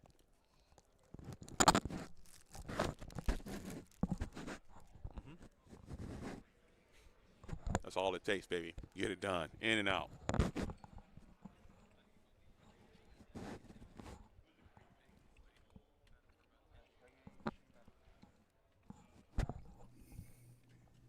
All right, let's see this Warlock, dude. Bust him out. Oh, we're back. Oh, okay. I guarantee you he'll be back, but he literally just walked away. I'm not gonna chase him down. He was up in my grill 30 seconds ago. You missed out.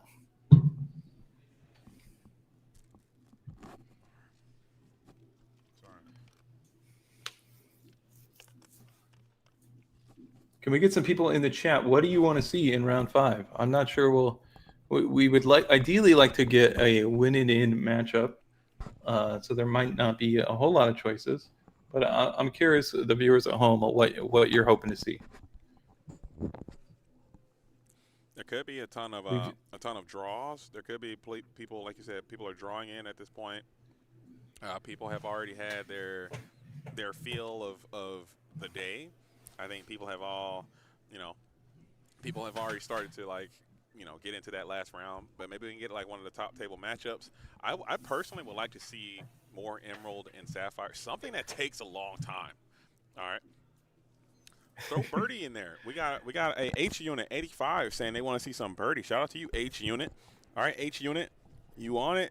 If Birdie's doing well enough to get on stream, we could definitely find Birdie and toss him in there, especially if they're playing the Spice. So let's toss Birdie in, unless Birdie is playing. But if Birdie's playing the Dogs. Okay, I do have updated standings for round 4.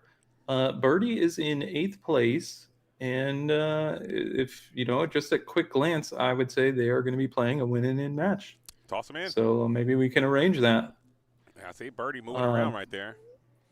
Meanwhile, the top 4 in the standings, we have Free Win, Char Drom, McPhilly, and Rip Lungs. All those in prime position to make our top 8 today. After that, we have Randy Jeffries, Great King 54, Never Betchy, and Birdie wrapping up the top 8 currently. But there is one more player with a 3-1 record, Natus Dennis. And then even a 2-1-1 could potentially make it as well if things go their way. That's Dominic DeRose. So, and prizes do go out to top 16. So even some of those other players lower in the standings, they still have reasons to play out this final round. All right, so no Birdie, sadly. All right, let's get what about Betchy? What's Betchy doing? Let's get Betchy in there. I love Betchy. He's I'm looking at the pairings right now. Both of those were playing each other actually. So if they're drawing, that's their prerogative. But okay, if they're gonna draw, we'll have to find someone else. And how's my sound now? I think that would are they gonna draw? Are you guys drawing or playing?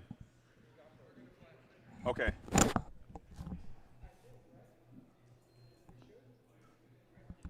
What? Are you guys playing? I don't know, man. That's something you guys gotta.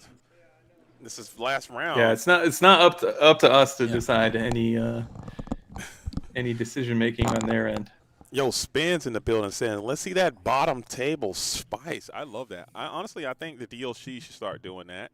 Like, just start working in like table 8,000 matches, dude. And in the DLC, that'd be hot, man. I think just I like as a backup feature match or I, something. I know you were on the coverage for PPG Denver, and in round 1 I was chosen for the feature match, but my opponent no showed. Right. So then they just picked the random table next to me, and they were certainly surprised, but happy to be on camera and good for them. Yeah, I like it, man. I think we gotta obviously you wanna create stars and personalities, and you want people to like, okay, wow, these people are really good, showcase the greatness. But at the same time, man, this is a whole community of people, and I think a lot of times what kind of frustrates me with Lorcana, we try to do everything the way that everyone else does it in every other game, and I think we should start trying to do it our own way. I think sometimes, all right, for this feature match, we're gonna show the bottom table. Just to see what they're doing. Just see what they're cooking. Uh huh. Let's do it. No, these are not these. This is not it. I'm saying like in the future. Like I want to show like some X. If someone is X7 and still playing, they deserve a feature match, man. Toss them in there and see what's going down. All right. Yeah, So we've been promised that there's some spice in this case. I believe we are going to get Birdie on camera right. momentarily. So Birdie and Betchy So are playing. You guys are Birdie not. and Betchy. Yeah, what can you tell me about Betchy? I'm not familiar with this All right, person. so Betchy is a longtime close personal friend of mine. Okay, I've known Betchy for actual years now, like not even kidding. And we used to play Go format Yu-Gi-Oh together, and at a lot, and that's the game that I came from. That's why I met Betchy, and we both started playing Lorcana. I started playing like before he did, and then he started playing, and then he's just a natural, phenomenal player. He's got great instincts, good. Understands positions very well, and we actually went to Vegas and we stayed together. And he's one of the moderators on my Twitch channel, so he's just a cool, happening dude. And he's a strong player too. I think he got a Simba at the DLC in Milwaukee, so he's a very talented player, but just hasn't had that signature breakthrough victory that you kind of need to really go from good player to great player. I think he has all the potential in the world to become like a golden Mickey level player, and I truly feel that way. If he just gains a little bit more experience and understands like just different positions, and he travels a lot too. So I really enjoy this Lumineer. And Yeah, I think there's a number of players that are playing, have been playing the DLCs that they're afforded to, that maybe haven't had that breakthrough performance. But there's a lot of strong players in the Lorcana community that maybe the average fan might not be familiar with because they've fallen short. But that's kind of what we've set up ourselves up for with such limited opportunities, at least at the DLC level. So let's see what each player can do here. all right, so it looks like we have it's gonna be Sapphire Steel, as both of these Illuminators electing to go with the pile count, pile shuffle technique. I know a lot of people are very anti-pile. I personally like to do it. I am in that camp. You're anti-pile? Okay. 100%. I think unless you're counting your deck, which maybe these players are doing, but I'm skeptical. I don't think it randomizes it any more than what we're seeing right now. But it also takes And like twice the time. it clearly takes way longer. Yes. I mean, Okay. we're underway. Clock is we're 2 minutes in. Birdie certainly taking his time, but someone doesn't do this kind of shuffle without having done it many times. So it can be hard to break a routine, but nonetheless, we will get started here in just a few minutes. Absolutely. I am a pile counter, pile shuffler enthusiast, I personally like to do it. I know it doesn't really change anything, but that just makes me feel good. I don't know why. I don't know. It just feels like I'm mixing up more, especially when I can mash them together. I don't know. People do it, and it is I know good. It is good to count. you are not alone in that sentiment. But yes, I'm definitely on the opposite side of the camp. Yeah, and All there's right, we got the all important die roll. ooh. I think that was double sixes on Betchy's side. I'll take a double six any day of the week, as Birdie has to hate to see it. We'll get those cuts in, shuffling and cutting, and it is time to play. I know both of these Lumineers are good friends. I believe they traveled here together as well. I think either they traveled here together or they're definitely staying together in the same place. So that is always going to be an unfortunate situation where you have to travel to an event and then play against the person that you were super close with. But only one person can win, and I'm certain you've got a ton of stories where you've had to battle against people that you've traveled with. Yeah, that can always be a bummer. I don't think these players are too disappointed in this situation, only because one of them is guaranteed to make top 8 with a victory. So it's always nice at least one of you has success, but you hate the pairing into the person you drove with to the tournament like round 1. I think we've all experienced that before as well. Mm-hmm. So at least in this case, there's a happy ending that someone advances, and then you get to root for your friend in the remainder of the top 8. Oh, for sure. And it looks like we got Birdie playing Sapphire Amethyst. We were just talking about Blurple and how Blurple might be taking a couple of steps back, but Birdie's still rocking with it. Usually, I'm surprised. I thought Birdie would be playing more of the dog strategy. I know that's a deck that they won a tournament. There was a 10K, I believe, event that they actually won playing the dogs last set. And now they're back at it again on Sapphire Amethyst here against Sapphire and Steel. Yeah, one thing I'll point out, this is the start of round 5, so if production can just update those game counters. Yeah, But we yeah, can reset Betchy on the play. We can reset the game counter. It should be 0 versus 0, as this is game number 1, round number 5, last round of Swiss. Winner is going to go into the top 8, as Goliath is going to come on into the Inkwell early for Betchy, and we get, what was that? Oh, we got Glare City, but we do not have Blurple. That is we not have Blurple. Webby. That's a fake We news. haven't seen Webby all day, and I said if you shift Webby on turn 2 against Sapphire, the Sapphire deck might as well scoop him up right then and there. So am I going to be proven correct? We will see. We're going to find out if we can find that. If we can find that shift here and now. We haven't even seen, and we were talking up Webby so much in the pregame. We have not seen a Webby Vanderquack shift on the board the entire day, which is wild. I mean, Betchy disagrees with me, but I would love to see a Webby here just to show the audience at home what it's capable of. It's an insane card, especially after your opponent has already ramped. And to go even further, I think just going second in general in Disney Lorcana is just incredibly difficult to do sometimes. But having a card like Webby, Shift Webby, and then just being able to gain tremendous advantage with this warded character is just so strong, man. So Betchy's going to hate to see it. Is she going to be there? And there she is. Oh, my goodness. The best Webby imaginable. Oh, man. That's terrible for Betchy, who does not have that Captain Hook Tipo play is what you need to combat this Webby, even though that's still a -2 on your side when that happens. But trust me, you're taking that every single day if you can. So... And this is a tough spot to be in, because if you're Betchy, I guarantee you probably have a Cinderella in your hand. You're planning on ramping some more.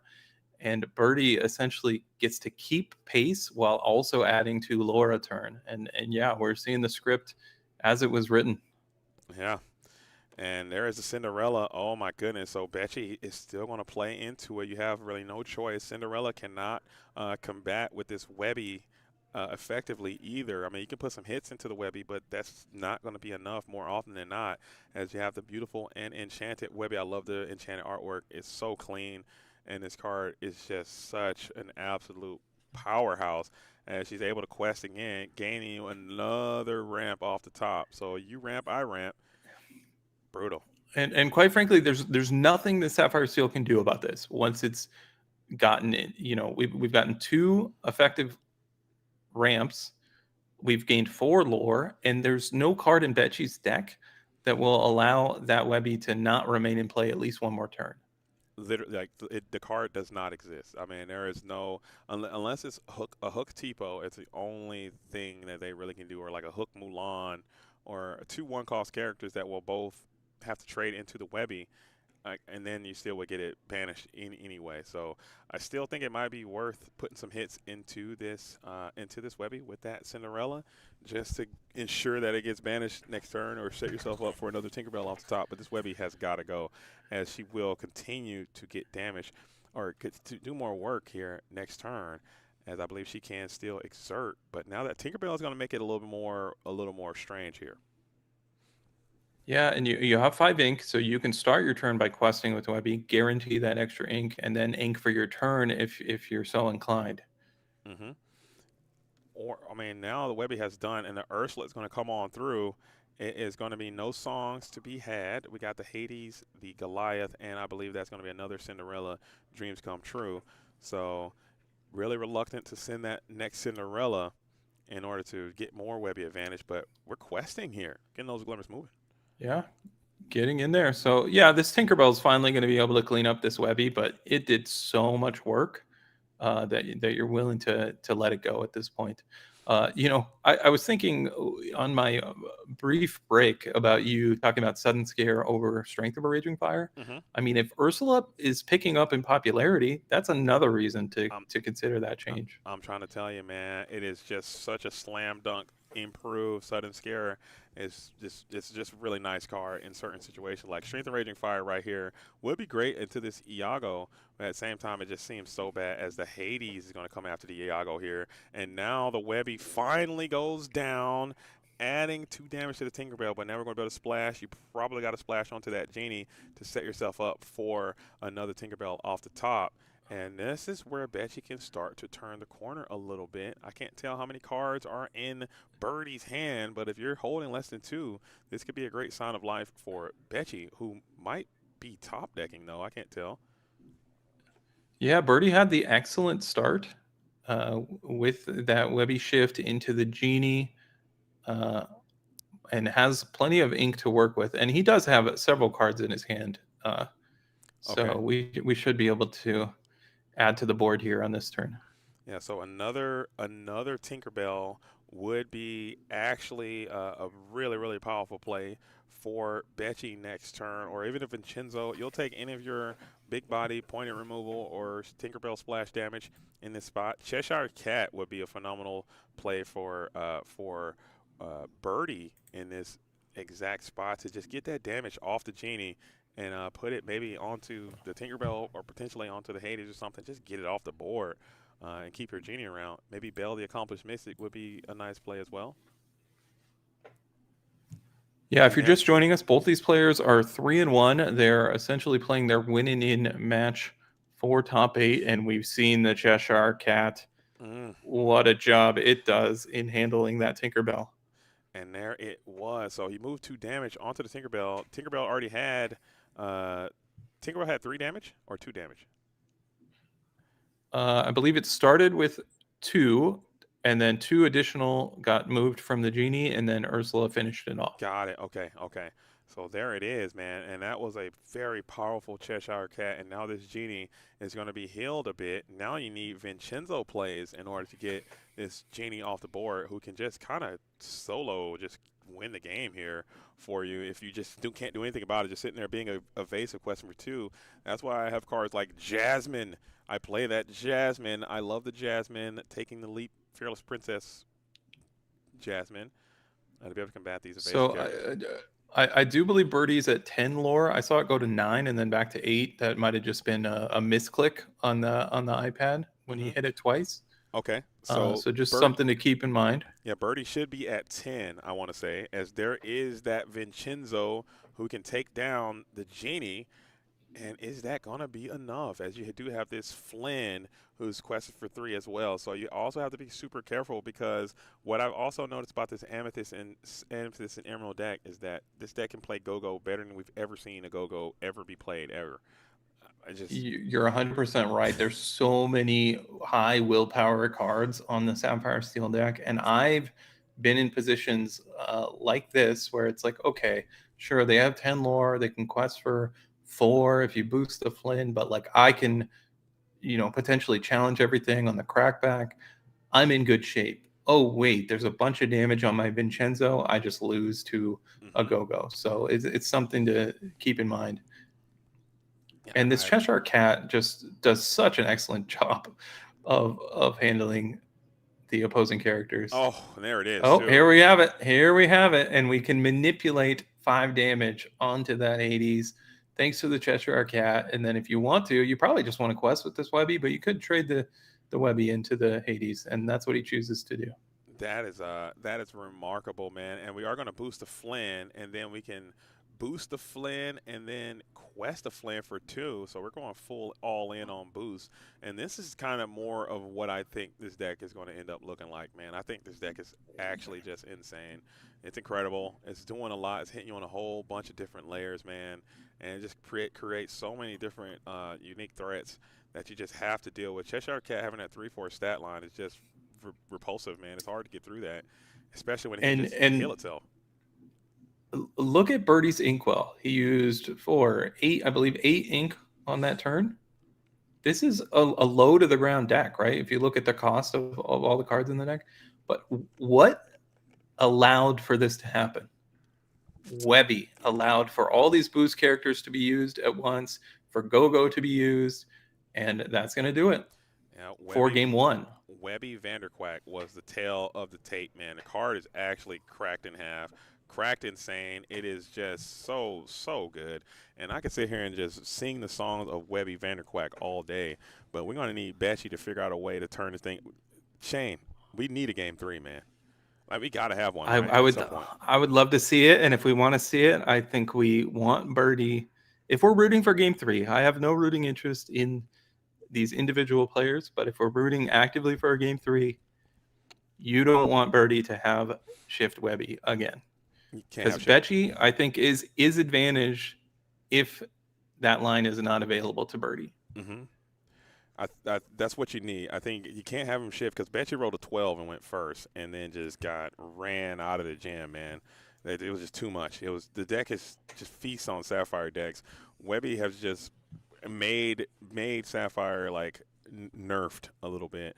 I think a lot of people were speculating highly that Sapphire and Steel or Sapphire in general would just be untouchably the best deck, and it still very well could be. But having that Webby Vanderquack to even the scales a little bit, even the shift, the base form Webby is like kind of good. When cards like Flynn, you can boost the Flynn and then play the Webby, and now you have a four guy that can swing in, take out the Tianas, take out the Daisies. I mean, it's a lot, man. This deck has a lot of answers as like a anti-meta pick. Yeah, we talked earlier about there being a lack of rush characters in the format, but there are these, for lack of a better term, combat tricks in the form of these characters that allow for a bonus. We've seen things like the Skater Mim show up and have a lot of impact on certain games. But yeah, Webby, don't discount that +1 strength. Obviously, it's never going to matter on the first turn of the game, but in the later turns, it's nice to have these 1-drops that just have that little tiny bonus that can actually have an impact. Yeah, we did see it. Was able to take down that Hades the Infernal Schemer after all of the go-go shenanigans that went through. But what does Betchy need? I mean, you play Sapphire Steel. You're a great player, much better than me. I mean, what does he need to do aside from hoping Birdie cannot shift this Webby? What are some other that's what I was gonna say. You have to hope that your opponent, it's completely out of your control whether they have Webby or not. But with that said, I mean, if you're Betchy, you just need to stick to your game plan. I don't personally think there's a scenario, unless he has a Fire the Cannons in his deck or the Captain Hook that we've talked about. We see Develop Your Brain, which is commonplace in these Sapphire Steel decks currently, because of how important it is for your early turn sequence to be a ramp into Cinderella. So we'll see what Betchy follows up with, but what does Birdie have? Does he have the Webby? That's the big question. Oh, and looking at Betchy's hand, it looks high-costed, and it looks uninkable. I see an Arthur. I see it Beyond the Horizon. I see it Develop Your Brain. What else we got over there? I can't see the rest, but I don't see a Sell the Azurite Sea, and I don't see a Tipo Growing Sun. So that Well, is we'll know soon enough. Oh, and if you're betcha, you're breathing a sigh of relief right now. And do we have a Tipo? Tipo would be great here. I mean, obviously, Sale is always great, but we saw a lot of uninkables. oh And we have a man. vision of the future. That is not what the doctor ordered. That is absolutely the last thing And any Sapphire player I've wants to been see. here. I've been in this position, playing for Top Cut on camera and missing your turn two ramp. It can oftentimes just be over then and there. Yeah, it's just such a it's such an unidealistic situation. As I couldn't see what he grabbed there, but we had to ink that Tinkerbell, and now he has the Diablo who's free and clear to just quest as well. So you had no Tipo to be able to counter this Diablo. You have no acceleration, and now you have this really awkward and almost silly turn 3 play now, which is just always something super mid. I mean, you don't even play 3 cost cards in your deck. So it's like, what do you do? And you show the Flynn and the Webby here, and we're going to just try to go straight to Aggro Town as we're starting to quest. One play I've made in this situation as a Sapphire player who misses that turn two ramp is, and this is very sad, it doesn't make me happy, the turn three Pleakley itself. Oh, Never a fun play, but sometimes it's what you have to do. And Becci, even though he played that Vision of the Future, a ramp spell still would have been okay on this turn just to advance your ink count. He opts for the Captain Hook. He signals there is no ramp spell available. and you know what's even sad now in this spot, because this is just sad. Like, if you shift Webby here, you play another Flynn, and we're just going to get to quest it. So Birdie's all in on this aggressive start. So I mean, Captain Hook, at least it's able to challenge on the following turn, but these Flynn Riders are going to add up as far as lore is concerned. And now he got the Tipo. Better late. Oh, it's done. Leave him out of here, honestly. As I think he might have to. Is it Tipo time? No, we got to go with the Cinderella, who is going to be a much better ramping option. Captain Hook now. I guess you can take the plus onto the Webby, but you're going to get plus right back onto the Captain Hook with the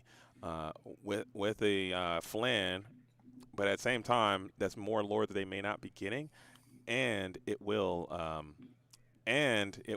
slow them down, but also break up that shift line. I think you still got to take that opportunity. Yeah, you do shut off the shift line. Captain Hook's still available. If Birdie wants to remove them from the board, he's going to have to put some work into it or at least challenge. And Cinderella, normally not the best challenger against most decks, but honestly looks formidable on this board. Yeah.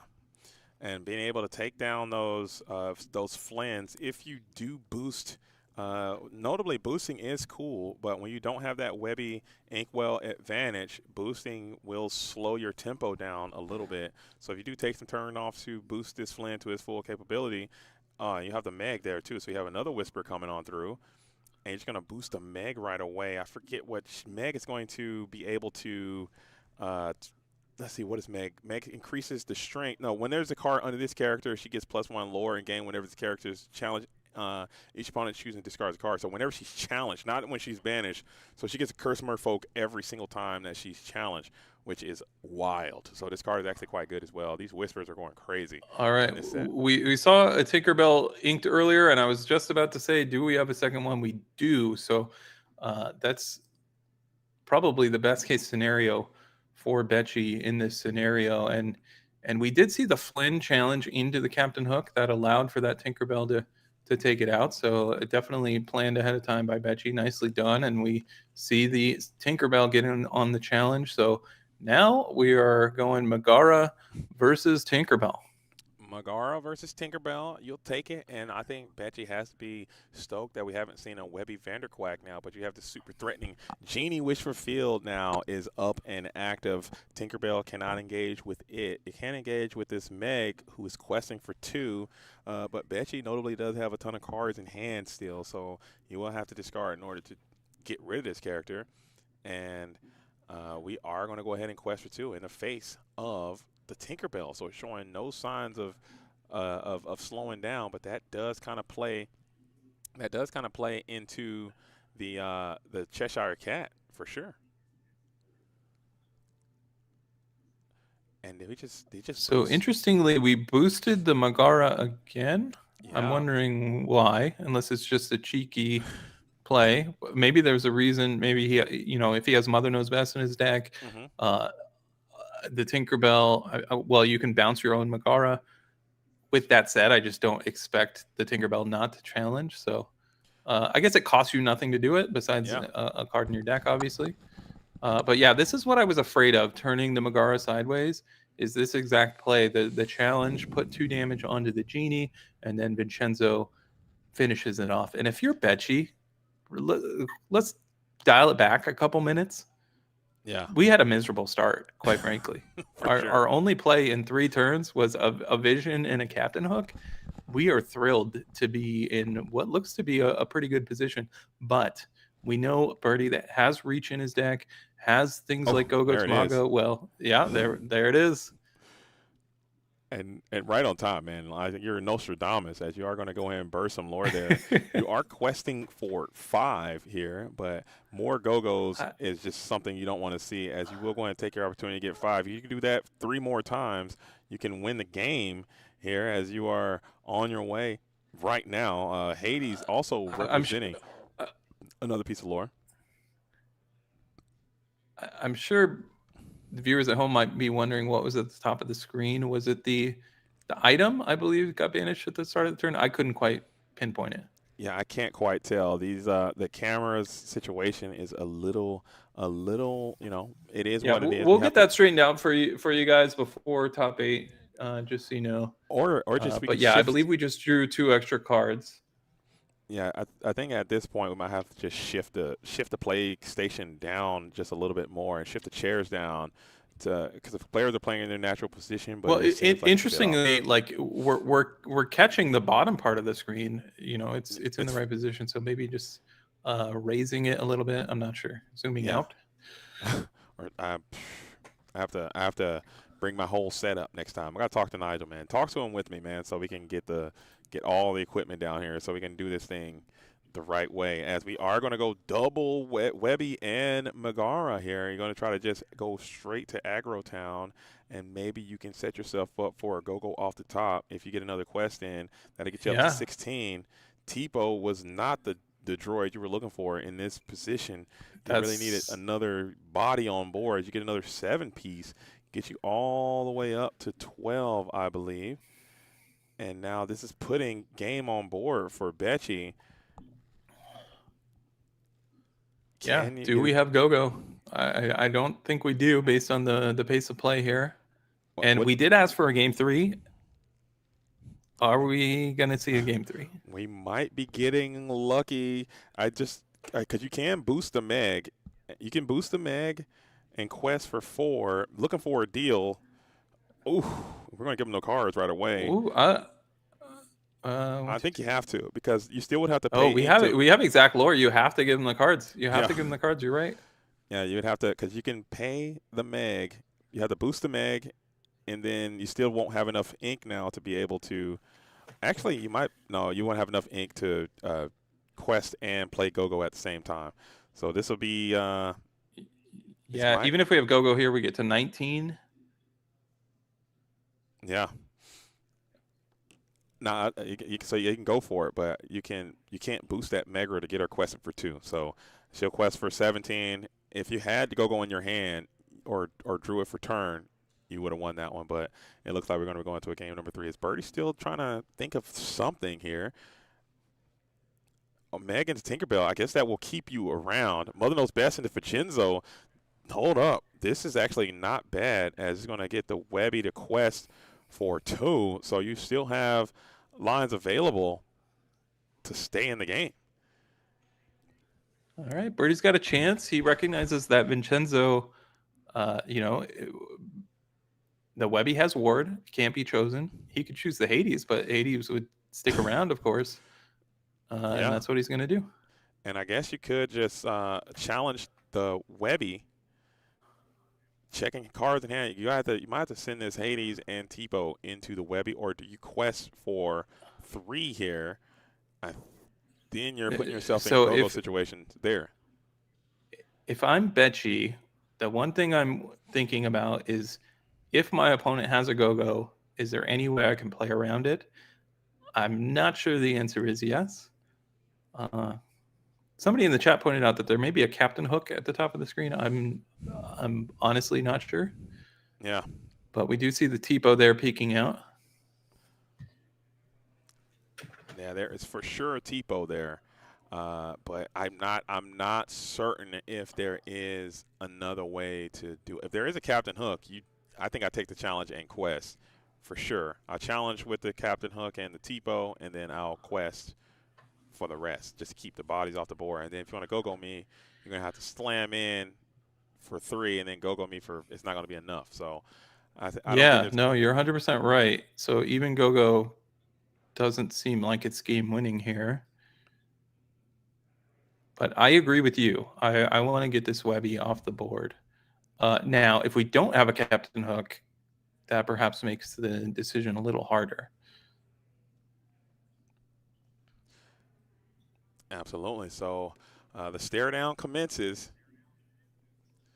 Both of these players are thinking about it. This is round number 5. This is the Bubble Blaster. The winner of this match will go into the top 8. The loser of this match will go on to eternity somewhere else. Okay, this is it. This is for everything. This is game number 3. Win, go on. Lose, go home. And they're riding together, so it's gonna be a sad ride back home too. So they're playing for it. I hate to correct you. This is game 2, but Betchy's fighting for his tournament life right now. So he's thinking it all through, and this is a smart play. You know, he looked through the discard. He's taking his time, and what did he do? He moved go-go to the top. He wants to know, can I afford to play around go-go? If Birdie has go-go in hand, you have to remove the Webby from the board to survive. Yes. And that's what Betchy is figuring out right now. And his questing. And we do see the captain hook peek out. So go-go wins it, I believe. You quest with the Webby, you challenge 3 into the Hades, and that's 15 to 20. So he's taking a calculated risk here. And we're looking for a deal. Yeah, let me see how much ink you have. You still got to turn for ink. Obviously, we're thinking about go-go here. He could ink and play go-go. So, and we're at 16, so we have exactly lethal. We're threatening 4 lore on our turn, even if we get rid of Vincenzo. So once again, this is a big decision. Oh man, how good is this freaking Hades, man? If he draws this go-go here, I'm gonna lose it. Come on, not like this. Let's get a game number 3. I thought it was game 3. I don't know what's wrong with me. Okay, I don't know. Maybe I've just been eating Uncrustables and not eating breakfast. But he didn't get it, and it was beyond the horizon. So we are going to get that all-important game number 3. And Betchy had probably the worst starts. I didn't even see the cards drawn. I know the deck is off screen there, so I wasn't sure the decision was made. But yeah, we get what we wanted. We get a game 3. We have 19 minutes left. Hopefully that's plenty of time. We talked about the shuffling at the start of the round, but these players are shuffling nice and fast now. Yeah, that was an incredible game. Well played by both of these Illuminaires. You can tell they're in tune with these decks. You can tell they put a lot of reps in and they know what's going on. And this is why they're in a position to potentially make it into the top 8. So everything I said before is now accurate because this is a winner go on, loser go home situation. Now we're in game number 3. Okay, I read the script. And credit to Betchy there. Sometimes, and I've been guilty of this. I've been trying to change my mindset in a lot of scenarios. It's better to play to win than play not to lose, and that's what Betchy did there. Obviously, if he has the go-go, it's a feel bad moment. You theoretically could have played around it, but nonetheless, Betchy knew if he doesn't have the go-go, I'm pretty much guaranteed to win on my following turn. So it's a calculated risk. He took his time, looked through the discard, saw at least one go-go, and decided, you know what? I'm going to go for it. I'm going to go for it. Sorry. My bad. I got to grow up. I got to go up. Woman up. All right, that's it. All right, last one, I promise. Game number 3 Here it is. It all comes down to this. Who wants it bad enough is the question you have to ask yourself. And is that Vanderquack play going to be optimal on, I think on play, on draw, I'm looking for Shift Webby, and I'm looking for Shift Webby immediately, and that's it. Yeah, and Betchy sent 7 there, I believe. Birdie sent 5. So I mean, mathematically, you know what Betchy's looking for. He's looking for that turn 2 ramp. Does he have it locked up? Does he have the Webby shift package already? 75 cards? That's a I don't know. possibility. That's a definite possibility. But you can't miss ramp twice. I just don't want to. Okay, no Webby. That's a good sign. I'm taking a nice non-turn 1 Webby any day of the week, even though this Flynn Rider on 1 is also quite annoying, but Captain Hook can match with the Flynn Rider at least. So if you go boost quest Flynn, you could trade with the Captain Hook, no issue, and I think I'll take that trade. Yeah, Webby shift line may be a little worse on the play. He can take a more aggressive line, but this Captain Hook looking like the perfect answer. Absolutely. The forceful duelist himself. I think I might have to work some Captain Hooks back into my deck. This Captain Hook is probably what I've been missing in my own Sapphire Steel journey, as I'm still trying to find the best way that I want to play the deck. As now Betchy here looking for a turn number two. No, I'm sorry. We're waiting on Birdie here to go for an ink here. Yeah, and the Flynn lines up so awkwardly against this Captain Hook. I mean, realistically, you can't quest unless you boost. And if you're spending your entire turn boosting, that's not ideal. So yeah, he recognizes that and just plays the Webby there. So I have to wonder, was the Webby drawn for the turn?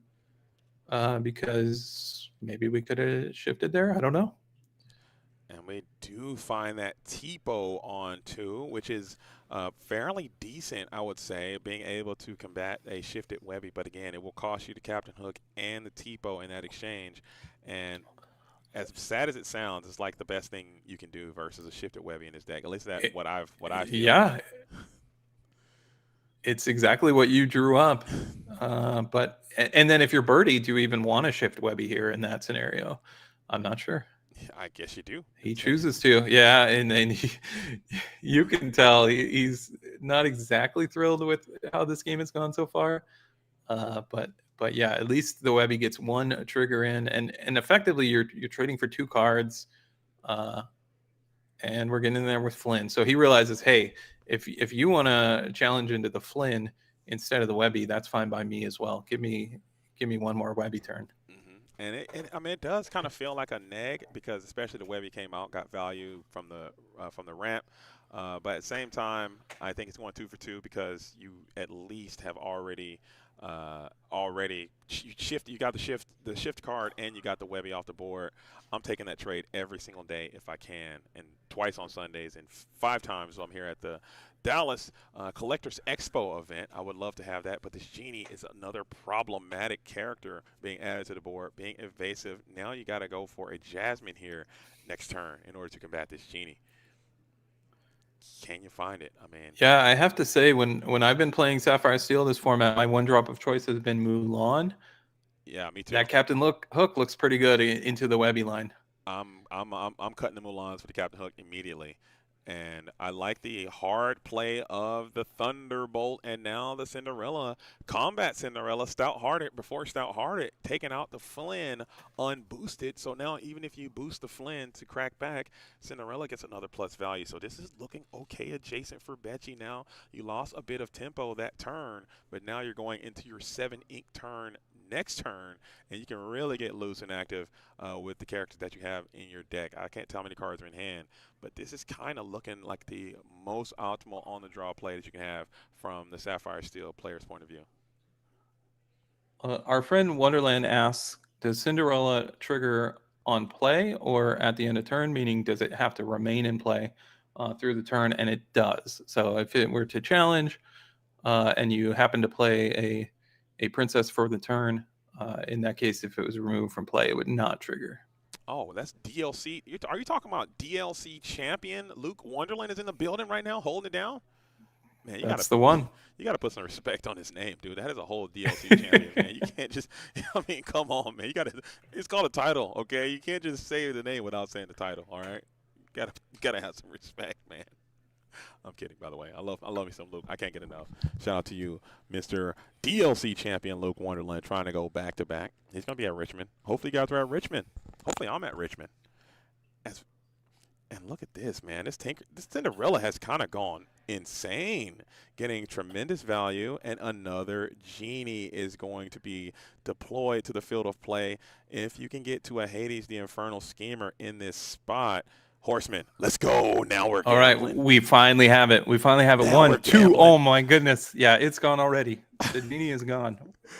But we get to spin the wheel anyway. And rip some cards from your opponent's hand, That's too. nice of those visions to be conveniently on top of the deck.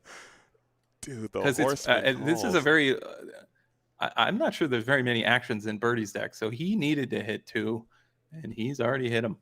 I mean, but if you can rip like the Hades looking for deals, like get those guys out of here, like any kind of good card would be a nice thing. Because don't forget the Headless Horseman, it's great to destroy a character, but just messing up your opponent's hand there's some value there, man. Taking their good cards. All right, and, what do you we hit 2 get? of them too. That's a great. Oh my goodness. That is a great use of a Headless Horseman. You hit 2 of those Hades looking for deals, and that could have been 4 cards because you're never giving up this Headless Horseman. Let's be real. That's 4 cards that you just put in the discard pile.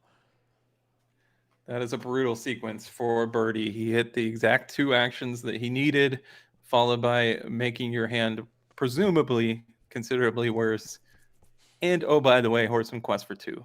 Yeah. And he has 7 willpower. How do you get rid of it? I'm a huge fan of this Headless Horseman. Not gonna lie. Witching Hour is one of my favorite new effects. I'm so with it.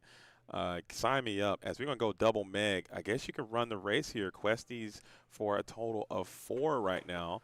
And also maybe rip some more cards from Betchy. But Betchy's top decking, and he's in full-on boat mode. Yeah, Betchy will just play whatever he draws for the turn and then challenge into the Megara potentially. Okay, Mother Knows Best changes things. I like it. All and right, now we got some lore. And we're trying to set yourself up for a potential. You still can Prince Philip here. This game has been amazing. These Luminaries are getting so loose, so active, as we are going to sell the Azurite Sea to cycle another card. Maybe you're trying to get another Headless Horseman going, and Tinkerbell will splash back at it again. Maybe you can ink for turn and send one after this Meg, or do you give up 4 more units of lore? I think you got to ink whatever it is, and it is the Namari who's going to get out of here. So taking a Headless Horseman on a challenge, 3 damage, not to go-go. Yeah, this is the spot where we're going to need some go-go's to win this game, I think, and I think more than one. And it could 100% happen. So we are on the approach. We are keeping the score ourselves now. The iPad has lost Wi-Fi capabilities, as we are going to get that Junior Woodchuck guidebook. Shout out to the guidebook. That was my card reveal of this set. Had a good time making that card reveal. Hope people enjoyed it. As we have the Genie Wish Fulfilled as well. So, man, what a game. They're swinging, man. They're swinging. Yeah, and it's going to come down to the top of the deck here. Do we see a TPO or something low impact? Sales, just a redraw? Okay, Kita, I mean, if I'm Birdie, I'm thrilled that wasn't something better, to be quite honest. Oh, yeah. And we are going to go ahead and send the Tinkerbell in, splash onto the Genie as well. We are opening up Cheshire Cat go-go stuff again. We saw how grotesque that was in the previous game, but we can't have that happen again, as Cheshire Cat being able to, like a Genie into Genie into the Tinker. No, that won't work. But I don't know. Cheshire Cat send 2 damage over to the Headless Horseman and then go for 5 seems kind of good in this spot, but I don't think your ink totals will allow that either. So a lot of meat left on this bone, man. There's a lot of things happening as we're going to pull the lever.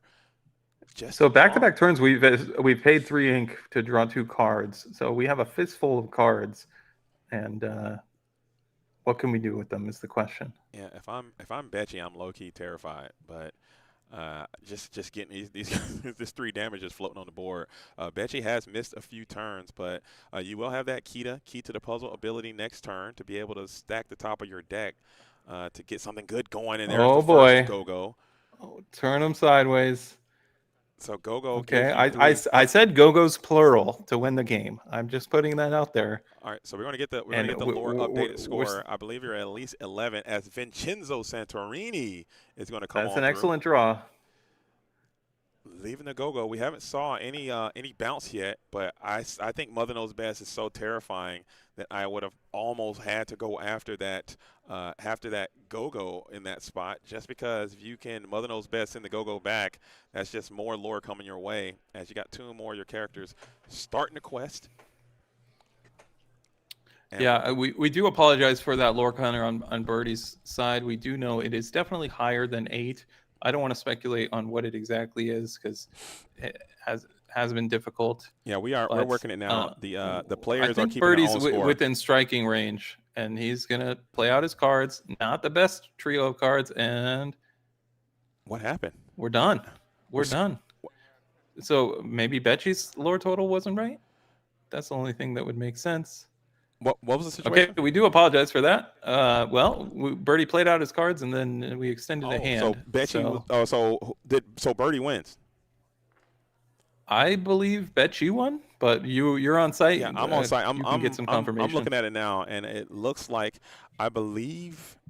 Let me go find out, man, because we had some discrepancies with the lore counting there. The iPad keeping the score is having some Wi-Fi related issues. We're just having a ton of connectivity issues in the facility right now, and I think that we're still some work in progress to kind of work that. I see some other production. Huh? Birdie won. Yeah, so Birdie did get to the win there. We did miss some lore in that spot. Yeah, I believe Birdie won there. So GG's well played to both of those Illumineers. Birdie came out on top, was able to withstand, outlast, and outflank there on Betchy. Shout out to Betchy again. I absolutely adore that Illumineer, man. I think he's a great player. It just didn't work out for you that time, and it is what it is. But that Emerald and Amethyst deck, man, it's a powerhouse, man. It's something that you got to watch out for, especially if you're a Sapphire Steel player like myself. Yo, we're out here, and boom, boom, boom, boom. 3 dudes were just too many to remove to push through. You hate to see it. You hate to see it, man. You absolutely hated to see it. Yeah, his lore was much higher than we had originally anticipated. Yeah, man. it had to be. All right, so we're still waiting. That was a full-on Game 3. Looking around the venue, it looks like everyone is done with their round, so we're going to probably be cutting right to the top 8 here very soon. I want to thank you guys for all being here and kicking it with us. It's me, your boy JDZ, Cowboy DZ, as it may Cowboy be. The rootin' is tootin' is cowpoke this side of the Mississippi, wrangling down some Illumineers and seeing if we can rustle up some grub to see who's going to win this tournament. But it is what it is. And I'm with Shane, a.k.a. Shaner's Edict. You guys know him. You guys love him. We're back at it again. Howdy, partner. Howdy. I am looking at the Melee standings, and we have an official top 8.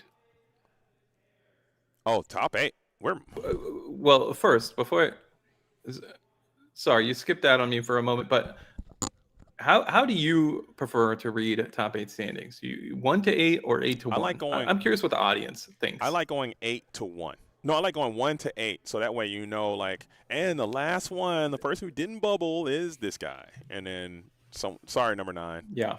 Yeah. All right, I will go ahead and read off our top 8. Drum roll. Number one seed is Free Win, and these are Melee names, so we might not know each individual player's real name. Number 2, we just saw on camera at 4-1, Birdie. In third place, Nadas Dennis. Okay. If I'm pronouncing that correctly, also at 4-1. And then we had a couple players who started 3-0 and had the benefit of double drawing into top 8. That's Chardrum, McPhilly, and Riplungs. Now, I'm gonna finish this top 8, but then I want to talk about that. Okay. 7, 3-1-1, Great King 54, And in 8th place, also at 3-1-1. So it was a clean cut, did not come down to tiebreakers, is Randy Jeffries. So that Randy, is our top Watson. 8. Sorry. Hopefully they can call all their friends right now and say, hey, I might be on camera. Let's get some more viewers. Tell your friends. Top 8 is coming soon. We'll get some of these issues straightened out for you for these next couple rounds. But okay, let's talk about this. All right, let's hear 302 it. records, right? Yeah. There's 3 people. One of them is in 4th place, and we have 5th and 6th. I understand guaranteeing a spot in top 8 is very important in most tournaments or top cut, whatever Mm-hmm. whatever it may be. But you do put yourself in a position. If you're McPhilly and Riplungs, you're now on the draw in your top 8 round. Yeah. So something to consider. I mean, it does come at a cost, right? Like it always feels nice. So you can double draw. You basically effectively got into top 8 after 3 rounds.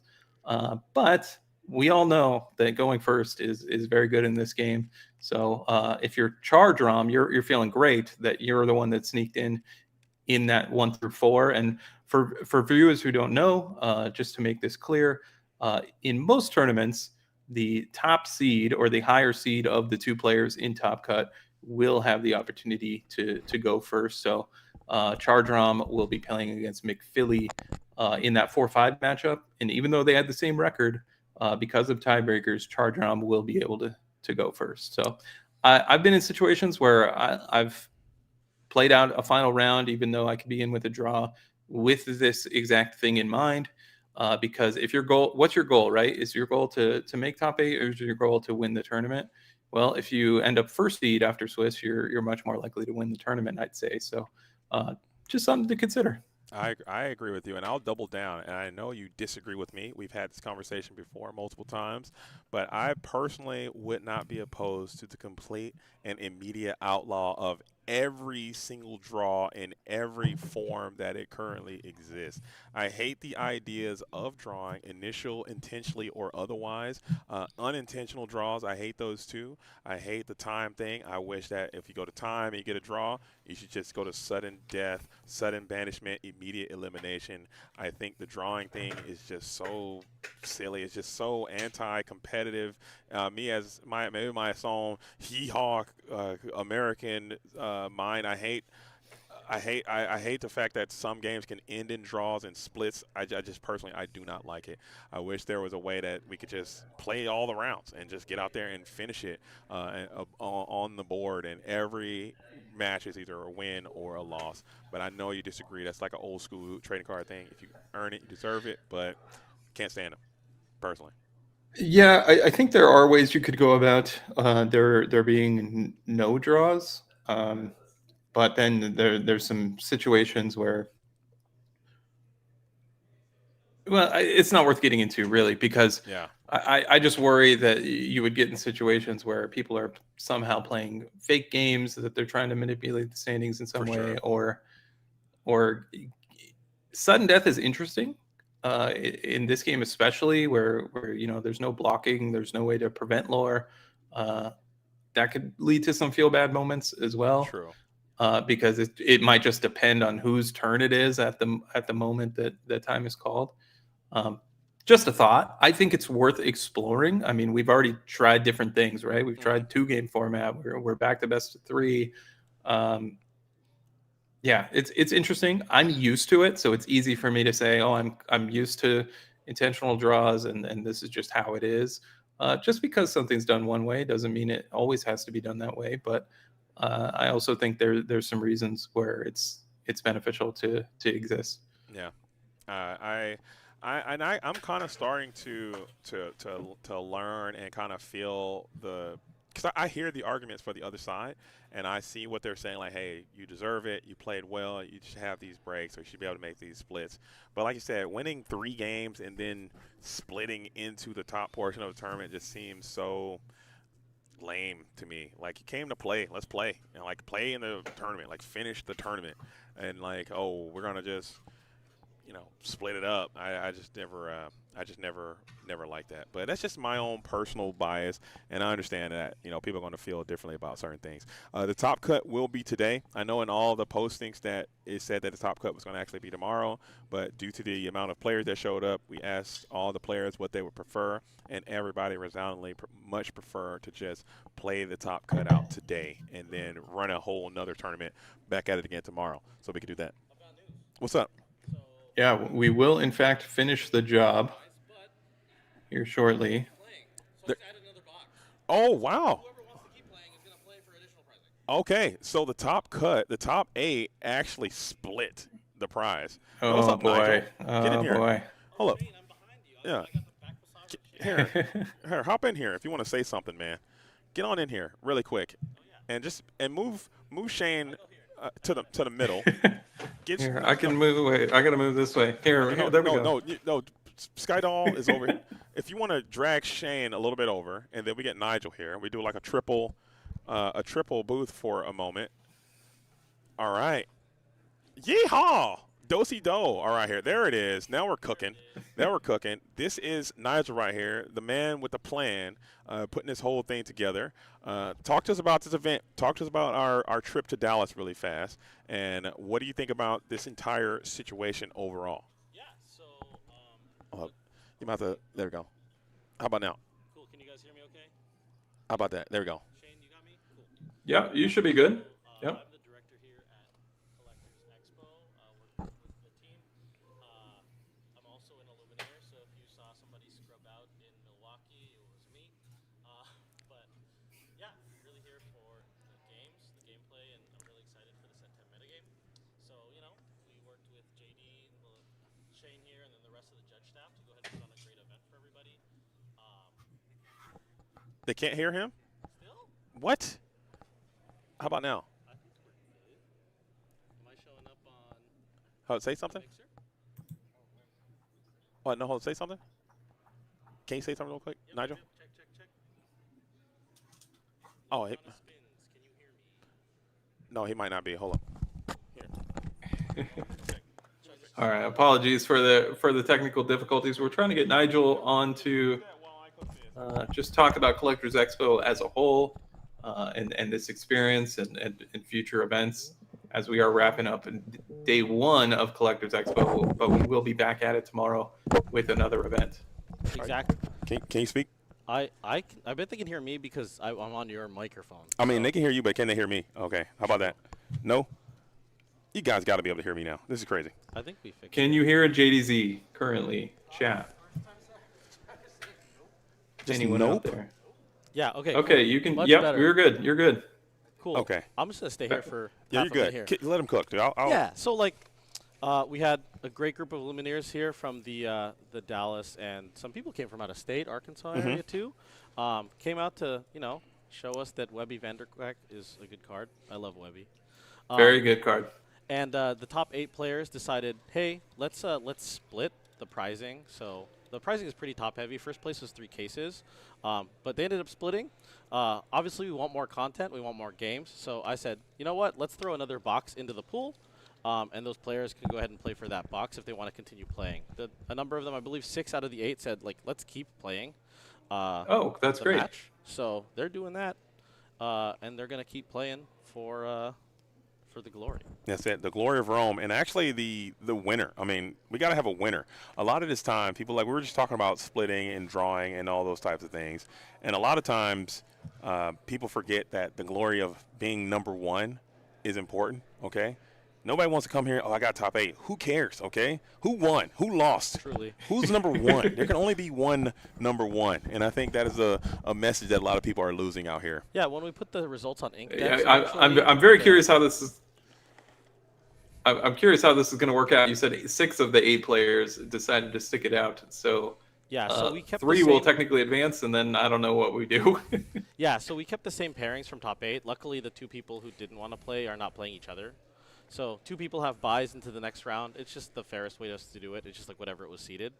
Yeah, they'll just keep playing. And, if you want to be the best, you got to beat everybody anyways. So Yeah. that's the way I look at it. I'd love to hear it. I'm really happy to say that we got some more games coming. definitely want to provide as much content as possible. Yeah, and we got more games tomorrow too. So tomorrow, generally for our tournaments, we do the salty run back for day 2. So those who don't make Top Cut get to play another tournament on day 2. But since we're gonna finish all of Top Cut today, we'll just enter everybody into that second tournament. It's another 2 case tournament tomorrow, so it should be real excited. Perfect. I come from the school of never splitting. So like when I go to tournaments, people ask to split. I'm always the one to say no, just because I'm here for the glory. Like I work so much and have so little time to game that when I do game, I want to get in as many games as possible. And splitting just takes away games. So Yeah. why? I agree. I'm true. more going to be in your camp, man. So right now, you guys are not missing anything. We are going to get those games going, but it looks like the players are kind of milling about, and I think that there are still some active deck checks that are happening. Looking around the venue, seeing some people are starting to collect their stuff and moving on out.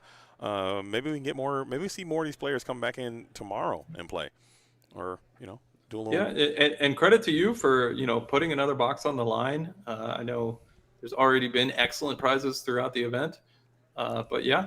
Yeah, the EV for this tournament is crazy. If I did not work this Okay. tournament, I would have played. Yeah. It's funny, if we had one more player, we would have had one more round. I know, So it's crazy. we needed that. So it was nuts. But yeah, so the part of the reason I came over here is to kind of give you guys an update on what the timetable looks like for what's going on. So now you we gotta are going to stay. play. I'm about to leave. Okay, go ahead. We're going to have 3 more rounds of people playing for this extra box. But they are going to take a little break while they go through deck checks and stuff. So I guess I'll sit here with Shane for a little bit and kind of get an idea. I was watching the stream while running around doing the convention. So if you guys don't already know, I'm the director for Collectors Expo here. I also run a card shop in California, so maybe people know me from there. But yeah, I've been running around the convention floor all day while watching the stream on my phone, while helping people get through the lines of the convention and vendor check-in and all this other good stuff.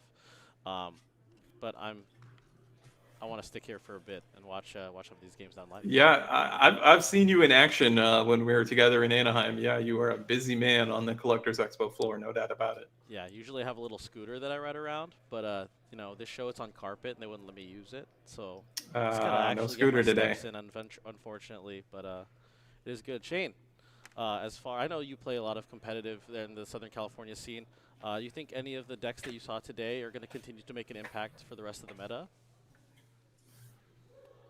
Yeah, absolutely. I think Sapphire Steel is going to be a prominent fixture in the metagame. But in that last round, we saw Emerald Amethyst, which I think is the natural counter to these blue decks. You have Webby, as you mentioned, and you have Go-Go, which those 2 cards, I think Emerald as a whole is just very well positioned against Sapphire. So you could see a rise there. And then of course Amethyst Steel, Sapphire Emerald, all of those decks we saw on camera here today are excellent choices going into future tournaments. Yeah, and as opposed to like the Fabled meta game, where it felt like the season was a little bit shorter, it was definitely a little bit more condensed between sets 9 and 10. I think for set 10 to set 11, we have a general like 3-month period to play these out. So I think we're going to see a lot of evolution of decks as we see things like CCQs and stuff, like next week even in Vegas. We'll see maybe some new innovations for people who bring out the goo into next year, because we're going to play this until late January, I think. Yeah, it's going to be a lot longer than the Fabled metagame. Of course, we will have the event. So why am I blanking on the name of the Lorcana Challenge? Of course, Disney Lorcana Challenge.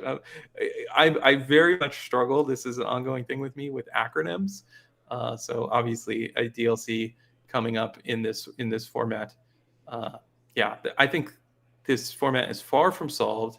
We have so many powerful cards that were added with Whispers in the Well, and a lot of room for innovation. We saw some of that innovation today.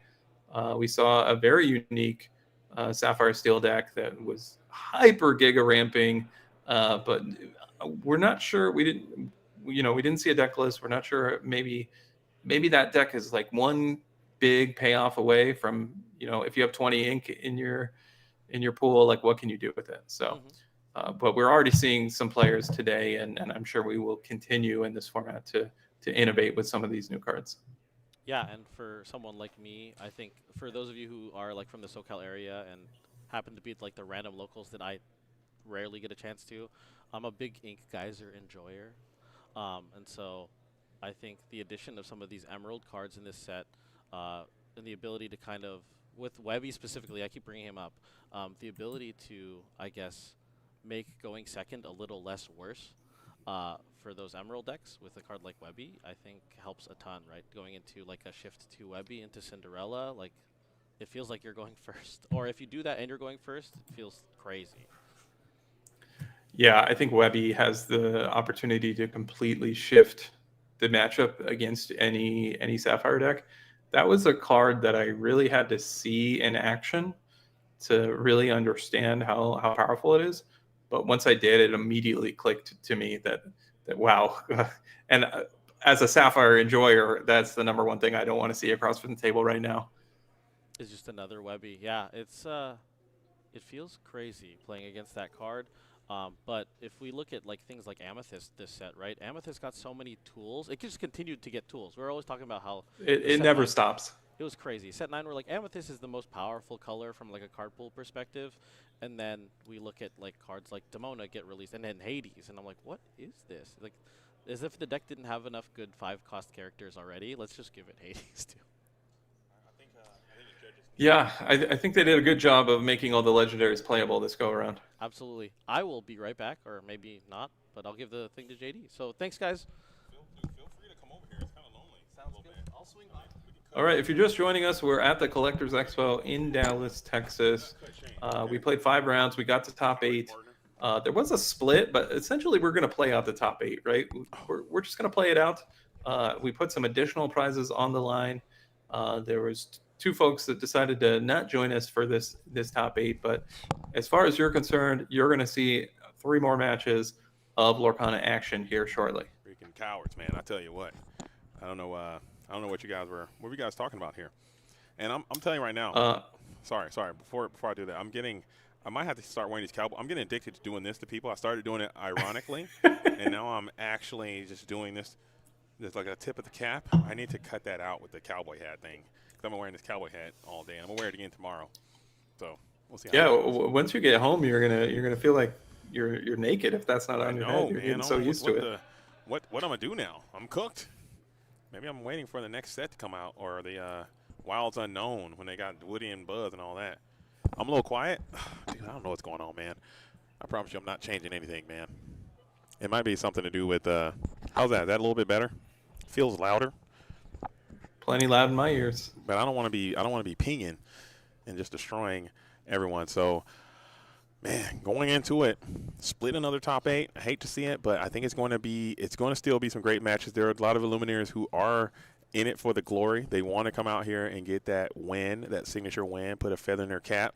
And we talked about this in the last weekend as well. There is some value to winning these tournaments that you can kind of really translate into some type of like almost sometimes monetary gains with the guides and the YouTube subscriptions and the Twitch streams, and just getting your name out there.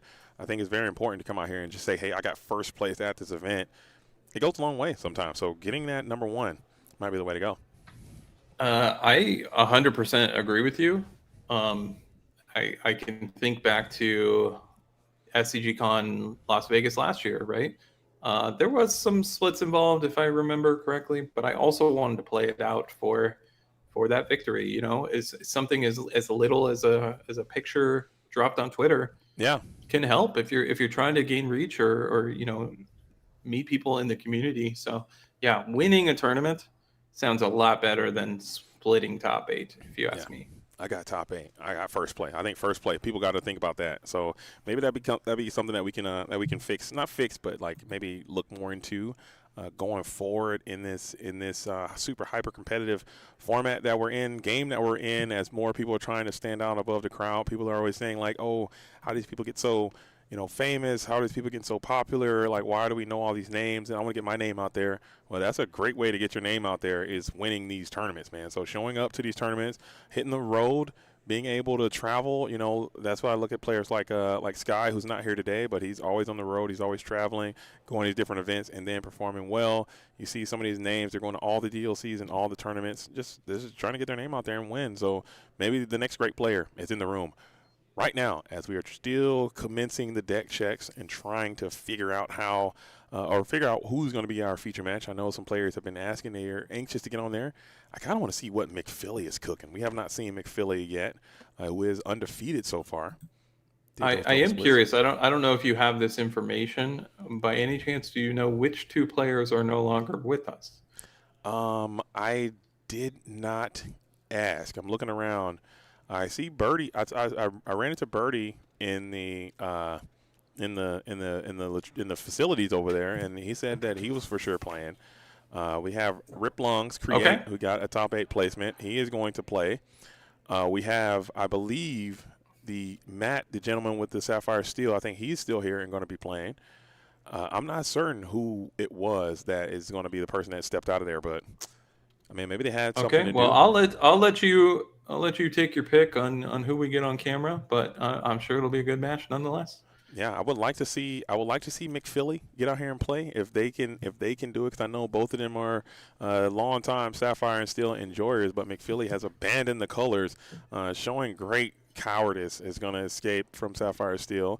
We're going to see who else is going to be. It looks like, I forget, I'm so bad with names, but it looks like we still have a pretty decent room as people have started to leave the facility. It looks like all the top 8 players are still kind of hanging out with their crews and people supporting them. They're kind of still kind of moseying around. Sounds like the appropriate word to me. Well, come on now, mosey up, little cowpokes. Hey, we're going to get out of here. All right, now, I'm going to tell you one more time, buddy.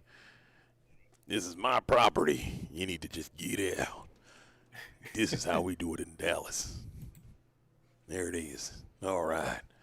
Tell you what, partner, you better watch your back around here. Sorry, have you ever considered have you ever considered a career in voice acting? I think you might have something there. Tell you what, partner. I need to try it. I don't know. I can do it. I got to hit up old Brent Mukai, man. He's got to get me right, man. Let me get an agent. Yeah, there you go. That's the right way to go. I'm trying to do it. I'll do it. They are still deck checking. I mean, we got to let's hit the turbo gas pedal on these deck checks, and let's make sure everybody's Can I go on my pedestal for a moment? Please get on your soapbox, man. Please. I have noticed a pattern in Disney Lorcana where before Top Cut we are deck checking. I don't have an issue with that if you are also doing random deck checks throughout the tournament.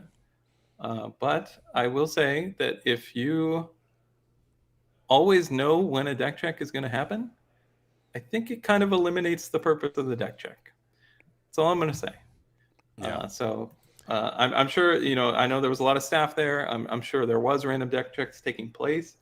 But I don't know that these Top Cut deck checks are 100% necessary. But it is what it is. I obviously want to, I think they're important, deck checks. But if you know what's coming, well, I'm not sure. You know what? I think you make a very, very good point, and I will stand up to that. And I agree with you, because because the whole point of doing a deck check is to, 1, make sure you're playing the deck that you submitted. 2, to make sure that your cards are legal to be played or not like corrupted in some way, so you can get like some type of advantage over your opponent. And I think you have to make sure the deck is what you registered for it to be played as. So you're checking for things that would be super valuable to have much earlier on, because hypothetically, okay, and it's very, very uncommon to catch something in a deck check situation in the top 8. But hypothetically, if you do, how unfair is that to everybody that they've already played throughout the entire history of that tournament? Like, there should be at least, maybe you won't catch everybody, but every now and then you'll catch someone periodically, and you're going to be able to see that. So I agree with you. Yeah, 100%. Yeah, and you can do both, like I said, but as long as I'm a big fan of random deck checks. In fact, uh, the PPG in Denver, I played a side event on Sunday, sealed deck, Mm-hmm. and a lot of players might not be familiar with sealed deck registration, which is a very arduous process that requires, checking boxes or tallying up your entire pool and then deciding what cards you're going to play, tally that up on a different side. Something I'm familiar with, but I could tell, there's a lot of players that haven't done that before. And that's a situation where you have to be very careful because they were doing random deck checks. Uh, and in one case, and this is no fault to the judge, but in one case, I did get randomly deck checked. Uh, Judge came back with our decks, says, Shane, can I pull you to the side and talk to you for a second? And I thought, oh wow, I've never had a deck issue in my life. This is the time I did something wrong. And he said, okay, you have this epic in your deck. It's noticeable in the sleeve. We're gonna have to replace it. Then I had to tell the judge that I don't have that card in my deck. So it was my opponent's. He just got a little mixed Oh. up there.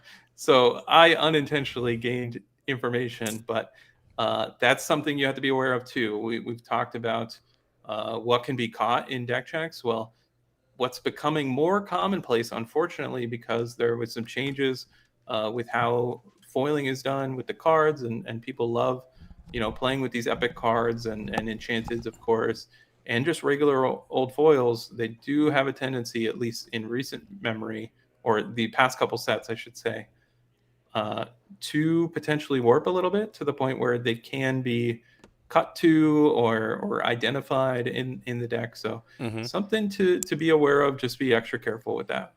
I agree, man. I think that is a very, very solid point. I'm glad that they do happen.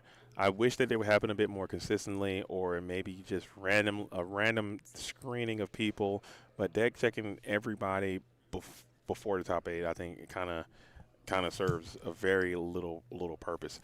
So, do we have a top eight meta yet? Says Katie from the Lord Keepers Inn, and actually, we do. The deck lists are in the Discord. Maybe there's a way we can work those into the stream, but I do not think that is going to be an absolute possibility. So let me find the Discord. We can kind of look over them. Shane, I think you have access to that same Discord server as I do, so you can look at them as well, and maybe we can get, we could possibly also get. We can also get Skydoll to kind of work them in. And I think we only have 6 of the decks because the 2 people decided not to continue on with the tournament. And this is just unhinged right here. We have some as Dreamborn and some as just pictures of the deck. Some are screenshotted. Some are. This is just, come on, man. We got to clean it up, okay? We got to clean it up, dude. Actually I unhinged. agree with you. I will say I don't believe we did do this tournament through Melee. They do not have Lorcana decklist functionality. They do for some other games, so I know they can build it. But hey, I want to give Ravensburger a thumbs up in one area. Mm-hmm. Listen, we all know there's been issues with Ravensburger PlayHub. Yeah. The deck registration in PlayHub is extremely smooth and easy, and they're doing something right in that department. So that eliminates the issue that we're having right now, which is seeing deck lists in all sorts of ways. But I'll go quickly through the deck lists that I do have available that made top eight. Dennis Nadas had a Sapphire Emerald deck that looks pretty standard with Basil included, but no other detectives in the package. We had McPhilly also on Sapphire Emerald, so 2 for 2 so far on the Sapphire Emerald. He has Max Goofs, which I did not see in the previous deck list, so something notable there. Mm-hmm. And we'll get all these deck lists officially published sometime after the event. Charred Rom got there with Amethyst Emerald. Uh, we saw the Go-Go and the Webby do some work in that final round. He also had Library and some other unique cards going for more of a boost package. Yeah. Was this the Then person we that we had saw on another stream earlier? Amethyst Emerald.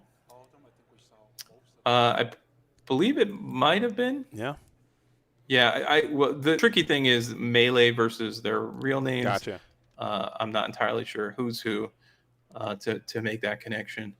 And then we have a mystery deck. It's just a picture of a deck, but we have another Emerald Amethyst with some boost mechanic as well. We Yep. have 4 different boost characters. Yeah, with the No, magical actually maneuvers, 5. the So Olaf. really going heavy on the boost. Oh, this is this. Yeah, this. We also saw this deck on stream as I well. think We this saw is the this one. one we might have saw on camera. Yeah, this Yeah. one's like that super boost mega aggro version, all in on boost, just boost everything. Okay, so they made it into the top 8. Char Drum has a lot of boost stuff in here with these blessed bagpipes and all those boosted characters, but they also have that blue walk-off synergy that you got there. It's blue with blessed bagpipes. That could be a 6-lore burst instantly, and that just feels really good to kind of blue blessed bagpipes, go GG, see you never, because that could be like a 10 lore swing sometimes. Crazy burn right there. The thing goes fast. McPhilly and Dennis Nadas Yeah. both playing that green blue. Create Rip Longs is playing the Sapphire and Steel. Notably, looking at this deck, he has no Strength of Raging Fire, so he got the memo, okay? He got the memo. I don't know how he got it so soon, but he was ahead of the curve and getting Strength of Raging Fire out of your deck. There is but did you see what is there? There is There's this. one sudden scare in the deck. There is a sudden scare. There's one sudden scare, and there's a one jump ahead is in the deck with 2 Beyond the Horizon. So ahead of the curve, ahead of the timeline there.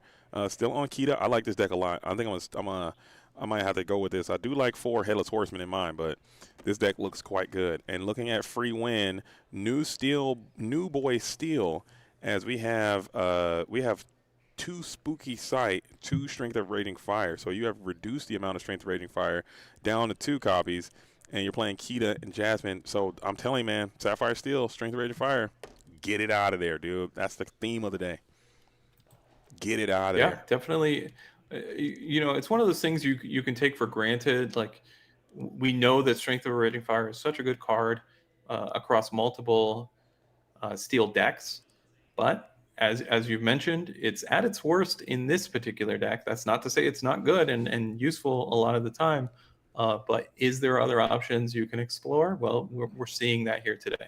It's definitely one of the best cards in the game. Okay, let's not lie. Strength of Raging Fire is probably, if not definitely, one of the very best cards in the entire game of Disney Lorcana, and I will not take that away from Strength of Raging Fire. However, I will say it's at its absolute worst when paired with Sapphire and Steel. I've seen what that card can do. What's up? You can go through the list. They don't care. They were like, Oh, is it not open deck list? they don't care. So They're like, I'll show you my deck. Okay, let's do it. I can pull it up one by one on image, and I can try have you guys talk about So it. somebody yeah, did point out Melee does have Lorcana lists available to import into. That's Yeah. great. That's great to hear. I know in the early days of Lorcana, when everything was running through Melee, that was not an option. But Okay. glad to hear that that's an option, but not used in this case. Maybe next time. All right, Shane. So we have the deck list up on the screen now. So the people at home should be able to see the decks. This is going to be McPhilly on GB. Shout out to McPhilly. He's the owner operator of Sharp Gaming. Going to enter into the dojo and actually start playing, and then made it to a conversion. So that's really cool to see McPhilly coming in here with a green-blue strategy. You spoke about it earlier, that Max Goof is going to be a card that they have been working in a little bit, and I can see the vibes there. I can really dig the energy with this Max Goof, being able to sing a Mother Knows Best and then Max Goof bring it back and do it again. Just seems like a tempo nightmare, along with that Malicious Mean and Scary as well with the Prince Philip as a finish. What do you think about this deck? I think it looks great. I think if you're going to a tournament in the near future, you should expect to face a deck that looks like this over the course of several rounds. I mean, I think Emerald Clarabelle Shift is one of the most powerful things you can do. And then they added an additional 2-card combo thanks to Malicious Mean and Scary to really put this deck over the top potentially. There is some opportunity. Something like Purple Steel can potentially go underneath it, but every deck has a weakness, so you can kind of brush that off. It's just a matter of what you expect the metagame percentage to be. One Spooky Side is interesting with 4 visions. It's not too difficult to find even a one of. And then you have these Mother Knows Best and You're Welcome. I know that's a contentious spot. Not everyone is playing Mother Knows Best, but deciding to do it here. And the one bend of my will, I love it. I think it's going to be game winning a lot of the time when you play it, but it's never something that you want to draw more than one of. So yeah, I like this deck from McPhilly. Nice, nice, nice. Okay, I like that deck. We're gonna get our next deck up here very soon. Our next deck coming in the top 8. Yo, Pat, you gotta lock in, dude. Pat's gotta lock in, dude. Oh my. Oh my goodness, Pat. What Oh are we boy, doing, baby? Oh my goodness. Oh we're my. we're working goodness. on it. I'm kidding, Pat. I'm just giving him a hard time. Okay, Pat is crushing this whole thing right now. As boom, it looks like we have Look at this. that, zoomed in. Yeah, we're gonna just keep dragging and dropping, dude, dragging and dropping, and we are on our way. I believe this is, I can't. What is, the name is? It's Randall. Yeah, this is Randall. Okay, this is Randall's deck. Randall from the Incredibles out here. We saw him on stream. It didn't go the way that he wanted to. He had an unfortunate bricking situation there. But this deck is also incredibly super interesting. It seems like almost like, dare I say, an aggro boost deck.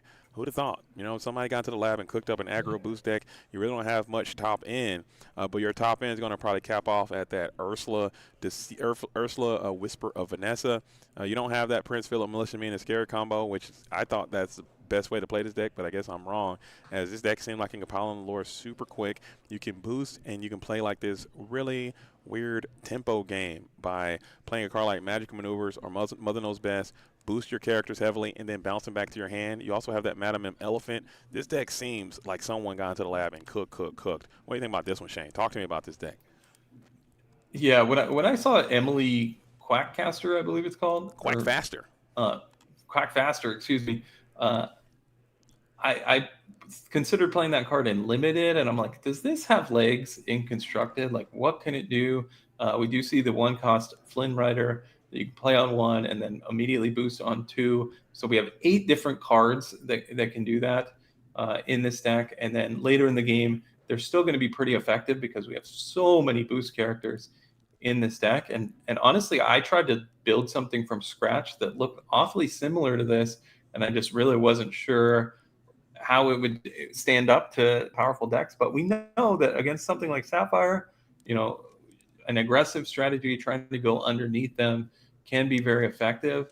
But I'm seeing a lot of 1 willpower, so you got to be scared of that Tinkerbell. Mm-hmm. I would concur with that. And we see that the Flint Heart Glomgold is the card that we're highlighting here. That card, notably, when you have a boosted character, he's going to gain Ward. And Ward is just such a strong keyword right now. And being able to quest for 3, Ursula quest for 3, you have the Yzma questing for 2, Flynn's questing for 2. You have a ton of 2 questers in here. And you have that really silly Olaf there as well. When this character leaves play, you may return chosen character yours to your hand. So I see the vision, man. Just being able to boost your characters, bounce them back to your hand, and then redeploy them with a card advantage. Because when you boost a card and it goes underneath and it's sent back to your hand, all those boosted cards come back to your hand as well. So you're just gaining incremental pluses from your opponent by boosting from the top of your deck. And all you have to do is just get your character to stick around. So I like this deck a lot. I'm glad they turned the ship around and got a top 8 finish as well. But let's go ahead and check out some more decks that we have here in the top 8, as this is going to be Randall's deck. Shout out to Randall for making it to the top 8 and playing it through. Man, We did get a chance to see Randall on camera a bit ago. Yeah, the Flint Heart. You mentioned Ward. I think that's also one of the best ways to combat something like Sapphire Steel. There's a lot of targeted removal, but it's not going to do anything against a warded character. All right, and we have another one up here. This one is a screenshot of a screenshot of a screenshot. It's coming in at 5 pixels, it seems. No big deal. We're going to still make it pop. And this one looks like the more standard version of, as crazy as it may sound to say a word like standard, of Amethyst and Emerald up until this point, leaning heavy on that Webby shift line. You have some boosting capabilities, the Cheshire Cat, the Ursula, and the Megara. I think is a rock solid. The Hades, the Looking for a Deal. You also have that Baloo. Never mind. So it's not as standard, as I love that blue as an uninkable finisher. You know, being able to go for 6 from time to time, along with Go-Go, that just seems like such a huge lore blast. You're also playing that Yelena in there as another way to help contest the board. And there's that Emily Quack facet that you talked about. Anything notable from you about this deck? What do you think about this deck? So the previous deck we saw really was aligned with being as aggressive as possible. I think this deck in particular is built in a way that allows it to play perhaps a longer game and specifically have a better opportunity to win on the draw. We see a lot of tools here, like that Webby, of course, like Yelena. Even Rafiki is going to be better on the draw a lot of the time. So I kind of like the way this is built. I mean, to win a Lorcana tournament, to do well in tournaments, your deck is going to have to win on the draw at some point. And I think Chard Rom, excuse me, has done a good job of allowing that. Oh, I like it. It just shows that people are still willing to get out here and just hop into the kitchen and just cook up something. And it seems like a cool deck. And I believe we saw this deck on stream as well. Or I think we saw Birdie. Is this Birdie? Is Birdie Chardrom? Oh, I don't know, man. These names. See, man, this is yeah, exactly. out, Like at least my alternate name also has my real name in it, so I make or it a little easier. just be on one folks. thing. Like if you're gonna be Chardrom, be Chardrom. If you're gonna be Birdie, be Birdie. All right, let's get the next one up here because I think the players are gonna start getting ready to sit down and play here soon if we can. So we'll kind of blast through the rest of these super quick. Good grief with these deck lists. Come on, guys. oh my gosh. This is crazy. This is like wild at this point. Give me some consistency, folks. Okay, Production's doing their best over there. Shout out to Pat, man. Pat's crushing it, by the way. So this one looks very similar to the deck that we saw earlier. You still got that Cinderella, you got that Scrooge McDuck. You have the Prince Philip shift line available with the Spooky Sight, the one of Bent to My Will, with the one of Mother Knows Best, no Max Goof. Personally, I think the Max Goof one might be a little bit better. Tell me about this deck. Which one do you prefer? The Max Goof or this build here with a shift, the small shift line available. I think the shift line opens up a lot of opportunities for you. You're able to pull off the combo with a little less work. So I think it's notable to have that in there and maxed out on the Basil. I like the Basil a lot. I don't believe the previous deck list was maxed out in that slot. But ultimately, a lot of these decks, you have a core of like 52-ish cards, and then you can season to taste from there. And I think it's important to just analyze the metagame and make decisions like Spooky Sight. We have 2. Should it be 1? I don't know. Yeah, I like that. Season to taste. That's a good way to say it. Just add in whatever you feel and put it over the top. But I think it might be time to play. I think the players are playing, so we'll kind of pull the rest of the deck list up as we continue on with the top 8. If you're just tuning in, we are in the top 8 now, not to be confused with the round 5. This is top 8, and the iPad still is having some issues. Actually, I'm going to take a quick break, Shane. If you want to bring us into this game, I'll go over there and see if I can get the iPad back online. It's very unlikely, but we can try. Sure. Give it your best shot. If you're just joining us, I'm Shane, or Shaner's Edict, here at the Collectors Expo in Dallas, Texas. One thing I'll point out, we are going to continue playing in the top 8. 2 players have left us, but nonetheless, you will get 3 more rounds of action on camera. We had 32 players in this event, and it was guaranteed pricing. It was product, but it was marketed as a 5K guaranteed. So if you're in the Dallas area, what are you doing? Why didn't you show up? Look, you got to support these third-party tournament organizers to keep this thing going. And there will be a Collectors Expo, I believe, in January in the Los Angeles area as well. The first Lorcana tournament at Collectors Expo Anaheim, we got over 100 players. So Dallas, I know maybe not the easiest place to get to, and there's a lot of tournaments to choose from right now. But all in all, still an excellent event over at Collectors Expo in Dallas, Texas. And we are just about to get underway here in the top 8 shortly. We can see the player on the left there. I'm not sure who's who currently, but we will get started here in just a moment.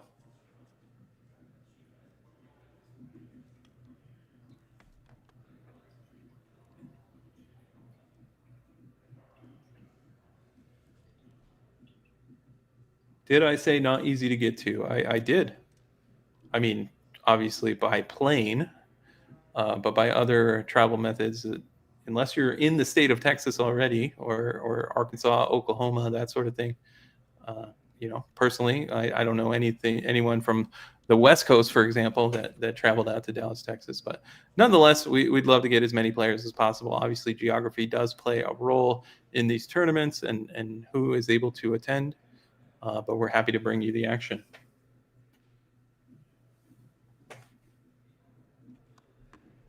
All right, and we are getting our names up. JDZ and I talked about how there's inconsistencies with names in the Lorcana community. We see Create here, also known as Rip Lungs, also known as Adrian. He's going to be on the left side of your screen. He is, of course, playing his patented Sapphire Steel deck. And we got to see the deck list now. He was on camera earlier today. We didn't quite know the deck list, but now we've seen it. We've seen the 1 of Sudden Scare. We've seen no Strength of a Raging Fire. So a little bit of a unique build compared to what the early standard has been in the set 10 metagame. All right, I am back, and I absolutely went out there and cooked that iPad, so we should be good to go. But just can you reset that score, and just let's be prepared to keep score as well. And if everyone viewing at home, if you can, also just help us keep score. We're having some connectivity issues in the room. I think there's just something with the internet, and it's going to be like that. But we don't give up. We persevere, and we fight through it as we are building this thing as we fly from the ground up, as always, getting it done. And this is going to be round number 8, top 8, okay, not round number 5. So if anyone asks, this is round of the first round of the top 8. As we're going to start here, Fetty will get it going with a little bit of Sapphire and Emerald there. I think we saw some Sapphire Emerald earlier. Sapphire Emerald versus Sapphire Steel. Hopefully we can get another game 3 happening as we'll take a turn 1 to develop our brain. Yeah, this is going to be a very common matchup in this format. Both players looking for the same thing in the early turns, and that, of course, is turn 2 ramp. Fetty had some extra. He goes ahead and inks the T-Bow. You love that as a Sapphire player. Get that card out of my deck. It serves its job as ink, and I have the sale, and he's just thinking about that second ink. It's going to be Vision into Develop. So Fetty firing on all cylinders so far. I love that. Again, both players will be able to get some of that superfluous ramping cards early. You want to see T-Bow on 2 and then probably never again. Sometimes you can see T-Bow on 2 and then T-Bow on 4 in certain situations, maybe to play around a potential Clarabelle. But literally after that, I never want to see the card again. Maybe you can put him at the bottom of the deck or something like that. But T-Bow, you can. He's a great card to discard with Namari later in the game. Oh, absolutely. Or put into the Inkwell with Cinderella as well. I love sending T-Bow out of here. Those superfluous Celebi right seeds as well. Those are also finding more value with the Headless Horseman. Those Celebi right seeds, you can kind of cash those in for those little additional fire the cannon ability that he can kind of provide for you sometime, as we do get that Cinderella on curve coming through. So ideal start, like the best possible start for the Sapphire Emerald player, and can create a match with Adrian here. So one thing I'll point out, we saw the larger Clarabelle inked on that turn, and if I'm Create, the one thing I'm imagining when I see that is there's 2 possibilities. First possibility, and the most likely, is that there is a second large Clarabelle in the hand of Fetty. The only other possibility in my mind is there's a lot of uninkables, and he had no choice. So we'll have to wait and see what was accurate in this scenario. just bricked and unplayable. But that Tipo quest now, you're probably trying to finesse a challenge with this Cinderella. And I think I'll be your Huckleberry on this one. I think I'll go ahead and take that trade. And then you can trade Cinderella for Cinderella. And then we trade Donald for Cinderella and just get into like this weird orange race. But that usually may end in some type of Tinkerbell blast. And I don't know if I want to do that either. So these are decisions that you have to make. And you will go ahead and take the bait. Let's see if the bait pays off here. If you can get some rebuttal on Cinderella. Yeah, I mentioned it when I believe we saw this matchup earlier, or maybe I just mentioned it offhand, but this Donald Duck against specifically Sapphire Steel, it's a very difficult card to get rid of with that 5 willpower. Yeah, and I think right now you can do like a Cinderella sing fake Zeus and play Tinkerbell play, which is always going to be a super powerful, potent, capable play. And you don't have it, but you do have that Jasmine.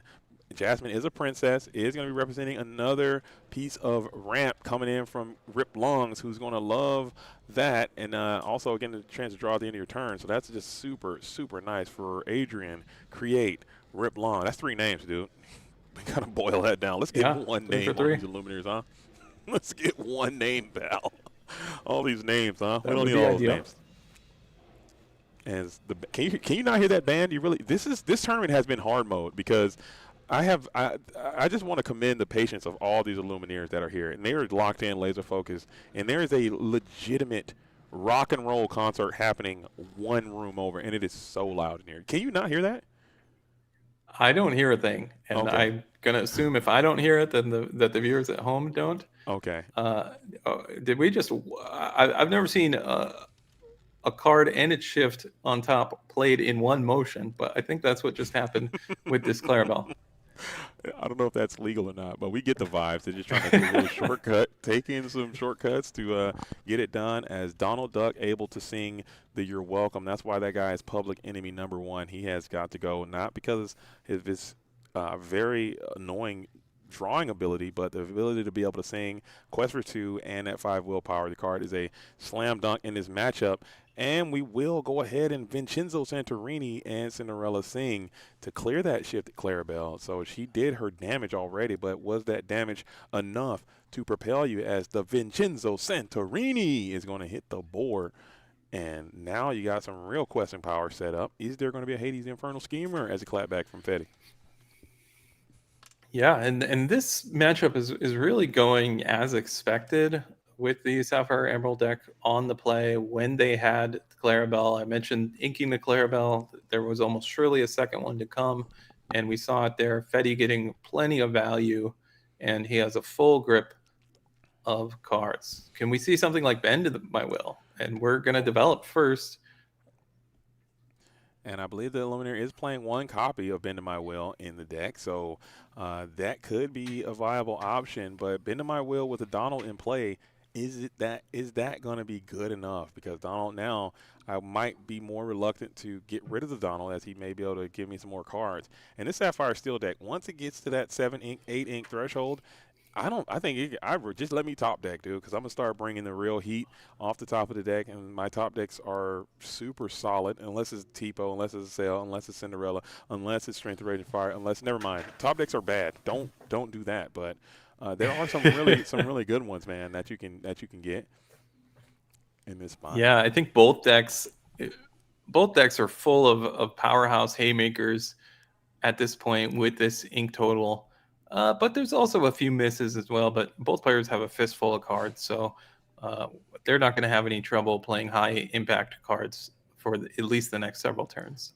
For sure. So we're thinking about going on a challenge here, maybe getting after that Cinderella, which wouldn't be the worst idea. It still can withstand a Vincenzo Santorini crackback, but Cinderella becomes kind of a nuisance here, even in the late game. If you start playing more princesses, that's just more cycling that you can get, and I don't hate that challenge at all. Just getting that Cinderella. I was going to say ballroom sensation, but that's dreams come true. That's a whole nother person that we're not going to talk about that Glimmer right now. R.I.P. to her to infinity and beyond.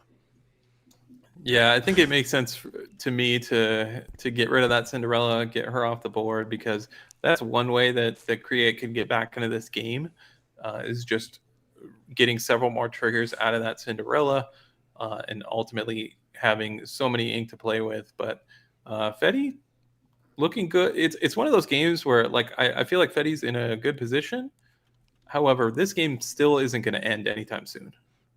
I concur. I concur. I concur. So this is going to be a long one, and we've been kind of bereft of having these very long games today. All the games have been incredibly short on stream. We're talking 20 minutes for a complete match conclusion, and we've been kind of spoiled there. But I'm looking forward to a nice little grindhouse. The Sapphire Slog is kind of what I want to see. I want to see this bad boy going to time. I don't think there is time in the top cut, but I want to see this match drag on for like an hour and a half. That's what I want to see. And I think that's what the viewers at home want to see. If you guys want to see a Sapphire Slog Fest, make sure you let me know out there in the comment world. Everybody's like, no, JDZ, we don't agree with you. Okay, I do not want to see that. Actually, as a matter of fact, I don't know. I don't You know, know. one thing that strikes me odd about this Cinderella is that the ink comes into play ready. Yeah. Maybe it's just because it's a reduced amount of text. But I mean, if there's ever things in the game where you can use ink on your opponent's turn, that makes the Cinderella even better. Yeah, I'll go even further. I made a special vow that if my opponent ever brings that ink and exert it, I'm going to call the judge immediately and see if I can get a game loss, dude. I'm kidding. But I'm going to though. I will call the judge just as a cheeky little thing to do. I don't know. Maybe I shouldn't. I don't know if that's a waste of time, but I want to like maybe that'd be a good way like to break the tension of the match and like make it fun, I guess. Like, hey, put the ink like they do it. Put it and exert it, and you just yell "judge" as loud as you can, and then have the judge come over. Like it's a big serious thing, like, and then you all kind of can laugh. I think that's a moment you can laugh there for a minute, just kind of break the tension, or it could just be really awkward and don't do that. I don't know. What do you think? It sounds a little awkward to me, if Okay, I'm being I won't honest. do it. Maybe I'm an awkward guy. I Don't think know. I think against an experienced player, they would laugh it off. But Yeah. I think what I've noticed about Lorcana is, for a lot of people, it's their first CCG. Yeah. There's like a fear of judges and getting judges involved, and Okay. I hope that we can get rid of that stigma, because I think judges should be involved when necessary, and I might think it's more necessary than the average person. So yeah, when in doubt, just call a judge. They're not there to punish you, but they're there to make sure everything's on the up and up. So All right. Yeah, I agree. I agree. Okay. So we do have that Donald Duck Perfect Gentleman on the board. Now we have two of them. And you did get another trigger with that Jasmine Fearless Princess. So both of these Luminaires getting to the units. And that is a ton of cards in hand for Fetty. I think Rip needs to try to locate one of these Goliaths and put it into the play right now to make some of this draw a bit more cumbersome, because the more cards that we get, and now we've kind of set ourselves up for this Prince Philip Malicious Mean and Scary combo off the top, and you really have to be careful in this spot if you're Rip Lungs. I don't know if I would be super hard pressed to add more characters to the board, because you could potentially lose this board no problem next turn, and I don't think you have the ability to get through this Warrior Prince Philip right now. And it looks like you're just going to understand that position and just quest them all out, get your 6 lore while you can. one tool that Rip Lungs has at his disposal is Beyond the Horizon in this situation, to break up the Prince Philip combo that may be in hand, but also just discard the hand and draw 3. And I'm pretty confident, we can't quite tell, but I'm pretty confident Fetty has well more than 3 cards in his hand, so that can be very effective. And he just drew it off the top, but that was off the Cinderella trigger. Yeah, so you are going to have to cycle another card. Oh wait, send a Goliath, and I think he might have put another princess up there. There might be a Kitty that's up there as well, and he played a Goliath too. So I think there's a Goliath that's up there. Man, I can't tell. There we go. You are going to shift it down. So cool. That's what happened. Yeah. But what do you think about playing into the combo like that? You got him. Are you a make him have it or a respect it kind of guy? I like to know. Well, what you have to do in situations like that is analyze, if they have it and I play around it, can I win?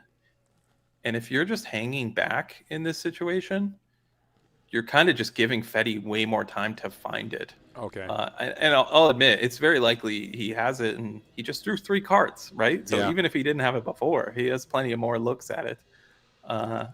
It's a really, really tough position to be in if you create and you see that Beyond the Horizon in hand.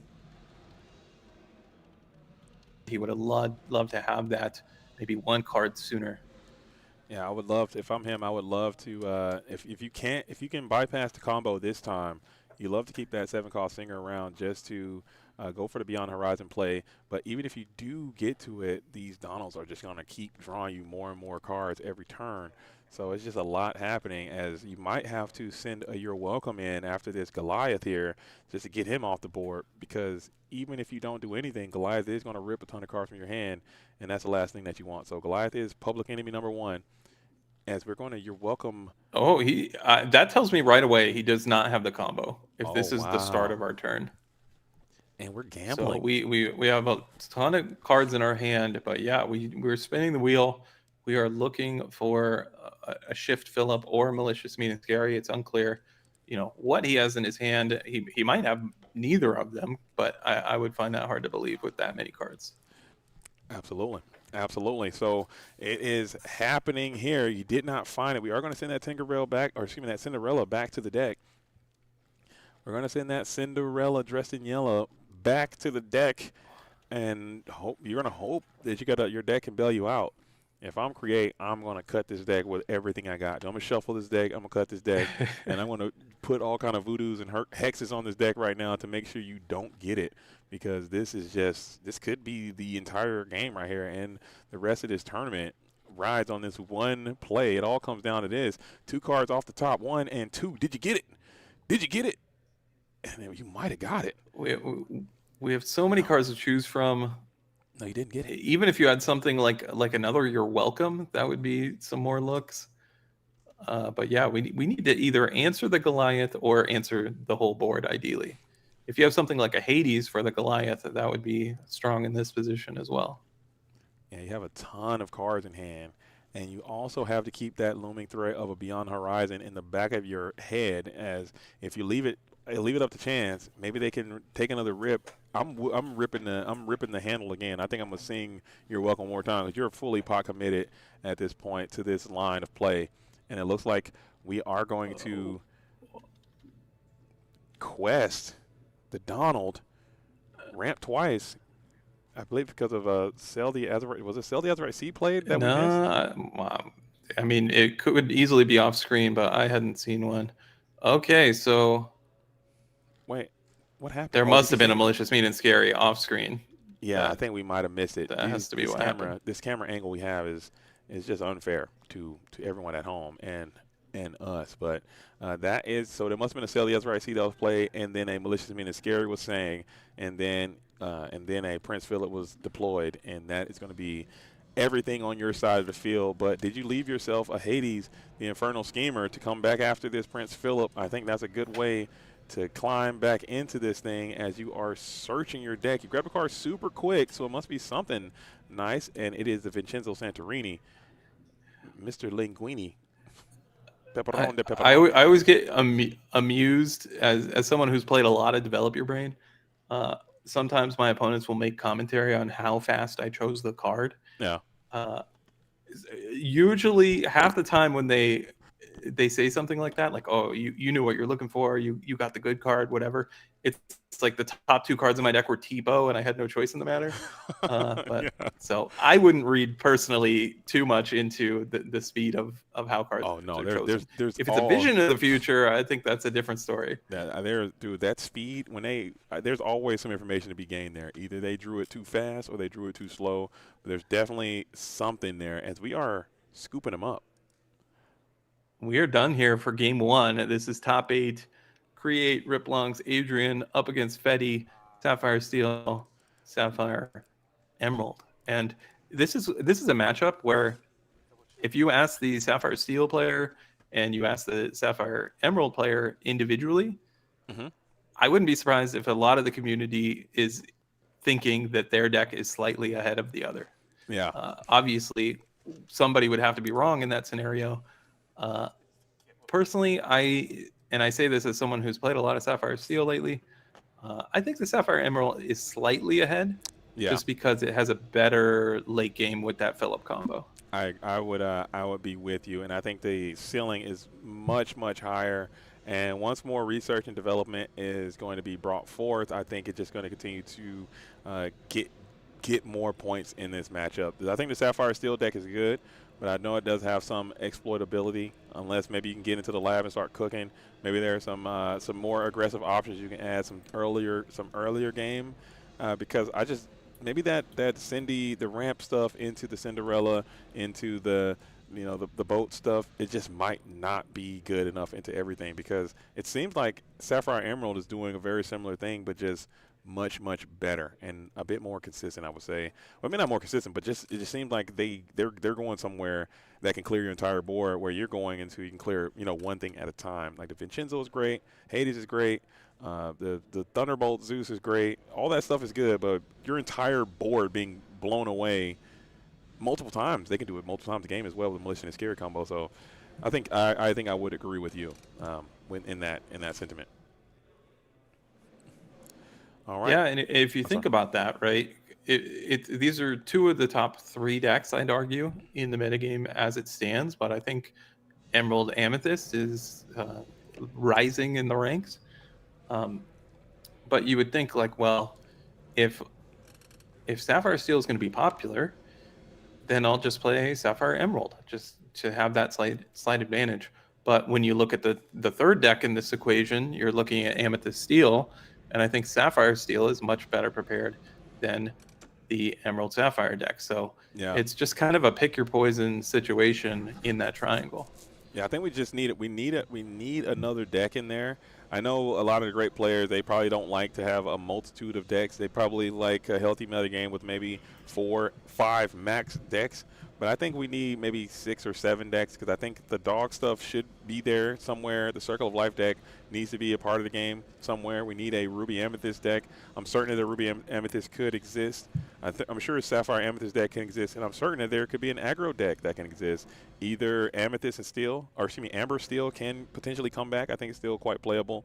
And also I think there's an Emerald and Steel aggro tempo Chromacon deck that still has some high viability, man. So people have options. I think the issue is, and we kind of spoke about it earlier, Shane, there might just be too many options, man. It might be too much going on. We need to dial it back. I think there's too many things, and when there's too much, then you really don't have anything, because it's just like you're just kind of gambling at that point, because your deck. Yeah, we're gonna get a couple more sets before there's an additional rotation. So these decks will just get stronger as the card pool grows over time. You'll see the decks become a little more consistent, a little more powerful, and we saw that in the early days of Lorcana. If you think back to the set 1 metagame, was a grind. Yeah. Those games did not end fast, but as soon as you added set 2, okay, we got some really powerful cards in set 2, and that changed things dramatically.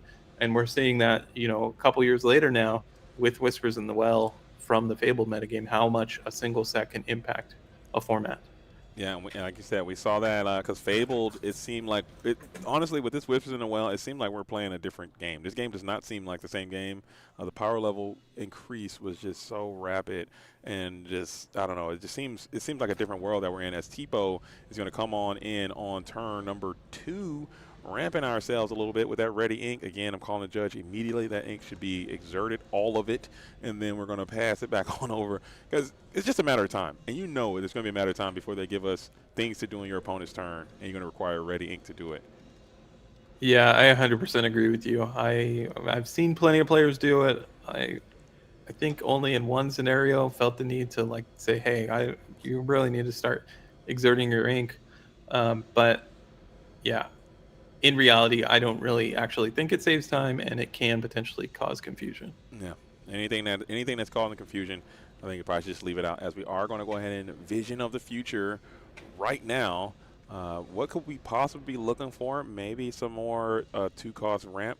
If I saw a sale, I probably, depending on how many cards you have in your hand, never mind, you're on the play, so maybe you can't go for a double ramp sale line here into a Goliath. Still seems kind of good, but what are we looking for, depending on what the hand contents are? Yeah, 2 cards left in hand. You got to be super careful in this spot. You love to see a Cinderella there. 3 cards in hand. Yeah, create taking his time here. I don't know if there's actually a timer on this top 8 match, but you see we're in game 2 with only 24 minutes remaining. If we were in a traditional 50-minute round, but yeah, this is debating. He certainly has some options here on this vision. Yeah, this one is. I believe we're untimed top cut. At least they should be. If I recall correctly, just based on how tournaments have gone, as we are still thinking about this vision of the future. Ban it. I mean, if you're going to ban a card, ban vision of the future. Not because it's too powerful, but just because it takes so long to resolve. Pick the card, put it in your hand, and let's keep it going. As Rip Lungs is deep into the think tank, trying to figure out which card that you want to get. And thinking about it long and hard. While we're thinking about it, I'm pull up some chat. Are we still going to be doing a giveaway? I totally forgot about the giveaway. Yes, we still will be doing a giveaway. I will be giving away a Hades or a Cinderella today for the stream. So not both, one or the other. You guys got to pick which one you want, and we can do that. So one person will go home with a Cinderella ballroom sensation. Check that. Cinderella dreams come true, or Hades looking for a deal. We'll ask the chat right now, which one do you guys want? Let me know. Can we do a poll? Can you poll up? If we can do a poll in the chat, that'll be even better. We'll try to do a poll, see which one you guys want, and then we'll do that giveaway. I'll think about a creative way to make it. I don't have my ability to do the wheel spin and all that kind of stuff. We'll have to figure out a way to get it done faster than that. So it'll probably be some type of do this kind of thing, or whatever. All right. As we do get that Namari down now. And Namari is a very strong card that Fetty's going to have some trouble removing before it gets extra value, at least one more trigger. I'd imagine it's going to stay in play. I suppose you're welcome it, but nonetheless, Namari, a very good card in this matchup for finding exactly what you're looking for. Mm-hmm. And I've been really going after Namaris because I've noticed in the mirror or whenever my opponent is playing Namari against me, and the longer it stays around, the less likely you're going to have your win percentage goes down just because they're able to just see 2 cards a turn and fix their beat up hand and just get units off the top. The card is actually insane.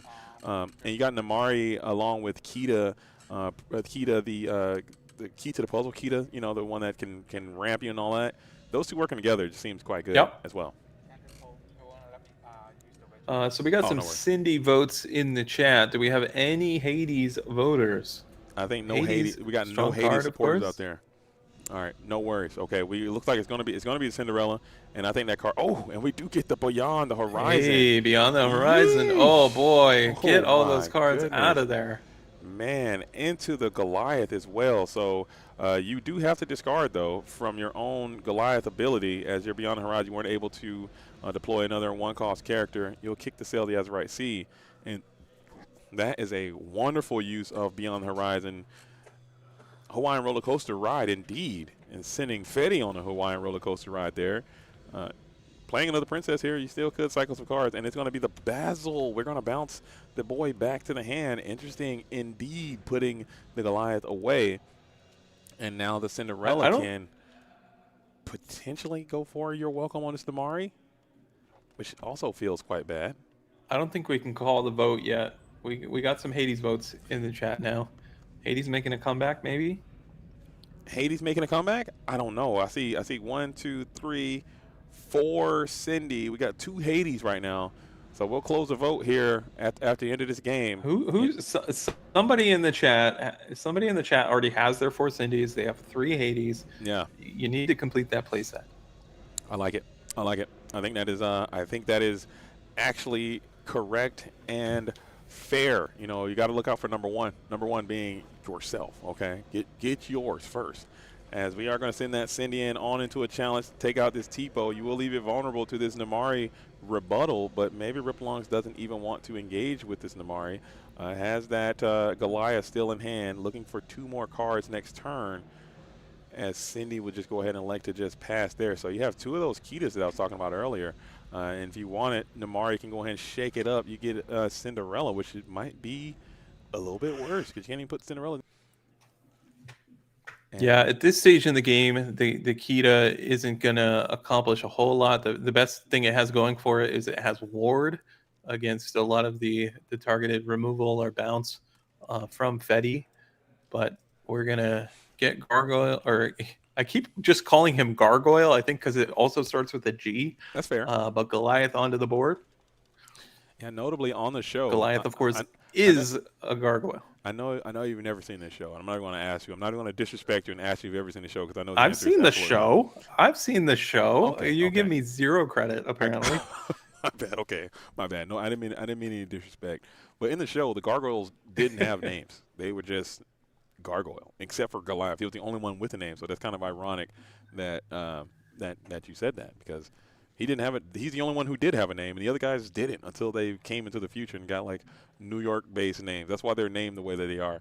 As Donald Duck is going to come on through, being able to kick it a little again. We know how important this card is to this deck and in this matchup. But staring down to Goliath, how good can it possibly be? And this Basil here is going to go on a quest. Interesting, giving up the Basil. You will take a card from hand randomly, but now this Goliath can engage in fisticuffs and take down the Basil. If that's the second Kita to go into the discard pile, and I don't know what the other card Create could have possibly had in his hand because that's a random discard from his hand, but I'm happy to see Kita. Yeah, it is, and we are able to put a damage counter with the malicious being scary onto that Goliath as well, and now making that trade a little less desirable. But I still think it might have some value to just go ahead and take it, as we're going to keep sailing the Azurite Sea right now, looking for one of our boats to rock. And Cinderella is not a boat. This is when Cinderella's at her absolute worst. I mean, she is a phenomenal card. But drawing Cinderella late game missed me with all that. You hate to see it. The 4-cost, uninkable princess can't do anything against this board. Yeah, it's a tough spot to be in. I think we're in a very similar situation that we saw the previous game, is where Donald is just going to continue to draw Fetty's cards, and he has combo pieces potentially to take out these 1-for-1 threats. What are you going to do with this Basil? If we're inking that, I'm thinking we're not challenging with the Goliath. But, I mean, Basil is kind of built in to negate your Goliath advantage. Exactly. And you're going to get 2 cards here. And you can play Cinderella to get another one to cycle some stuff. But, yeah, like you said, this Basil just going on a simple quest is going to be able to take one of those cards right back from hand. Donald Duck is going to give you a little bit of resilience to the Basil effect, but still, is that even worth it? I don't know. These are decisions, man. I honestly, I still think there's so much research and development needed to go into the ins and outs of this matchup and what to do when. And just building that player packet and those muscle memory type things, like in this position, you do this. And it takes hundreds of matches to kind of figure out what those heuristics are, man. And hitting the Vincenzo, ooh, that hurts. Stings the nostrils there. Yeah. I think it's important to point out, just because these are 2 very new cards in Cinderella and Goliath, just like how this interaction works. Because they both trigger but when they trigger, you have the choice of what to pull out of the bag first. So generally, you're going to want to draw up to 2 for the Goliath, and then choose if you want to resolve the Cinderella ability. And the only thing I'll add to that is, if you have a Cinderella and your opponent has a Goliath, well, you don't get to choose the order. Yours is going to resolve first. Yeah, it always has to go. Goliath on your opponent's side always has to be the last thing to resolve. So you will end your turn with 2 cards in hand for sure. It's gonna be the Goliath is the last thing, right? You're gonna end with 2 cards, correct. for sure. Like, that's just how it goes. And there is another one. So you're kind of trapped in this never-ending Basil Genjutsu here as you bounce the Goliath back to hand, and you're setting yourself up for a 14-ink play. It looks like if you're going to go Basil, bounce, bend to my will, leaving you nothing but a Cinderella, that seems super strong. But you can't. Never mind. That's not. You don't have enough ink for that. The sleeves kind of distracted me. My bad. Hey, we're on the board. Our first lore of the game. When each player has about 10 ink. Yeah. So that'll be 2. I think the iPad might not be responding again. So I believe, Pat, you might have to put that lore up there as 2. If you want to go check, just make sure that it's 2. Or you could try the iPad, see if it's working. If it's not, then I believe it's going to be a 2 for Fetty. Shout out to the iPad, man. It fought hard. It did everything it could to keep this thing afloat, but sometimes these things do fall apart. And we will be doing a giveaway, and it looks like it's going to be that Cinderella. So I'll tell you guys how to qualify for the giveaway after this match, and then once we get closer to the finals, it's going to randomly happen. Okay, it has not happened yet, but I want to, as a thank you for you guys all being here today, we're going to be giving away a legendary Cinderella, only one of, to someone watching at home. You have to follow the program here on Collectors Expo. You have to let people know that we're out here, that we're doing this, and that we're doing the broadcast, and kind of tell people to come and watch what we got going on here, and then I will show you how to do that. I'm still thinking of how to do the giveaway, actually, but it's going to be fun. I usually like to spin the wheel. I usually like to spin the wheel of destiny, but we don't have time to do all that today. All right, Goliath makes a reappearance. Goliath has been up and down, up and down. For the third time, back to the board. The same old Goliath. Notably, he cannot fly, as we are going to think about the plan here. I'm not sure what just went down there, as we're going to pay that 6 ink, 8 ink. Tinkerbell, what is even happening? Okay, I think we just played a 12 ink play of Goliath and Cinderella. Is that what just went down? As we're getting visions of the future coming in from Fetty? Yeah, and then Fetty's lore went from 0 to 10. I believe he's at 2. Oh, you know what? The Basil has quested a couple times, so I could have been wrong there just looking at that 0. So maybe 10 is correct. My apologies. Yeah, the iPad has been wrecked, and Pat went over there and did a quick little check on the stream or on the situation over there to make sure that everything is good to go, and I believe that is what it's going to be. And we get another pass off. So I think Rip Longs is kind of back against the wall here. You're going to need something groovy to happen, and I saw that Bend in My Will is in hand as well. Bend in My Will, staring down Goliath, not going to be the best thing in the universe, especially with the Donald dug up, but it's still going to be something that you can do, as the mother knows best. Never mind, Bend in My Will, yikes. Oh, yikers. Get it out of there. Oof. This is grotesque coming in from Fetty, who is doing everything that they want to be doing here in this spot. Still have 2 characters up and active, ready to maybe sing more songs too if you want. But you probably go You're Welcome before the Bend in My Will if you had that one. So that's a good sign of life for Create in this spot. Yeah, and this is why if I'm playing a Sapphire Emerald deck, I'm playing the one Bend to My Will. Some folks aren't playing it, but we can see that, in my opinion, I think that's a game-ending play. Obviously, we're going to play several more turns to get to that 20 lore, but I'd be very surprised if Create could come back. However, that was the best possible card to draw in that Goliath. Oh, 100%, and you got another one. So having a secondary Goliath as a nice rebuttal. So you're hoping. I think Fetty might be counting how many Goliaths. Like, what's going on? Is this number 5? I don't think it's quite that, but yeah, so you're hoping for not another way to engage, as we are going to start questing here, getting up to 2 for Rip Longs now, getting 2 more cards. I see the Vincenzo Santorini, and you get one for Donald Duck, adding that Thunderbolt to your hand. So this spot is looking a bit more semi-stable, may I say, but there's so many cards in hand for Fetty, who's got like so many opportunities. You could probably clear the board again, as we're going to go for a late game ramping Tipo, maybe trying to set up a Clarabelle play,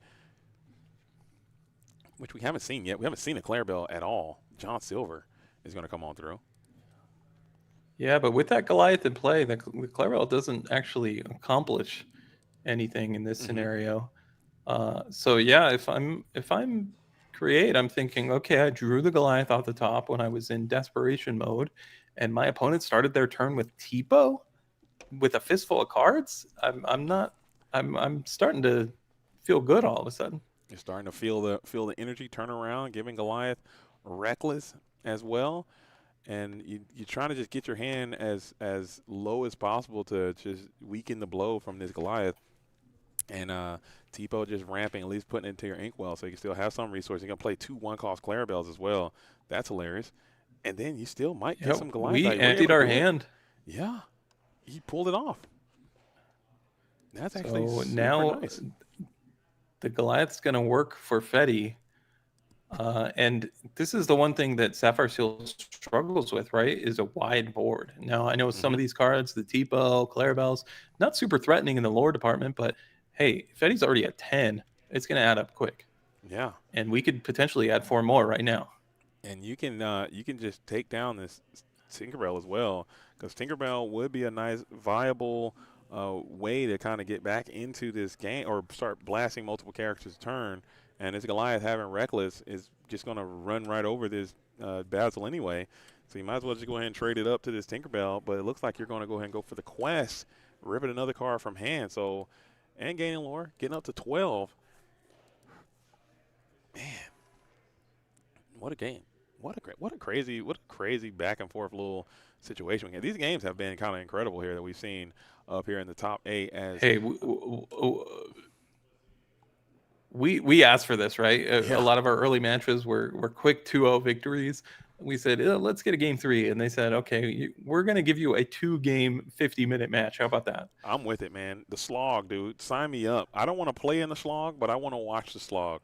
And I'm glad we're getting rewarded here with a nice little sloggy Sapphire matchup. As Create, if he wins this, we might be pushing an hour and a half here if we can get another game going. We're thinking about the plays. I think you might have to tribute off this Tinkerbell just to keep your Goliath healthy as possible, unless we're singing. I think Tinkerbell pop one of these Clarabelles or put some hits into the John Silver maybe. Maybe we can sing a song with this, because you could potentially slam into the Basil, put 2 damage into the John Silver, sing on the John Silver, and then keep your guy ready, and that's going to burn 2 cards from your hand if you have the Bolt available. Or we can get deck out here. Deck out is also a viable thing. Some people are asking about the giveaway in the chat. No giveaway yet. It's going to come in the future, sometime around the finals. Yes. But we got some time to go, so you didn't miss a thing. You did not miss it. You didn't miss it because I literally forgot about. I forgot that we were even doing that. That's my bad. My brain is still a bit fried. We've been having a long day ourselves, and I do apologize for that. But thank you for reminding me that we are going to be doing a giveaway. I'm not certain exactly how we're going to do it. If anybody got any, we'll probably play like a trivia game, or you can play like some kind of fun way to do it, like usually something with speed. So you just have to be ready. You have to be at your keyboard. You have to be super locked in. You have to be super laser focused and ready, because we're going to get that thing done quick, as the Hades the Infernal Schemer is going to come down and come after the Vincenzo Santorini. Interesting choice, as you really want to keep that Goliath around now, as he's starting to work for you, like you said. The tables have turned on the Goliath. And we're going to get 2 more draws in, as you're just so fine with flooding these low-cost characters. They are representing a piece of lore. Prince Philip is warded as well, questing for 2. Creates essentially playing off the top with this Goliath every turn. Yeah, and you're going to see if you can keep the energy match for that Goliath, keeping him up. You can draw some cards. But right now, I think Create just needs to have more high-quality answers, and you keep getting into these Cinderellas, which, again, Cinderella is a phenomenal card. But, man, at these late stages in the game, you need to start getting to some of your high-impact cards, and she's just not that. That's not what you pay her for. She's doing jobs well outside of her strength and pay grade, and you can't ask her to do more than what you want her to do. I guess you can play her here and cycle another card, but you need a little bit of speed here, man. And it looks like Fetty is going to be threatening the end of the game here next turn. 1, 2, 3, 4, 5, 6, 7. So you have to clear 2 lore off the board. You can do that relatively easy with the board that you have, as the Headless One is going to come on through. Now, this can get weird. This is what you need. You're going to need this thing to pop off here. Big Headless Horseman, 1 time for the Sapphire Steel player. Yeah, the best case scenario is you hit 3 total to get rid of that Hades on the top of the screen. That would be a big get for create there. Yeah. So it's going to be it's going to be it's going to be Is that 3 right there? was I that think 3? it was 3 on one side. Yeah, was that 3? Oh, we had a 3. I think I saw 3. Just trying to see what you got here, and that's the We got at least 2 more on that side. So a nice little 10 damage headless horseman, no a 10 problem. what? Nice, man. A 10-piece headless horseman. What more could you ask for? You guys seen it all. 10 on the headless. And also those are some great actions that have been discarded as well. So you love to see those things gone as the Cinderella is going to go ahead and enter into combat mode, take down the Clarabelle. And I believe one of those Cinderellas is in fact drying, so I don't think you can do another, but you can't. You got to send this Goliath into that Tebow as well, just to get him off the board. I think that headless horseman had to hit 3 actions for create to be able to win this game, and now that it has, assuming Fetty doesn't draw into the combo, I think he's ahead here. You think so? He's just got a long way to go. I believe the lore is accurate, so maybe you can just drag yourself onto the finish line from Fetty's position, like even getting into a shift Prince Philip quest for 4. Now you got this evasive dude up. I think that could be something that you could do as well. So you are going to be able to get another card with the Cinderella. Excuse me, the Goliath. Yeah, we get maximum filtering here with the Goliath. 2 Cinderella triggers, they do stack. So if you have 2 triggers, you can go ahead and resolve the ability twice. And we will just cycle some cards, and there it is. So pass mode over to Fetty, who is, like you said, his position is starting to get a bit more vulnerable, but this warded Prince Philip could be strong enough. Maybe just slams 2 more warded Prince Philips and say pass and see what happens there, as that could be strong enough, as you do have the big shift in hand. We have it. We can finally get rid of this Goliath and the Cinderella. So just playing it on its own is so strong. I still think it might be some immense value in this thing of being shifted and questing for 4 right now and just being done with, but you do give up your ward keyword, which is super valuable, as the Clarabelle is going to go on a little quest, quest. Well, once it's turned sideways, that ward. Oh, are we? You're welcoming. I think we did. You're welcome. I think we did play a you're welcome. Maybe you're looking for a malicious mean. So I think he's looking exactly. He's looking for the malicious mean and scary to finish the job right then and there. But even if you don't have the full combo, just the Prince Philip alone is going to put in a lot of work. Yeah, and here it is. So Prince Philip staring down his destiny, and we got another gamble situation. Hope you guys like gambling. Maybe that's why I like this format so much, because I don't gamble, because I think if I did, I would be such a gambling addict. But I love gambling, man. I just want to gamble and just risk it all. And it seemed like a high-risk, high-reward situation. Granted, you do have that Prince Philip already in your deck, in your hand, so you can shift. I still think shift is going to be the play, but you're going to hard play it there. But that's 5 lore. That's GG on board. Never mind. You're going to force a Hades here. Do you have it? Do you have the Hades, the Infernal Schemer? Can you draw it? As those decks have got to be I'm wondering. Yeah, it'd be amusing if we did quest. So yeah, you do need the clean answer to Prince Philip. Could we see another headless horseman for 10 damage? Another headless? No chance. Now you can do 1. You cannot get 2 headless horsemen for 10 piece off the rip. I don't know if you're good enough to pull all that off. That just seems like a lot to ask for here in this situation. But all here right. it is. Here it is off the top. Hades the Infernal Schemer would be a great card to get with this. Let's go digging. Brain. He's going to go searching for it. Oh, fast. Can you find it? And it's going to be another vision. So we got 5 more rips at it. We are going to find it. 3, 4, 5. Oh, no. We do have another develop, and the decks are getting tiny. 5 cards left in deck.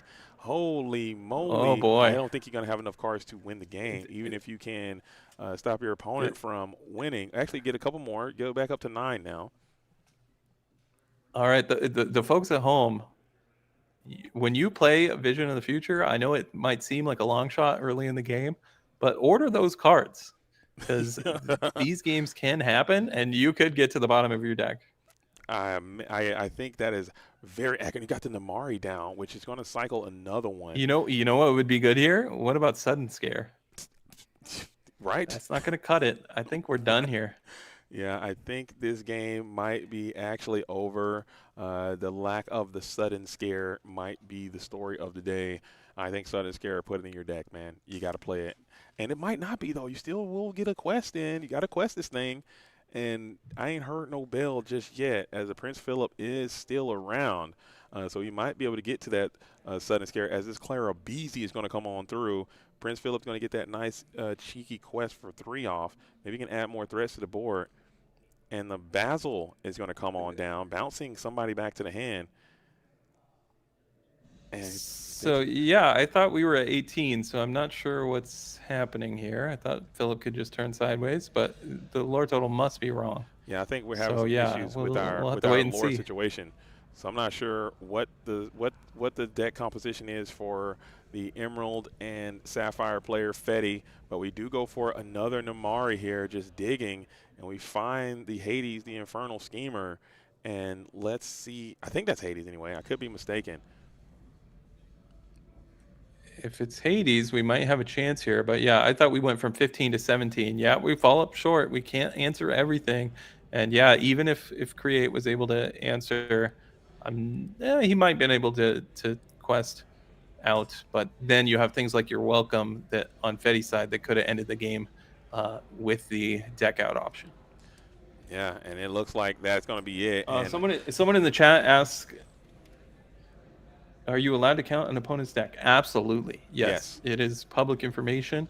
I mean, you can ask them to count for you, but I know some people have certain special feelings about people handling their deck, but ultimately in a competitive event, you have full access to that. So I think I can see both sides of that. Like you don't want people manipulating your deck or maybe trying to market cards. So it's always good customs and courtesy to always ask before you touch your opponent's cards, and then let them give you the cards. Don't just like go grabbing assuming that it's going to be okay, especially grabbing their active deck. So this is a good little food for thought. But that is a great question. But here it is going into the top number 4. All right, I'll give you a choice, my friend.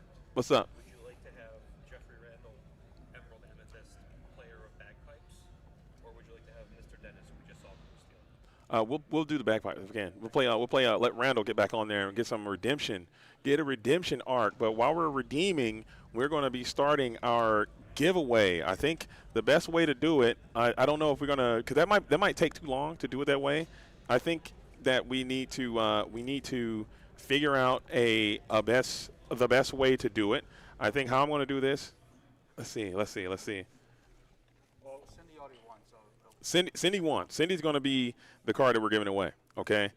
Cindy is going to be the card that we are giving away, and all right. Let's see how I'm going to do this. How am I going to do this? How am I going to do this? How am I going to do this? I mean, I can start writing the names starting next round, and I can just type it in as the round is going on. No, I'm gonna do it a different way. We're not gonna do it because the spinning the wheel might take too long. Okay, in my hand, I am holding a card. Okay, there's a card in my hand. The first person that can guess what this card is in my hand, you're gonna win the giveaway. Okay, just like that. It's simple. It's clean. It's elegant. You guys can't see this, right? Can you see this? No, you can't see it on my eyes. I'm still on the. Oh, you're still on the game. Okay. All right, so flip it over to me. yeah, you're off screen. All right, we're off screen. How's it going? Nice to meet you. I'm not gonna say anything, so like. All right. Okay, cool. All right. How's it going? Hanging tough, man. Hanging tough. There you go. Sick. We got answers rolling in. All right. So flip it back to me. So if you want if you want to know, you can ask questions. You can. I got to put my hat back on, dude. I'm on the stream with bald out here. You can ask any question you want. Yes or no question. I will pull up the chat and I will read. If you answer it, whoever put it in there, you're gonna. If I see the answer just randomly appear, then I'm going to say that person won. All right. So all you have to do is just ask a question, but you can ask questions. If someone asks a question, you gotta be a yes or no question. You can't say what color is it. You gotta ask a question. Is it from Whispers in the Well? I mean, is it possible? That answer is no. No is going to be the answer to that. It's a yes or no question or a guess. Come on, guys. Let's wake up, okay? Simba, no. Hades, no. Let's see. Mufasa, no. It is not Mufasa. Circle of Life, no. Pluto, no. It's none of those, okay? When it comes up, is it in the current rotation? Yes, it is a current legal playable card currently in this rotation. Is the card in my deck? It depends. I play a lot of decks, so I will say yes. It's in a deck that I play, but I play all the decks, so yeah, it's in a deck. I answered the Sapphire one. Okay, so we're going. This is fun. You guys are getting close. Yes, it is a character. Yes, it is a character. Okay, so shout out to Pat who's fielding these questions immediately. No, it's not action. Is it Floodborn? Wait, hold up. I think we might have a winner right there. Uh-oh. Right here, Rabbit 00. Hold on, I'm scrolling down right now slowly. No. Oh, I see it. The right answer. No, not this one. It was up. Go down. Scroll down. It's like go back to the top. The answer's coming in quick. But I think Rabbit. I want to say I might have missed it. If you go back towards the top, let's see. All right, we'll keep guessing, but I'm pretty sure. What's the question closest to it? I didn't see. It was all going. Not Timothy Q. It's definitely. So it's way before that. It was before that. I'm seeing a couple of guesses from Rabbit, so you can tell me is this the card? I see Dumbo. I see Bell. It was Bell. It was Bell. Okay, that was the answer. The answer was Bell. Okay, it was Bell. Whoever said Bell has won. Okay, there it is. We got at least one Bell. We might need to check the tape to see if there was any answers, but that's the only one I'm seeing. Are we on delay? Okay, it was Bell right here. Boom. It was Bell. That was the card that was in my hand. And can you confirm? I'm looking through it right now. I'm going to go back all the way to the top. They're going way too fast for me to go through. Rabbit 00 guessed it a while ago. Okay, so we did miss it. I did see it a little bit on this chat over here that I saw. So yep. I think that is the Rabbit. Okay, shout out to Rabbit. Longtime Quest Worldian is out there in the building holding it down. So Rabbit, please just DM me your information on Twitch Whispers, or you can hit me up on Discord as well, whichever is easier, and I will send a non-foil Cinderella your way. All right, and just for you guys being such great viewers at home, and for people like you, we're going to run it back, okay? We're going to do double dip to chip. That's right. We're going to do the Hades anyway, okay? We're going to send them both off to the Illuminators right here after this round, so keep it locked. Don't touch that dial, okay? We're doing it, and we're doing it big. Or maybe we should save the Hades till tomorrow, okay, to make sure more people come back tomorrow. So what's that? All right, cool. I like that idea. We will be back for more action tomorrow, but we're about to kick off top 4. Let's get it. Collectors Expo Dallas.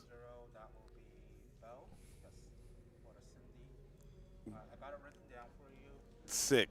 All right, we'll get the names and colors and everything sorted out, cleared up before our next match, as our players are just about ready to go. All right.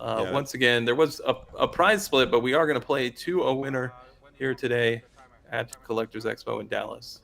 All right, so this is going to be top 4. I don't think the viewers at home can see what is happening on the screen right now. We're just kind of getting everything set up. You guys are not missing anything, but the players are getting ready to play, and I think it's going to be Randall versus the iPad. The iPad going down is really what's kind of slowing us down a bit here in this spot.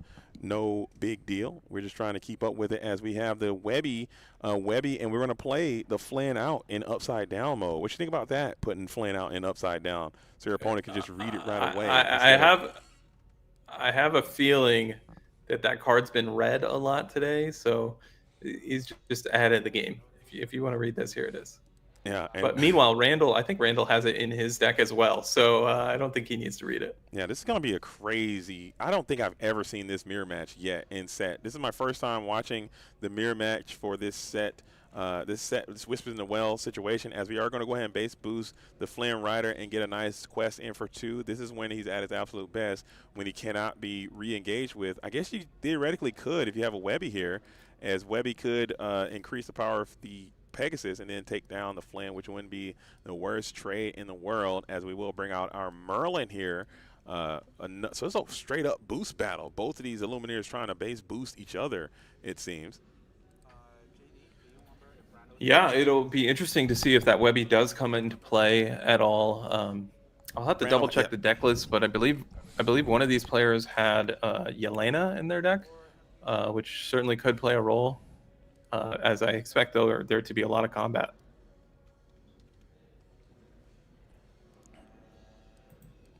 For sure, like a little get into the trenches a little bit and get into some board fighting. I can't remember exactly which deck had it, but I know they both have very similar strategies. As we are going to bring out another one of these whispers, and I remember early on when these whispers were starting to get revealed, and we were saying like, oh, are they going to be playable? Is it going to be a gimmick? Is it going to be a hoax? I'm so glad to see that there is a dedicated boosting whisper strategy, and it is going to be Emerald and Amethyst as it appears, as we are going to bring that Merlin on through and getting those quests in. Merlin now questing for 2, and when he is banished in the challenge, you're going to get 2 more cards added to your hand. So this is a great spot for this Merlin, as you've now out-aggressed your opponent.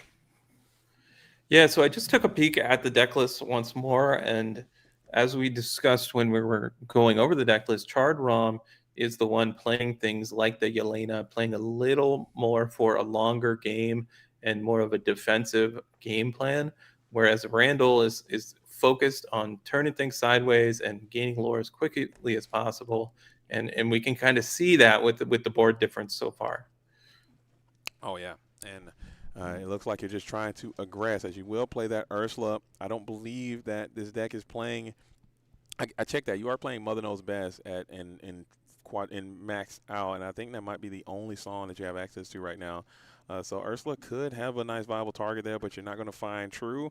You're just going to have to keep boosting and keep questing. So you are kind of aggressing back, but who's going to get there faster? It seems, as now you're sitting at 10 versus 4. I think Randall's going to have to be in this uncomfortable position to begin to engage in fisticuffs here, which is where you don't want to be as this aggro boost player. We'll bring out another Merlin, another card to the top of the board, and boost our Merlin in the process. I believe it was the Blessed Bagpipes that came down, or it could have been the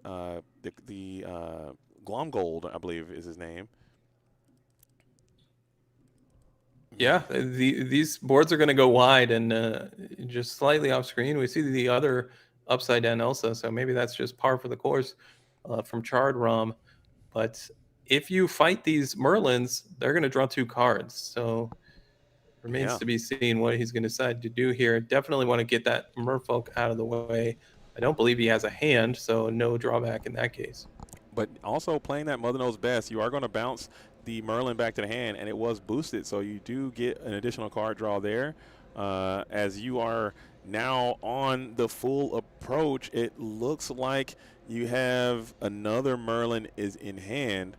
So these Merlins everywhere. You still don't have enough ink because you don't have that Webby line available. Even if you did, I don't believe Charred Rom is in this position where you're ramping too terribly heavily.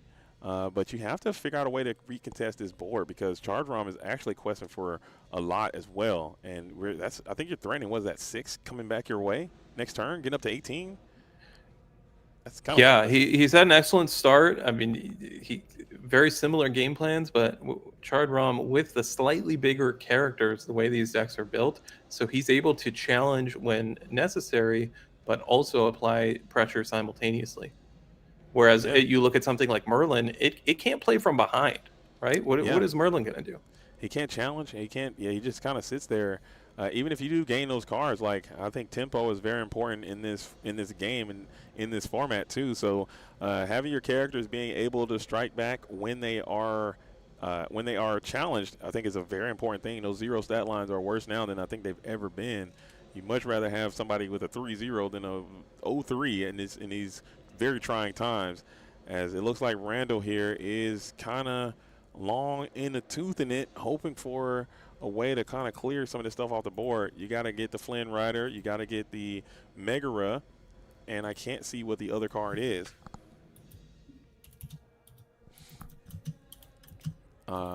Stare down commences.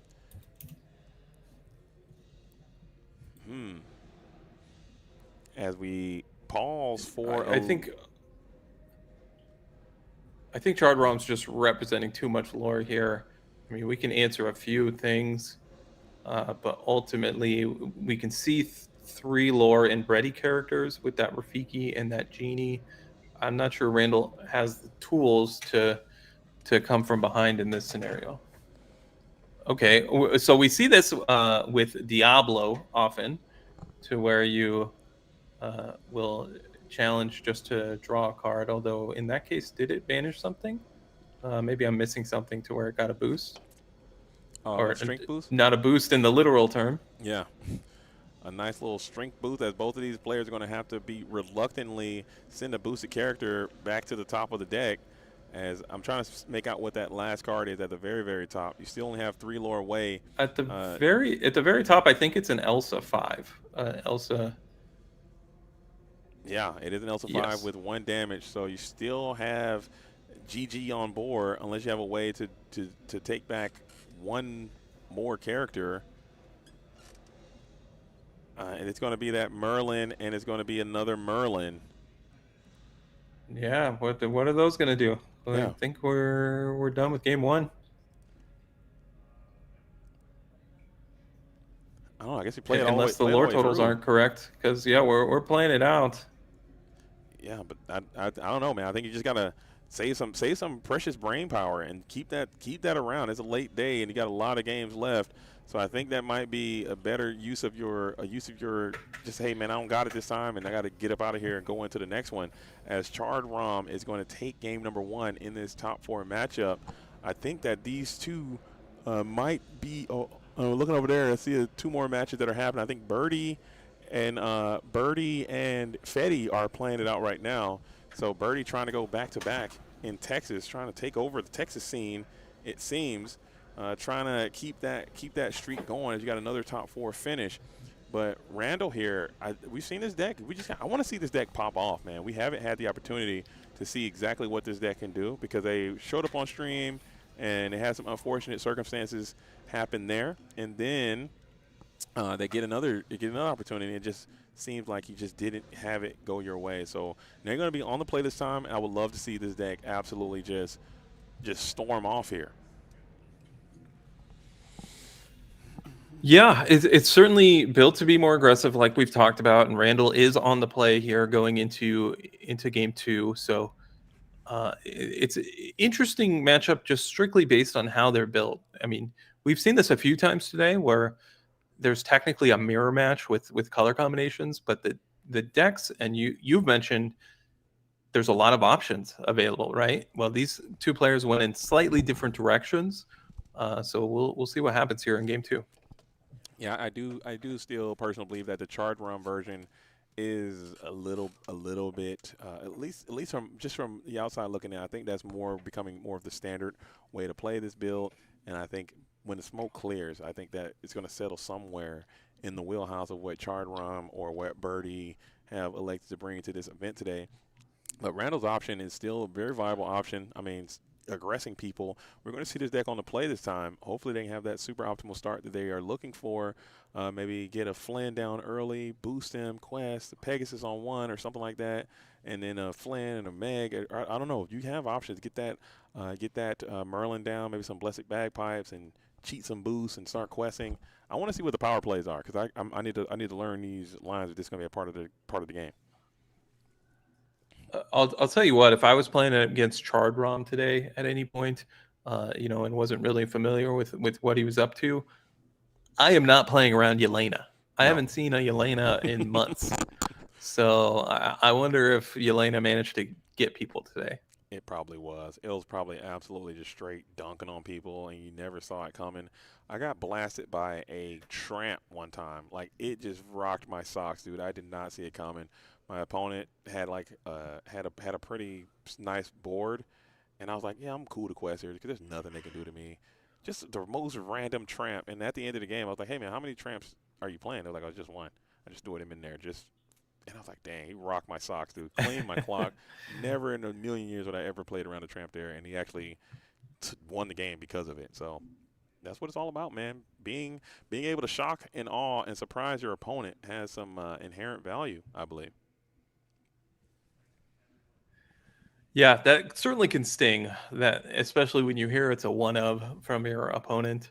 I know I had a store champs with a similar situation where I correctly identified that they probably didn't have a card, but they did. Well, when I say correctly, I mean well you can't prevent the top of the deck. So I didn't know that they drew it off the top, but I later found out that they drew the answer off the top that I could have played around. And nonetheless, I would have just rather gone without that information. That didn't, you know, help me mentally. Yeah. I think that is actually yeah, maybe you're right. Maybe there's something there like, hey, don't tell me that, man. Just let me go on thinking that you sacked me or something. Don't tell me it's the one of and you got it and that's just how it goes. Just let me live in peace for a little while, man, and have my peace of mind to tide me over. As we are going to go ahead and get the party train rocking and rolling, I'm hoping Randall can pull off a magical upset. Not an upset here, but I just want to see the deck pop off. We have not had a chance to see this deck do what he's designed it to do thus far. And clearly it can do something because you're able to turn around and get into the top 8 here. But I'm hoping you can finally get a chance to see what this deck is all about in this spot. As Randall is going to be on the approach right now. Maybe. Yeah, let's kick things started. This deck is very much built around that turn one Flynn Rider into a way to boost on turn two while adding to the board. Mm-hmm. We see Yzma inked, but we're going to kick things off with this Pegasus. Pegasus is a nice And turn one Pegasus is start. going to get a lot of lore. Yeah, I think so. Just being in that evasive threat, we do see that there is a go-go in hand. Maybe there's a world we can go tempo go-go here on two just to challenge this Pegasus. Because if you don't, this thing can easily go for 3-4 in this spot. It's going to take some time for you to establish an evasive character, have it dry, and be able to accost this Pegasus. Now we're going for 2, and you play your own go-go, it looks like. Tempo go-go, Tomogo, Tamago, and it's going to be on the approach. Pegasus goes for 1, kicking it back on with a Charred Rom now.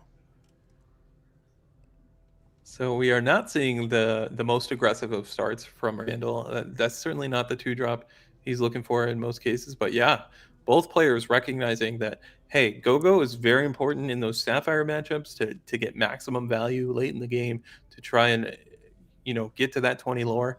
However, when you're playing low to the ground mirror matches of sorts, you just want a 2-2 evasive. Yeah, and just being able to challenge this Pegasus. So I think now you have to get into this weird spot where you just send your own go-go and not the Pegasus. And I like that play a lot to try to coerce a trade out of Charred Crom. And I'd be interested to see if Charred Crom elects to do anything with go-go because now it's kind of frozen to the board. Go-go cannot trade. You can trade your go-go, but if you quest your go-go, they'll probably take a go-go trade here and then get that Pegasus train back running as Ursula Deceiver is going to come on through, and she will hit the Mother Knows Best. Yeah, we do see a Mother Knows Best. We see a Genie in hand. We could potentially see that next turn. So we talked about how Charred Rom has built his deck in a way to where he has an ability to play defense. And we see that here, but the Ursula does not challenge very well. So even a Yelena plus the Ursula can't take down this Megara. So Megara well statted in this situation. And you saw that Blessed Bagpipe, so you're going to be able to boost this Megara as well and be able to continue to just roll on with your game plan as you will go ahead and take that opportunity to Blessed Bagpipe and then quest both of these Glimmers. That's 3 lore getting added, so we're getting a chance to get a sneak peek of what Randall's deck is all about, and it seems like boosting and questing seems to be the call sign of or the play of the day. Just quest and boost. What's the name of this deck? The deck name is Hokey Pokey because that's what it's all about. Lorcana spins. It's cooking. I think that's a name. That's a good deck name. Hokey Pokey. So yeah, we had the genie in hand, opted not to ink and play that genie for turn. So prioritizing this Megara and saying, look, on board as is, you can't take it down. We did add another strength to the board, so Yelena could handle it.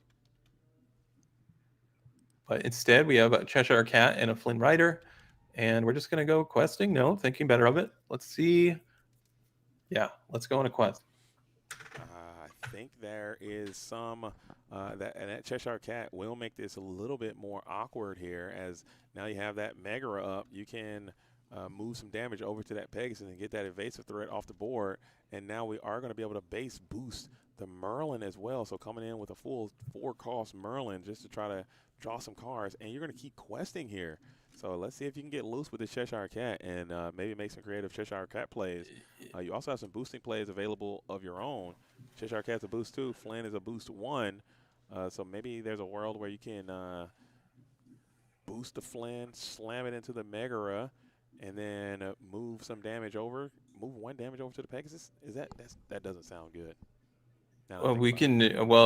Can we challenge into the Megara, move 2 damage into Merlin? That seems incredible. If I have that Merlin is opportunity, a 3 though, so he'll be able to tank. Oh, my apologies. No. You are correct. I mean, yeah, and Cheshire can only move 2, so it would be cool if he was a 2, but he's also a 3. You're right.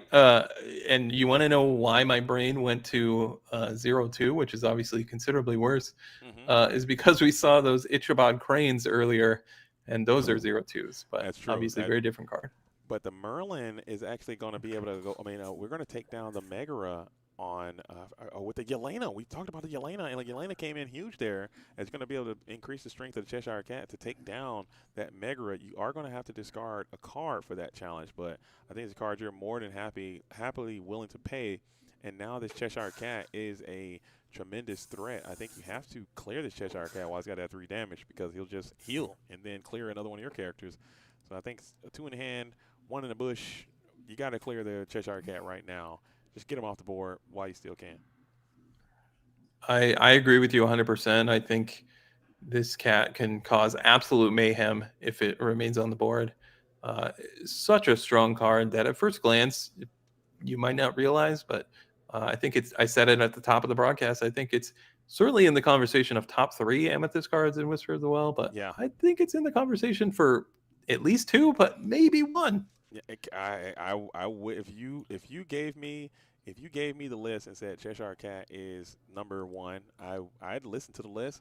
I'd immediately reject it because I'm loving this Hades guy. I think he's got a lot of energy, but this Cheshire might be better than Hades. It has more utility, and it's just such a cumbersome issue to deal with. And it also, what I like about it, it gives the players a lot of decision points to make, and that is always going to favor people that are more skilled. You got to make these choices. You got to know when to use what, and it has a lot of application to it. So I like Cheshire Cat a lot, and I think by the time he gets rotated out, he for sure will be up there as one of the best cards. As these cards are just going to get better and better and better as more time goes by.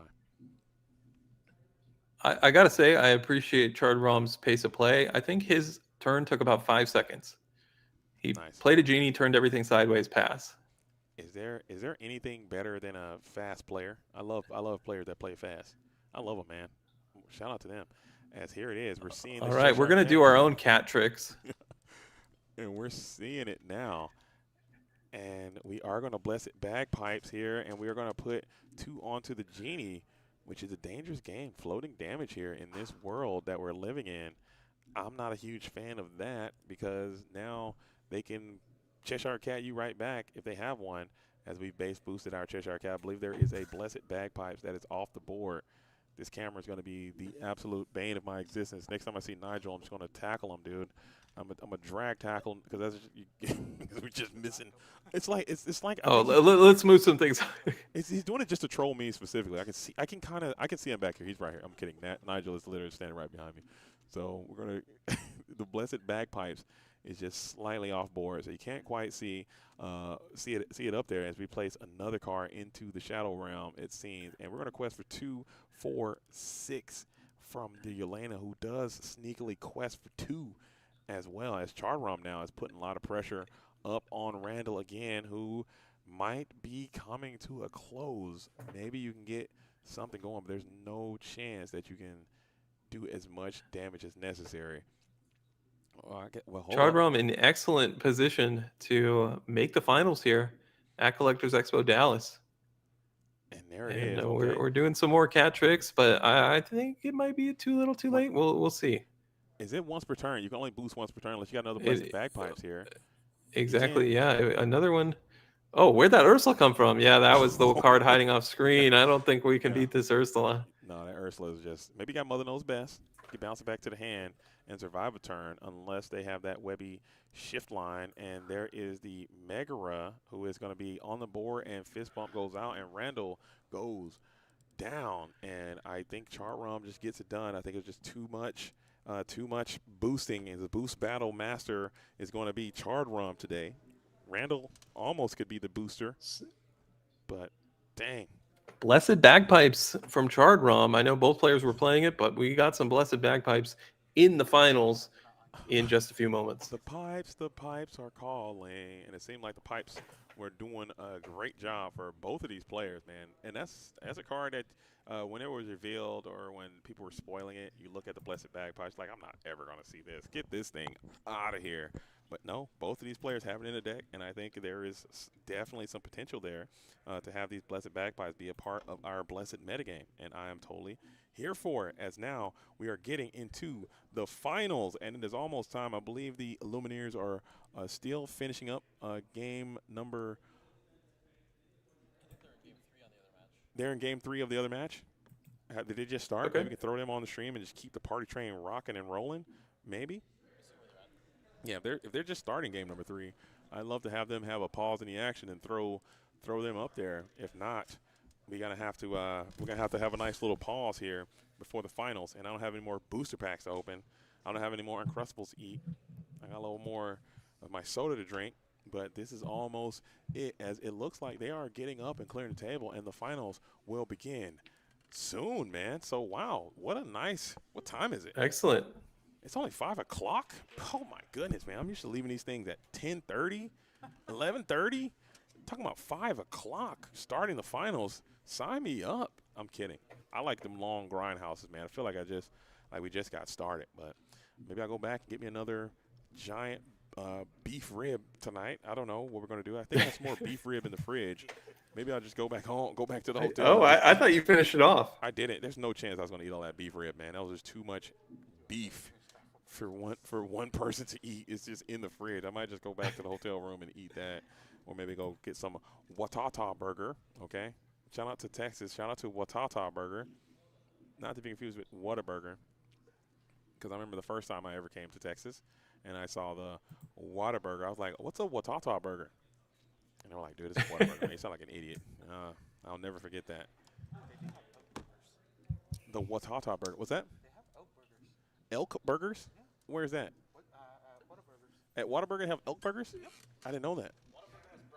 So you got me thinking. You mentioned Whataburger and going to Texas. My first ever time in Dallas, Texas was for a Magic the Gathering event many years ago.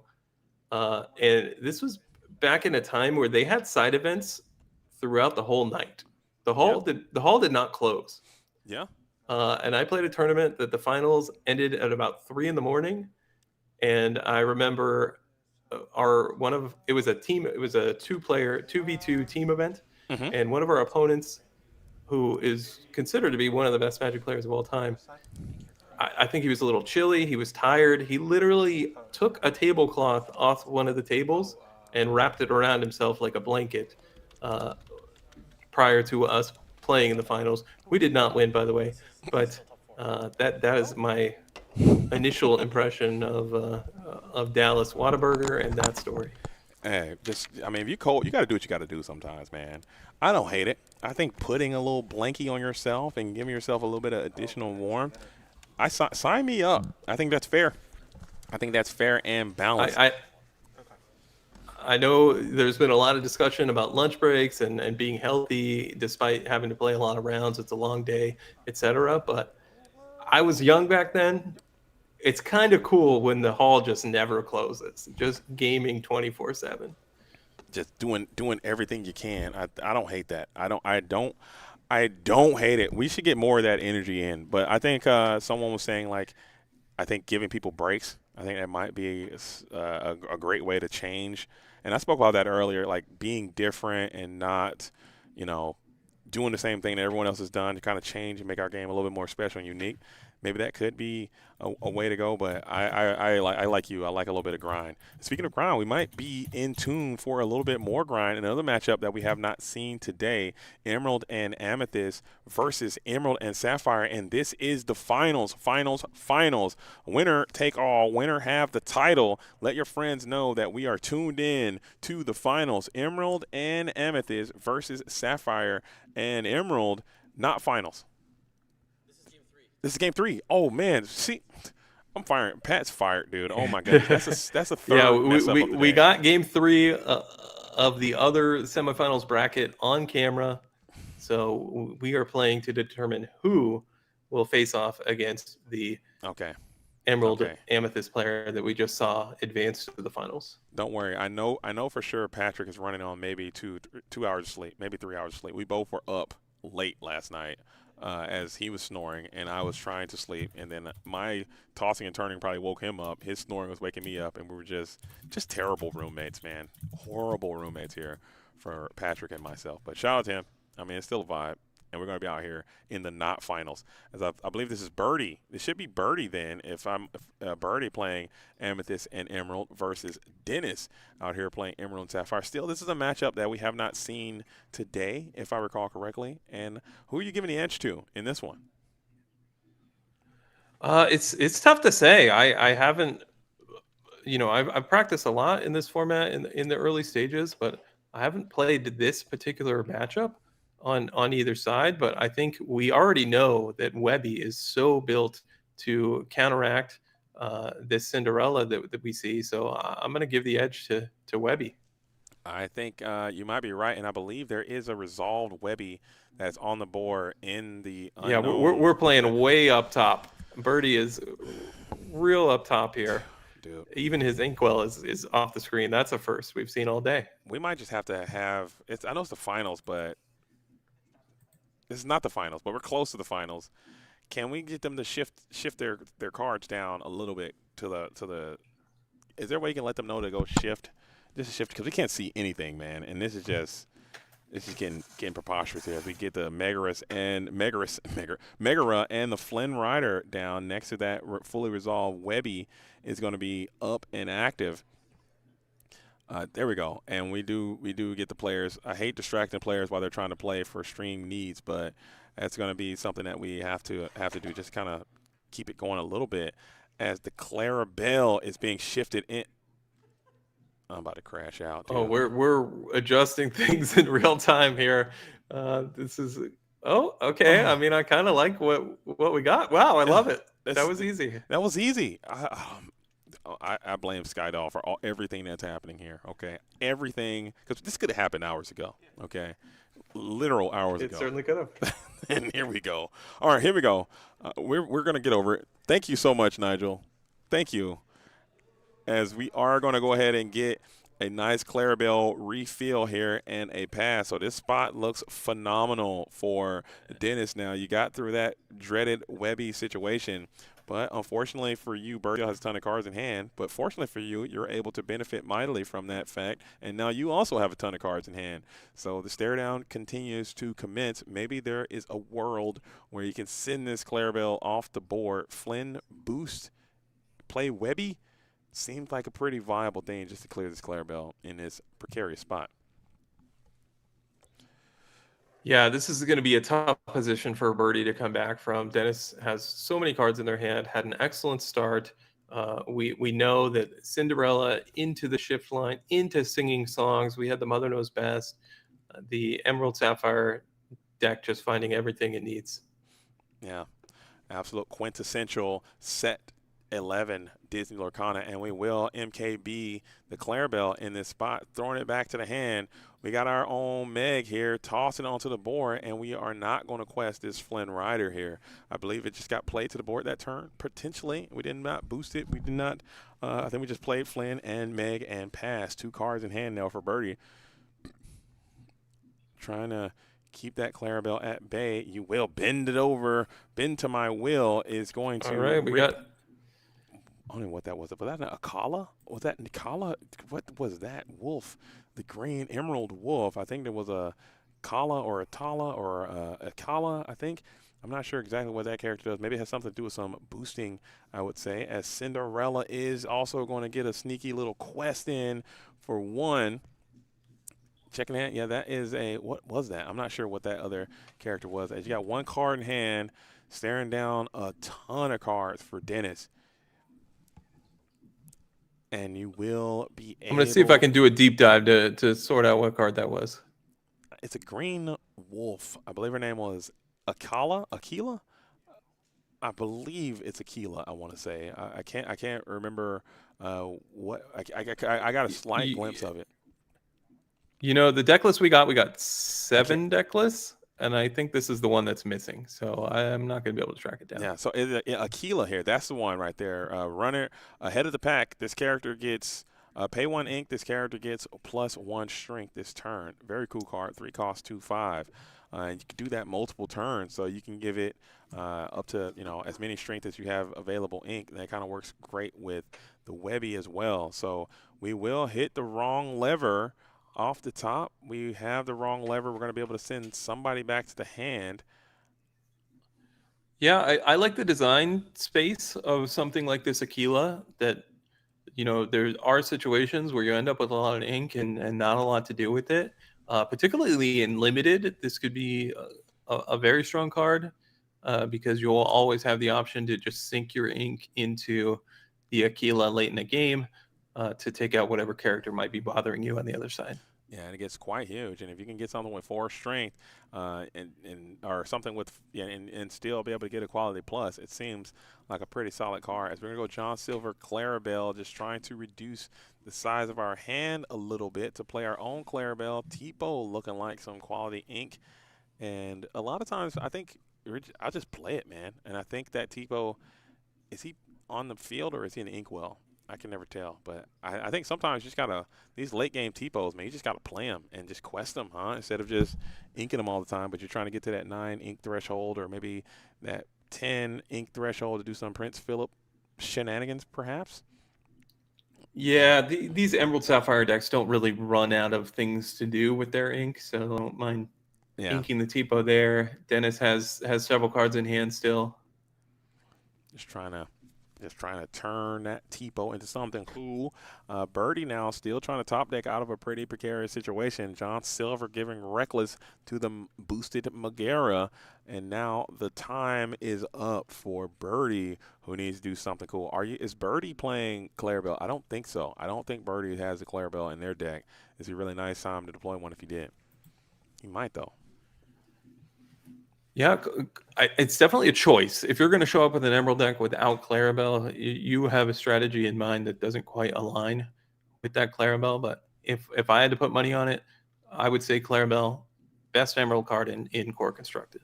Might be best Emerald card overall. You know what, man? I need to get the Shainer's Edict patent pending best of tier list. I think it's going to be some interesting stuff, and I think you got some interesting stuff to say about it. You should start making YouTube. That should be your first video. Best of from Shainer's Edict, best Emerald card, Clarabelle. Here's why. Okay, best set 11 card or best set 10 card is going to be Cheshire Cat, and here's why. I think it'd be great. You should do it. Yeah, maybe I got to draw that up. Make it happen. But yeah, I think in Core, Clarabelle, clear number 1 for me. In Infinity, I think Diablo might have a word, but it's close. Yeah, Infinity, Emerald card, for sure. I'm leaning. Diablo is just so insane over there. But he is getting a lot worse with that new Ink Runner coming out in Infinity. But still, just a ridiculously designed card. I don't know what they were thinking with that one, but they sometimes it's gonna be an L every now and then. every now and then you're going to try to go for a dub. You're going to end up with an L. I think Diablo was an L. I think that's a pretty bad card design, but it is what it is. As we have this Iago now, who is up and active with the Scrooge or the Donald Duck Daisy's date, prom date, perfect gentleman. And Yeah, Birdie putting up a fight with some defensive measures. Iago plays good defense. mm-hmm. And one thing this Sapphire Emerald deck does not do well is apply lore pressure. If you saw our quarterfinals match, it took quite a while to get to 20 lore. Mm-hmm. So something to consider if you're going to play a long day, a long tournament. You are not going to get a whole lot of breaks. If you're playing an Amber Steel deck, one way or the other, the round is likely to end early for you, give you some times for that snack, for that bathroom break. If you sign up with Sapphire Emerald, I don't think you're going to have that luxury. Yeah, I personally, I don't think I could ever take a Sapphire Emerald deck. And I'm thinking about not taking Sapphire and Steel, too, for those same reasons. I need to probably make something a little more tempo or more aggro just to give myself those quality breaks. As we are going to get some quests in with these evasive characters trying to catch up, or maybe you could just keep rushing your opponent down and just try to aggro them out of the situation as you play the Junior Woodchuck Guidebook, which I think is a phenomenal card, especially in a scenario like this where you're trying to play around a potential Clarabelle draw as well. Malicious Mean and Scary. Not like this. Not like this. No. And it all goes away. So the whole board is absolutely gone. Now the Diablo will get you a card, though, if you'd like to take it, and I think you will. And now the turntables have turned. That's 5 lore right there. Yeah, that's all it's Clarabelle. So they hit you with that combo, and they really round third and head home super quick. I know you're a baseball fan, but that's when they really pick up the momentum there. Yeah, and our friend Sailor mentioned at the start of this game 3 that he felt like Sapphire Emerald was advantaged, and I mean, we had the early Webby, and that wasn't nearly enough. So his prediction proven to be correct. Well, Sailor's here? Oh, shout out to Sailor, man. Shout out to Sailor in the building. A phenomenal player. Hopefully he can have another phenomenal season to tie on to the season that he had last year, getting back to the World Championship. Thank you for being here. And maybe I know he's been working hard on some Emerald and Sapphire as well. I know he played some Dogs last set. So I like to keep an eye on some of these great players, see where they're up to, and rock them with the program, man. So maybe he's gaining some information. I know a lot of these players, man, yourself included, it's all about information, man. Information in, information out. It's all data that goes to your own game plan. As you see the spooky sight, your fate is sealed right here. You can kind of see your own demise is being flipped back over as this Ursula and Diablo are just out of here easily. You can't even place any more characters to the field to play, or they're also going to get spooky sighted, beautiful enchanted version as well, as Dennis's deck is looking quite marvelous. Is it maxed out? I know we saw that. Looks pretty close. Oh, we don't have the Enchanted Cinderella, but we are playing Enchanteds elsewhere. And we don't have that Malicious Mean and Scary either. But that is a foil Cinderella, so it's still super valuable there. And we see the spooky sight in the deck for Dennis as Birdie's just trying to hang by a thread here. But I just want to point out that 3 of our top 4 players were different versions of Emerald Amethyst, and regardless of what version they're playing, Spooky Sight looks pretty good against them. So just something to consider. No, we didn't see Amber Steel at all today in the tournament. I'm sure somebody probably registered it, but we didn't get a chance on camera. And you might think, if there's not a lot of aggressive decks, maybe I don't want this Spooky Sight. But the way I'm seeing how these games have played out, Spooky Sight might be a card you want to include in your deck. I'm in my Sapphire Steel deck. I'm thinking almost the opposite, man. I'm thinking about how can I get rid of Spooky Sight.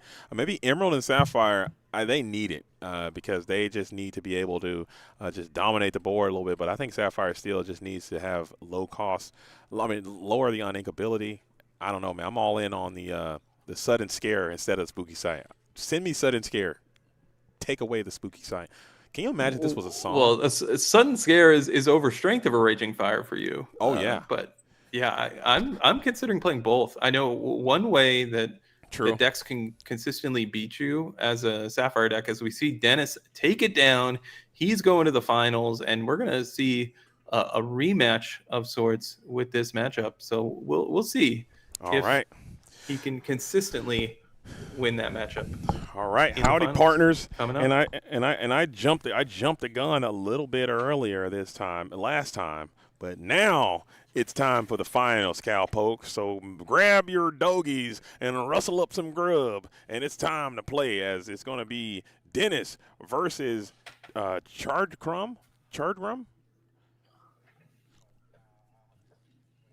Okay, so they're going to get that all set up, and it's going to be a great time. So first, I want to say again, thank you all for being here. Okay, this is the Collectors Expo. This is a newer Twitch situation, new Twitch channel. So they're going to be hosting a lot of tournaments, man. So make sure you throw them a follow and stay and turn your notification bells on for the Collectors Expo, because you're not going to meet. You know, they're trying to build something here in Disney Lorcana, and they're showing a lot of love out here for this tournament series, and we need to support all of these third-party tournament series because this is what's going to keep our game alive and viable. So if you love Disney Lorcana, make sure that when these tournaments happen, if you're in that area, I know a lot of times just the way that the world is, travel and all those kind of things, it can be very difficult to get to these tournaments, but try to support them if you can. Try to share the word that these events are happening and spread the word so more people can come out and support these things so we can make it count, make it matter, because there's a lot of things that are happening around the world of trading card games right now, and you know, we gotta, if you want this game to stick around, then you have to get out there and support it. But this is the final. Shane, are you ready? I'm excited. I want to see this matchup and potentially 3 games of this matchup, as we only got the chance to catch game 3, where Dennis had a terrific start and just managed to kind of run away with things. But we do know that obviously the Amethyst Emerald deck is capable of winning games in the matchup. So we'll see what happens here in the finals. All right, so it is. So the players are ready. I'm ready. You're ready. It is time. The finals are up. Dennis versus, is that Chardgrum? I want to say that's their name. So we're going to get that typed in. The iPad has completely given up on us. Oh, it's Fetty. I'm sorry. I don't know why I say Chardgrum. It is Fetty, not Chardgrum. Dennis and Fetty. And we have another Amethyst and Emerald strategy versus the Sapphire and Emerald strategy in the finals. And we saw how the Sapphire and Emerald was able to dispatch the Amethyst and Emerald last round. Maybe there's a different plan here because Fetty's deck does have a bit more aggressive options as well. It seemed like Birdie's was way for the deep terrain. This one seems like it can get low and kind of match wits a little bit. Yeah, it's really interesting seeing all these Emerald Amethyst decks, just how many tools and how many options they have to work with. And we've seen this in the past with something like Amethyst Steel, where you have a couple different options you could choose from in certain situations. You know, we see in the previous format, you saw players go with Yzma, and then we saw Dolores, and then we saw Treasure Guardian. Like, when you have these similar type effects in the same cost range, it allows a lot of deck building options, and I think we're seeing that even more here in Whispers in the Well. I think that's such a great and valid point.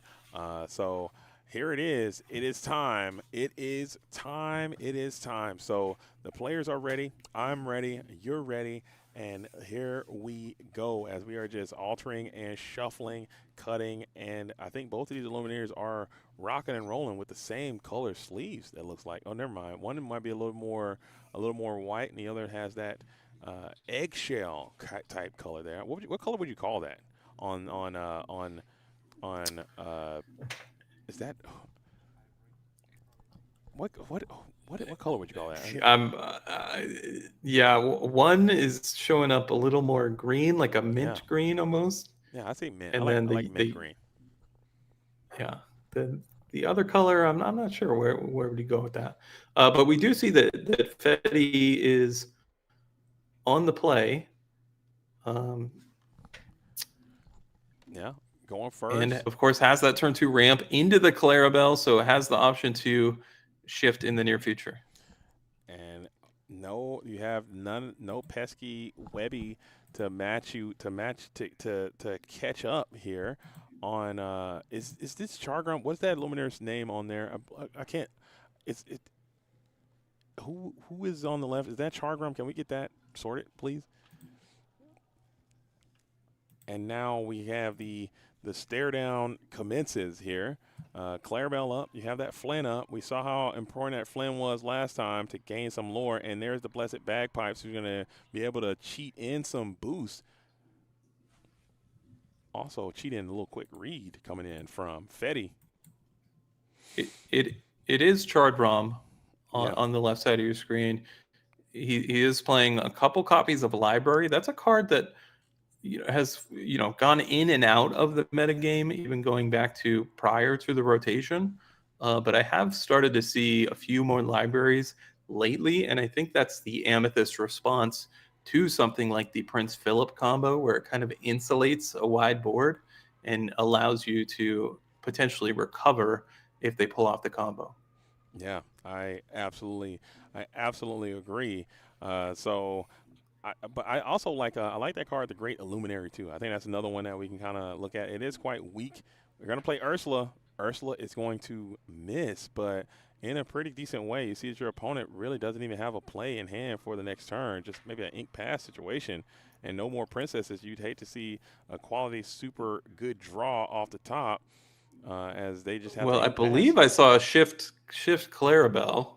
Oh, did they have it? I missed it. Oh, it was so shiny. I must have looked right away. I thought it was something else. It was an enchanted. It was playing tricks on you.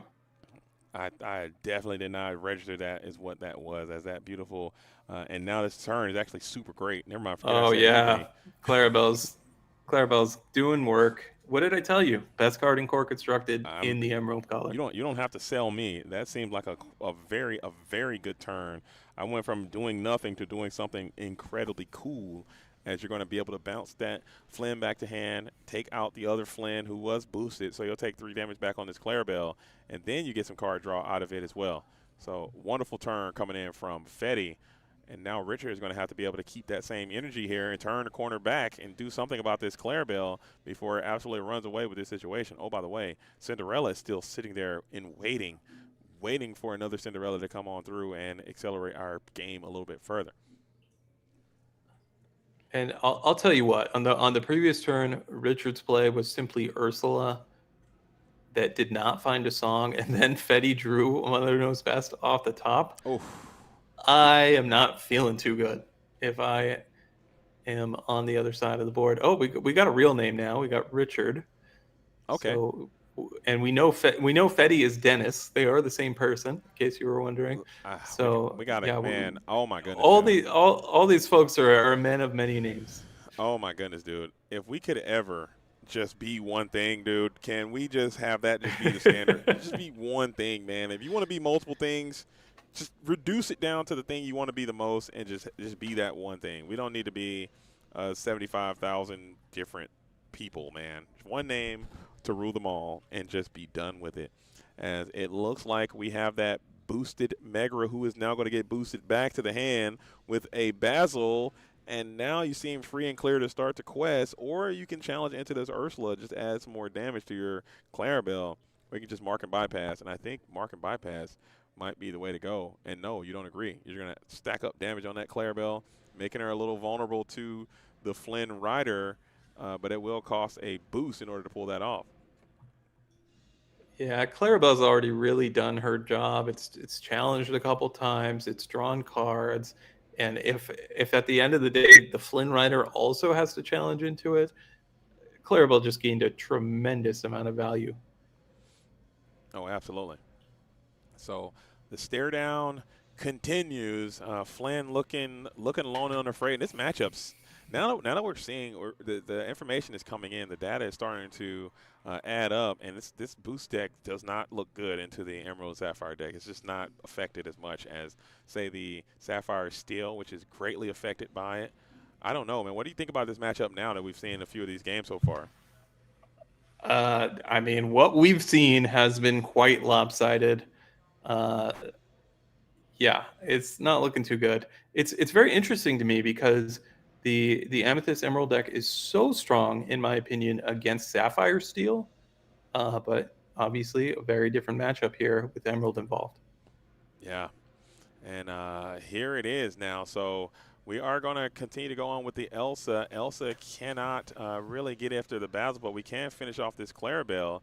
And you still don't have the ability to boost this Whisper Flynn, so he's kind of just sitting there and sitting there menacingly. Blessed Bagpipes really isn't doing anything either. 2 cards left in hand, and versus Fetty now, who's holding on to a ton of resources. And I think he found that other Cinderella now, so you can cycle some cards here, it looks like. As Cinderella might come on through. No, it's Develop Your Brain. Never mind. Forgot I said anything. Man.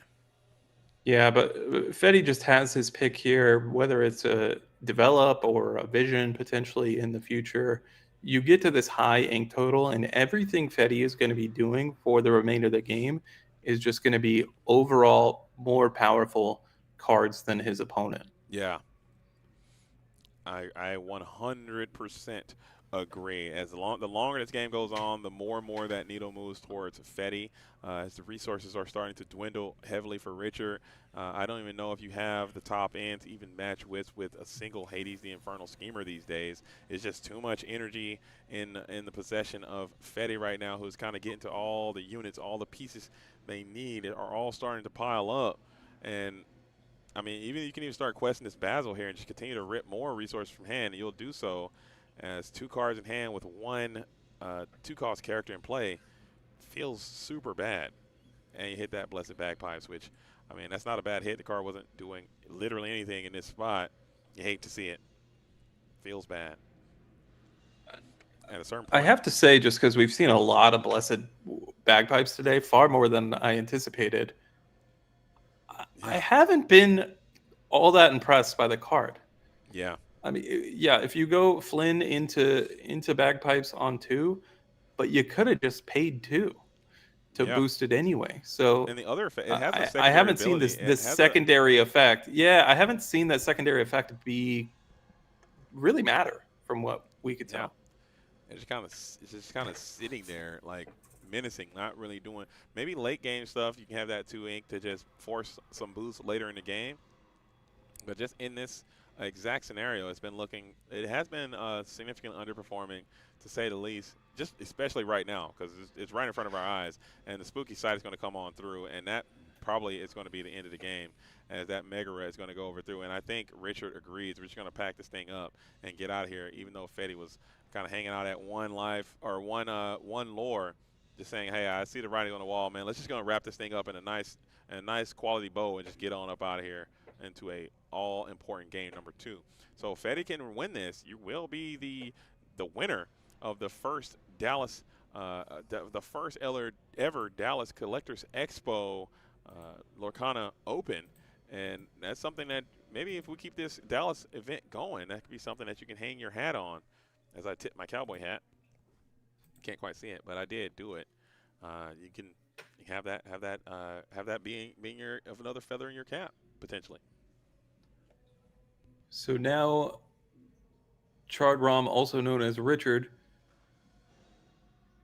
has the opportunity to maybe go for that Webby shift line, but like I said, it's so good against Sapphire Steel. Is it quite as good in this matchup? I'm not so sure, and especially on the play, you're not going to get value from it at least immediately. Yeah. So I'd be interested to see what Richard is prioritizing in the altar phase here. Let's see. Meanwhile, Fetty 1 game away from potentially going home. The Collectors Expo 5K in Dallas champion. Oh, man. If you're just joining us, we will have more action tomorrow, by the way. We will have one additional event where all the players that signed up for today, look at this value. You get a free event tomorrow if you wish to come back to the Collectors Expo. I'm honestly just trying to find a way for the Emerald and Amethyst player to win this game. That's what I want to see. I'm trying to see if Richard can develop a line of play that can match Wiz with what Fetty can do. because it seems like you're coming out of the gate way too slow. You're not questing hard, so you're not quite going underneath, and you're definitely never going to come close to going over the top. So what is your path to victory? How can you win if you're Richard? Well, I think you certainly need to be aggressive as possible, but obviously restricted to whatever his deck can offer. We saw in the previous game the bagpipes on 2. I mean, if we're going to go that route, we do have the Emily Quackfaster, which at least would add an additional lore onto the board. So we'll have to see what happens here. As we are going to be on the draw, blue green. I think it is a good deck, but is it the best deck in the format, man? Does it have is there some things that we can exploit here? Are there some holes in the game? I do still believe that there are some obvious, very telegraphable things that this deck is trying to do. I think it's still extremely reliant on the shift Clarabelle play. Maybe it's not as reliant as it once was, but it's still very telegraphable. And it does not have some of the clean matchups that it used to. Maybe when aggro makes its triumphant return, if they're not on maximum spooky sites. But what do you think about this deck? Do you think that it is everything that is selling as, or do you think it has some vulnerabilities to it? I think there's some vulnerabilities. I know Purple Steel in particular can be a difficult matchup, but I think as far as like an overall card quality in the deck, I think it might be the best in the format. Now, don't quote me on that. I got to really think about it. But what I'm thinking is you have Sail the Azurite Sea, you have Cinderella, you have Tipo, so you have that whole package, and then you add the Clarabelle package on top, and those are two of the best things you can be doing in the game right now. And we see that's the Quackfaster, but we didn't have a one drop with boost. Yeah. So now we just play two, one questers, and this Quackfaster, similar to the bagpipes that I was saying, is a little underwhelming looking at times. Well, Quackfaster, if you don't have a boost character in play, certainly looks well, Yeah. under rate for what you'd like to be doing on turn 2. And I concur with that, Mike. It seems like Richard's just trying to put anybody on the board and getting them things horizontal as quickly as possible, just trying to run the race and just leg it out. And that might be the path to victory, but I would much rather do that with some two questers there. Like you said, coming in on 2, if you're playing a 2-2-2 for 2 on 2 in this day and age, ain't gonna cut it, man. We had 1 2 for 2s all the way back in set number 1. You were in set number 10. You're still out here 2 for 2 and cut it out and hit the road, dude. That ain't gonna be good enough. As the Cheshire Cat, still a super vibe here. As next turn, if your opponent elects to quest, and they will smartly decide not to do so, and you are now threatening Clarabelle multiple ways from Sunday with a Singer established, and we get the Mother Knows Best, and we are gonna keep questing. So hold up now. Yeah, I think I'm turning the Rafiki sideways because the Cheshire Cat can mess with things if the Cinderella is exerted afterwards.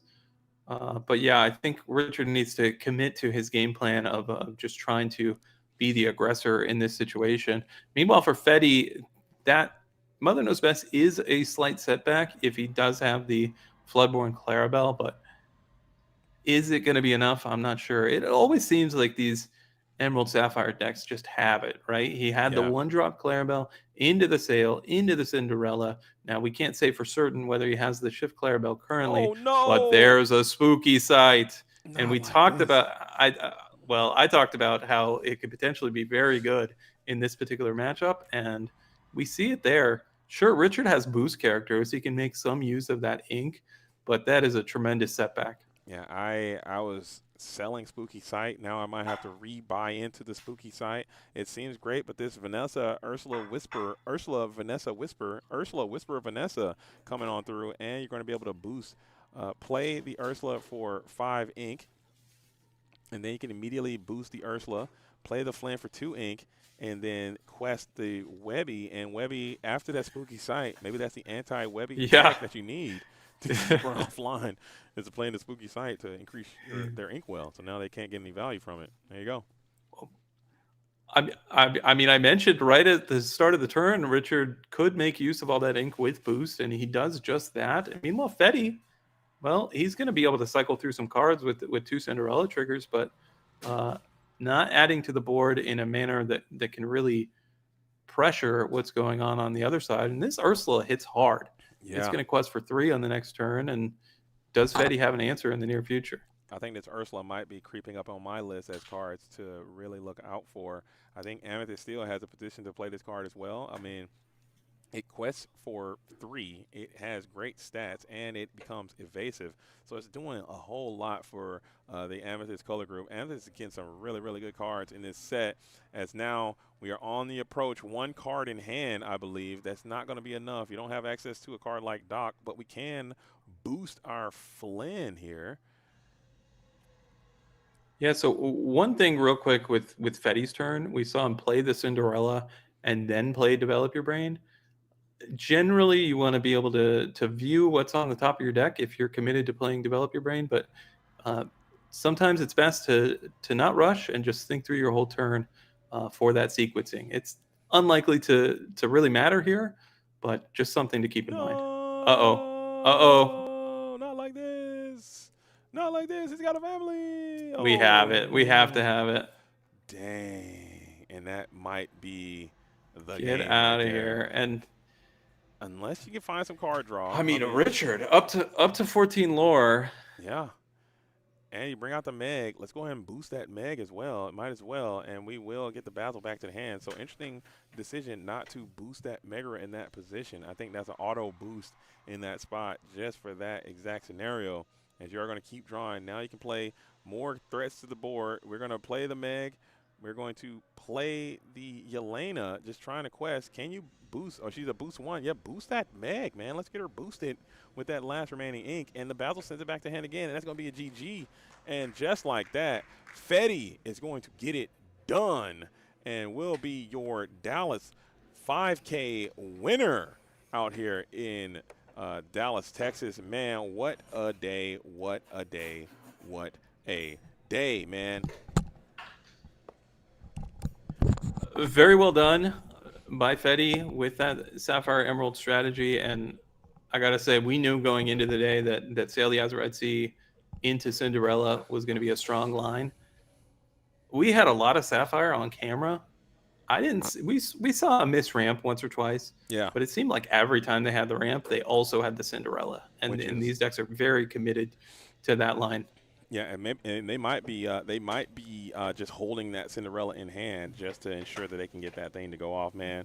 But what an incredible day, an incredible tournament. I'm not sure if we're going to get anyone to come by. Maybe there's a chance we can do that, but maybe I think they're just anxious to get out of here, go get some dinner. It's almost 6 p.m., which is kind of crazy to have a tournament be over at 6 p.m. I've had set championships go to 9 p.m. with 8 people in it. Like, what is going on? Like, how is this happening? Like, this thing went by super fast. It's just a shout out to all the. I would ask what is going on with your set championships ending at 9 p.m. with 8 people. But I don't want to say it. Okay, I don't want to say it. No, it might not be 8 people, but it might be like it's them things go late sometimes. Maybe definitely like 5:30, 6 o'clock, man, with like 12 people in there. And we got 40 people in here, 50 people. I don't know how many people we got, and it's just, it's over by 6. This thing was actually moving around. No one was having any missed movements. There was no delays.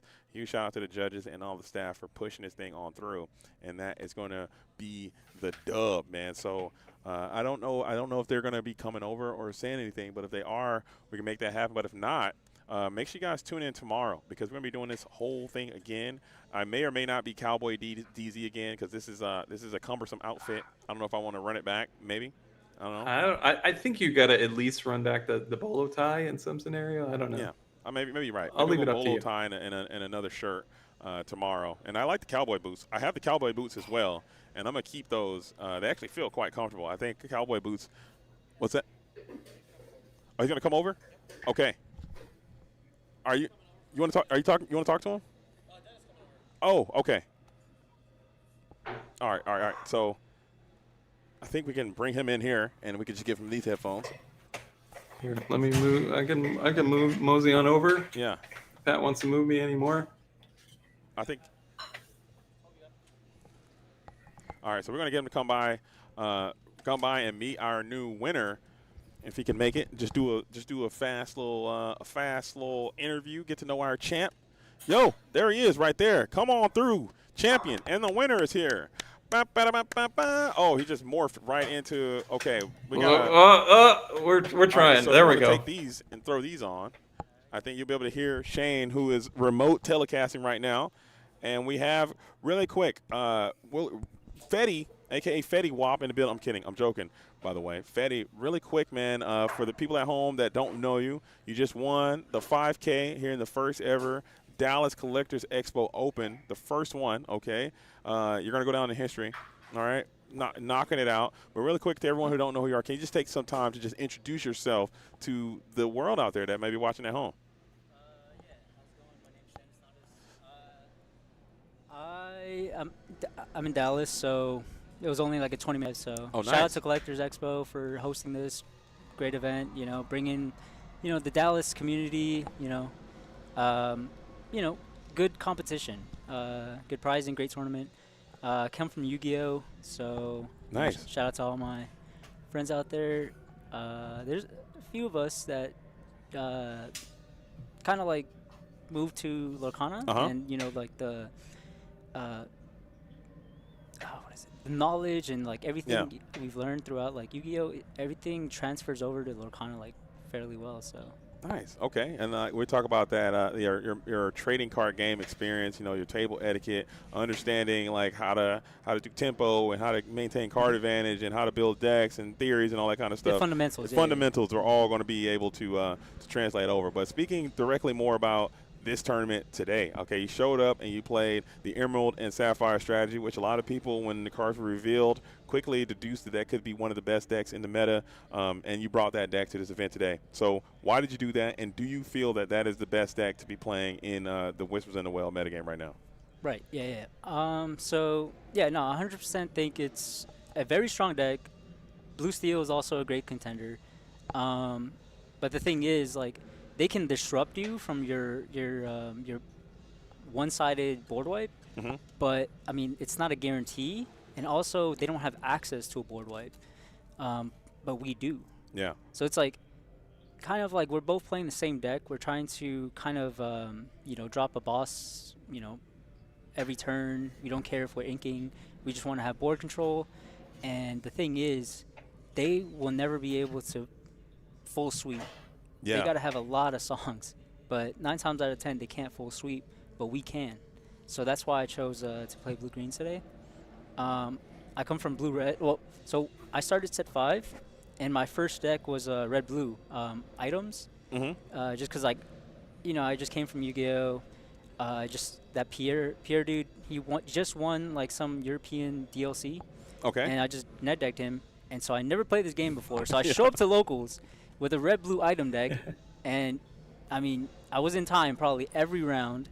So sorry to everyone I dragged into time when I was first starting out, but this deck is I wrote red blue till the very end. I mean the end as in until you just can't play it anymore. Yeah. Rotation. Yeah. Like we lost just too much. It was unplayable. So this deck is, in my opinion, just another red blue deck. We have Philip is little Sisu, and then big Sisu is big Philip. Mean scary is coils. Same thing. I like that approach. I think it is one of the most powerful decks in our game. But it does have. If you had to say that the deck had a bad matchup, what would you say those bad matchups are? What are the matchups you don't want to see coming into this tournament? So my only loss today was green purple. I would say, I mean that matchup, it's pretty scary. Yeah. Just because, I mean, you certainly took care of things in the finals, right? Yeah. No, I played green semifinals and the finals, man. Yeah, I played green purple, top 4 and in finals. I got to go first in finals, which helps out a bit, and also the fact that he didn't hit his Diablo shift line. I mean, Webby shift line. Basically, same thing, right? Yeah. Just because he didn't hit the shift line, like that's where I was able to capitalize and just control the game from there. Okay. And we got Shane. He's out there mobily, so you can see Shane is out there. We were kind of watching you and cheering you guys on today. Shane, if you have any questions, feel free to jump on in. There is a little bit of a delay. It's going to kind of be weird to get that going. All right, yeah. Yeah, I just want to ask you. You mentioned playing blue red in the past and converting things over to the Sapphire Emerald deck. Is there anything else that's kind of struck your interest in this set 10 metagame, or did you give any thought to potentially bringing anything else, or are you just all in on this Emerald Sapphire deck? Yeah, so I'm more or less just more comfortable with it. I played this at the 10K last weekend. I mean, I made top 8. I didn't lose at all until top 8. The deck just felt really strong. I made some changes. I had one spooky sight last week.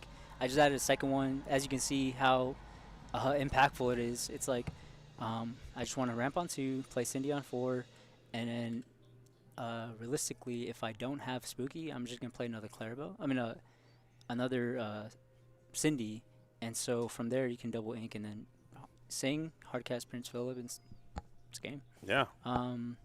But the thing is, the other deck is Blue Steel. Obviously, that's another top deck right now. But my opinion, like another great deck is Circle of Life deck. Yeah. Last week, I agree. that deck just had me shaking. Like I was about to get 2-0'd, and I was just like, "Did you draw go-go? Did you draw go-go?" Like 2-3 turns, I could have just died, but he never drew it. Found out he was only playing 2, and I'm like, "Oh, thank God," because I think he already inked them all or got rid of them. Mm-hmm. So, or he just didn't have it. Yeah, like that deck is scary. Just I lost to it in top 8 last week. And yeah, no, that deck's like super scary. It has some crazy lines. Right on, man. But really quick, I know you just played a long tournament. You're playing a grindy deck all day, probably going to time a few times and going all the way up to the time limit. But really quick, what were some of the highlights that you had for today? Some of the moments that you remember and that you're going to kind of tell your friends about when this tournament is over?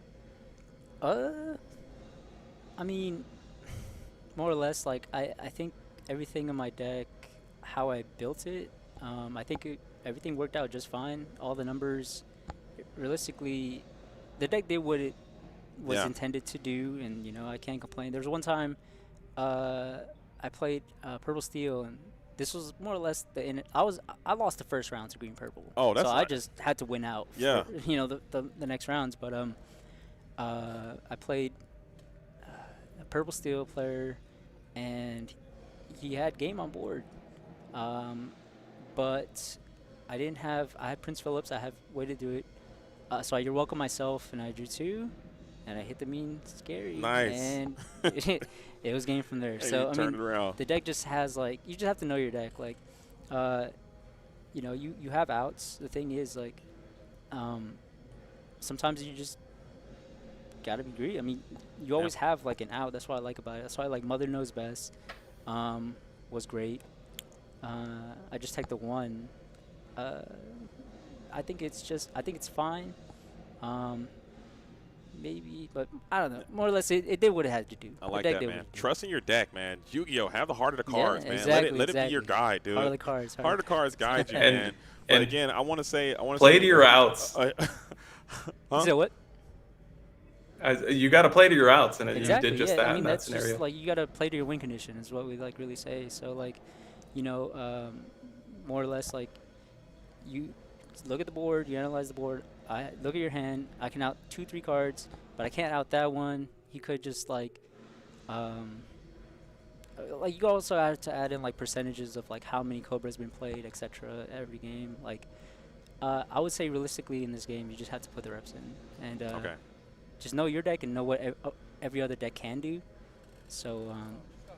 Okay, and I think you said something earlier in the chat. You're getting kind of flame ward here. That Pierre dude is here. His name is Sailor. Okay, he's probably one of the greatest players to ever play the game, man. He's out here right now in the chat, listening to you. Yeah, I heard of him. He's a great player. He's a great player too, man. So, but again, we want to say congratulations to you, man, and for coming through and showing up, representing your region well. Coming through and winning this tournament. So from me to you, Nigel's here with the congratulations as well. So before we start to wrap that up and let you go so you can go and take a break, any special shout outs that you want to give, man? Anything you want to say to the world at home that may be watching, the floor is yours. first and foremost, shout out to my girlfriend, Brenda. Shout out to all the homies that supported me, that don't even play this game. You know, they play Yu-Gi-Oh. You know, shout out Doe, shout out Nico, Cam, Robert. You know, all the homies here, TDK. You know, that's the team I'm repping. Okay. And so, Right on. TDK, Top Deck Kings. Hold it up, man. Let them know. Milton's Collectibles. You know, if you're in town, give them a shout out. And also, if you guys want to show up to more Collectors Expo tournaments, I mean, these guys know what they're doing, so everything runs pretty smooth. No issues. Absolutely. And Gordon says shout out Brenda, dude. Yeah, it's Gordon. He's a local as well. That's Shout out what's to him too. Shout out to you, Gordon. What's up? And Brenda in the building. He's the GOAT. But man, congratulations again. Thank you. I want to thank you for coming through and playing. You got Nigel here. Thank you. You know what I'm saying? It was a very well ran tournament, man. So we will let you go as we start to close down the show. Really appreciate you coming through, and congratulations on your victory. Thank you. All right, that's going to be Fetty. Fetty is in the building holding it, guys. Make sure you guys remember the name. He's going straight to the top after this. This is going to be the first of a key signature victory that that Fetty has to their name. It probably won't be the first, but it definitely won't be the last. But that was a great match, a great game, great tournament there, Shane. How are you feeling? I'm feeling great. My only disappointment in the whole tournament is I had talked up in Whispers in the Well that Ruby got some improvements, that Ruby was officially unbanned in the tournament. We did not see a Ruby deck in the top 8. We did catch it on camera round 1 with a victory, but I think Ruby Amethyst still has a place in this metagame, but we'll have to wait and see. We just got to figure it out, man. That's all it takes. That's all it takes. So we're about to go ahead and close out the show for today, but make sure you guys tune in tomorrow and see another. We're going to have a salty run back. We're going to bring it back again. We'll do the same thing again one more time. So, again, from me to you, I want to thank you all. Shane, before we let you go, anything you want to say until we roll this thing back at it again tomorrow? Just double down. I mean, we got more Lorcana action tomorrow. Be back. What will JDZ be wearing? What will he give away? I hear a Hades might be in the mix. Hey, so tune in. don't if you miss want out. the Hades, you got to tune in and be ready to win it. Okay? Minute to win it. But that is it, man. We're about to wrap this thing up. Thank you guys so much. We're going to put the raid in to someone. Again, as you guys are leaving and coming in, I got a special request. There's a snake in my boots coming in from Colors Law who had trouble finding the stream. So tomorrow, let people know where the Collectors Expo is. It's a pretty new Twitch situation, so make sure you hit the follow button and tell people about it so they can follow the stream and share the link so we can get more people in here to check the stream out because it is a newer thing that they're trying to build. But I respect what they're trying to do, and I want to support them as much as I can, so please make sure you guys are doing that as well. But, my fellow Lumineers, that comes to the end. The time has come. We will see you guys all back here tomorrow starting at the same time around 10 a.m. Central. I'll see you all there. I'm JDZ. I'm on the quest. Collectors Expo. Signing off for today. Yeehaw! Or something like that. Wait, we got a raid. Hit the raid. Can we raid someone? Yeah, let's raid up to let's find someone in the category, raid them up, and let's get this thing loose and on up active out of here if we can.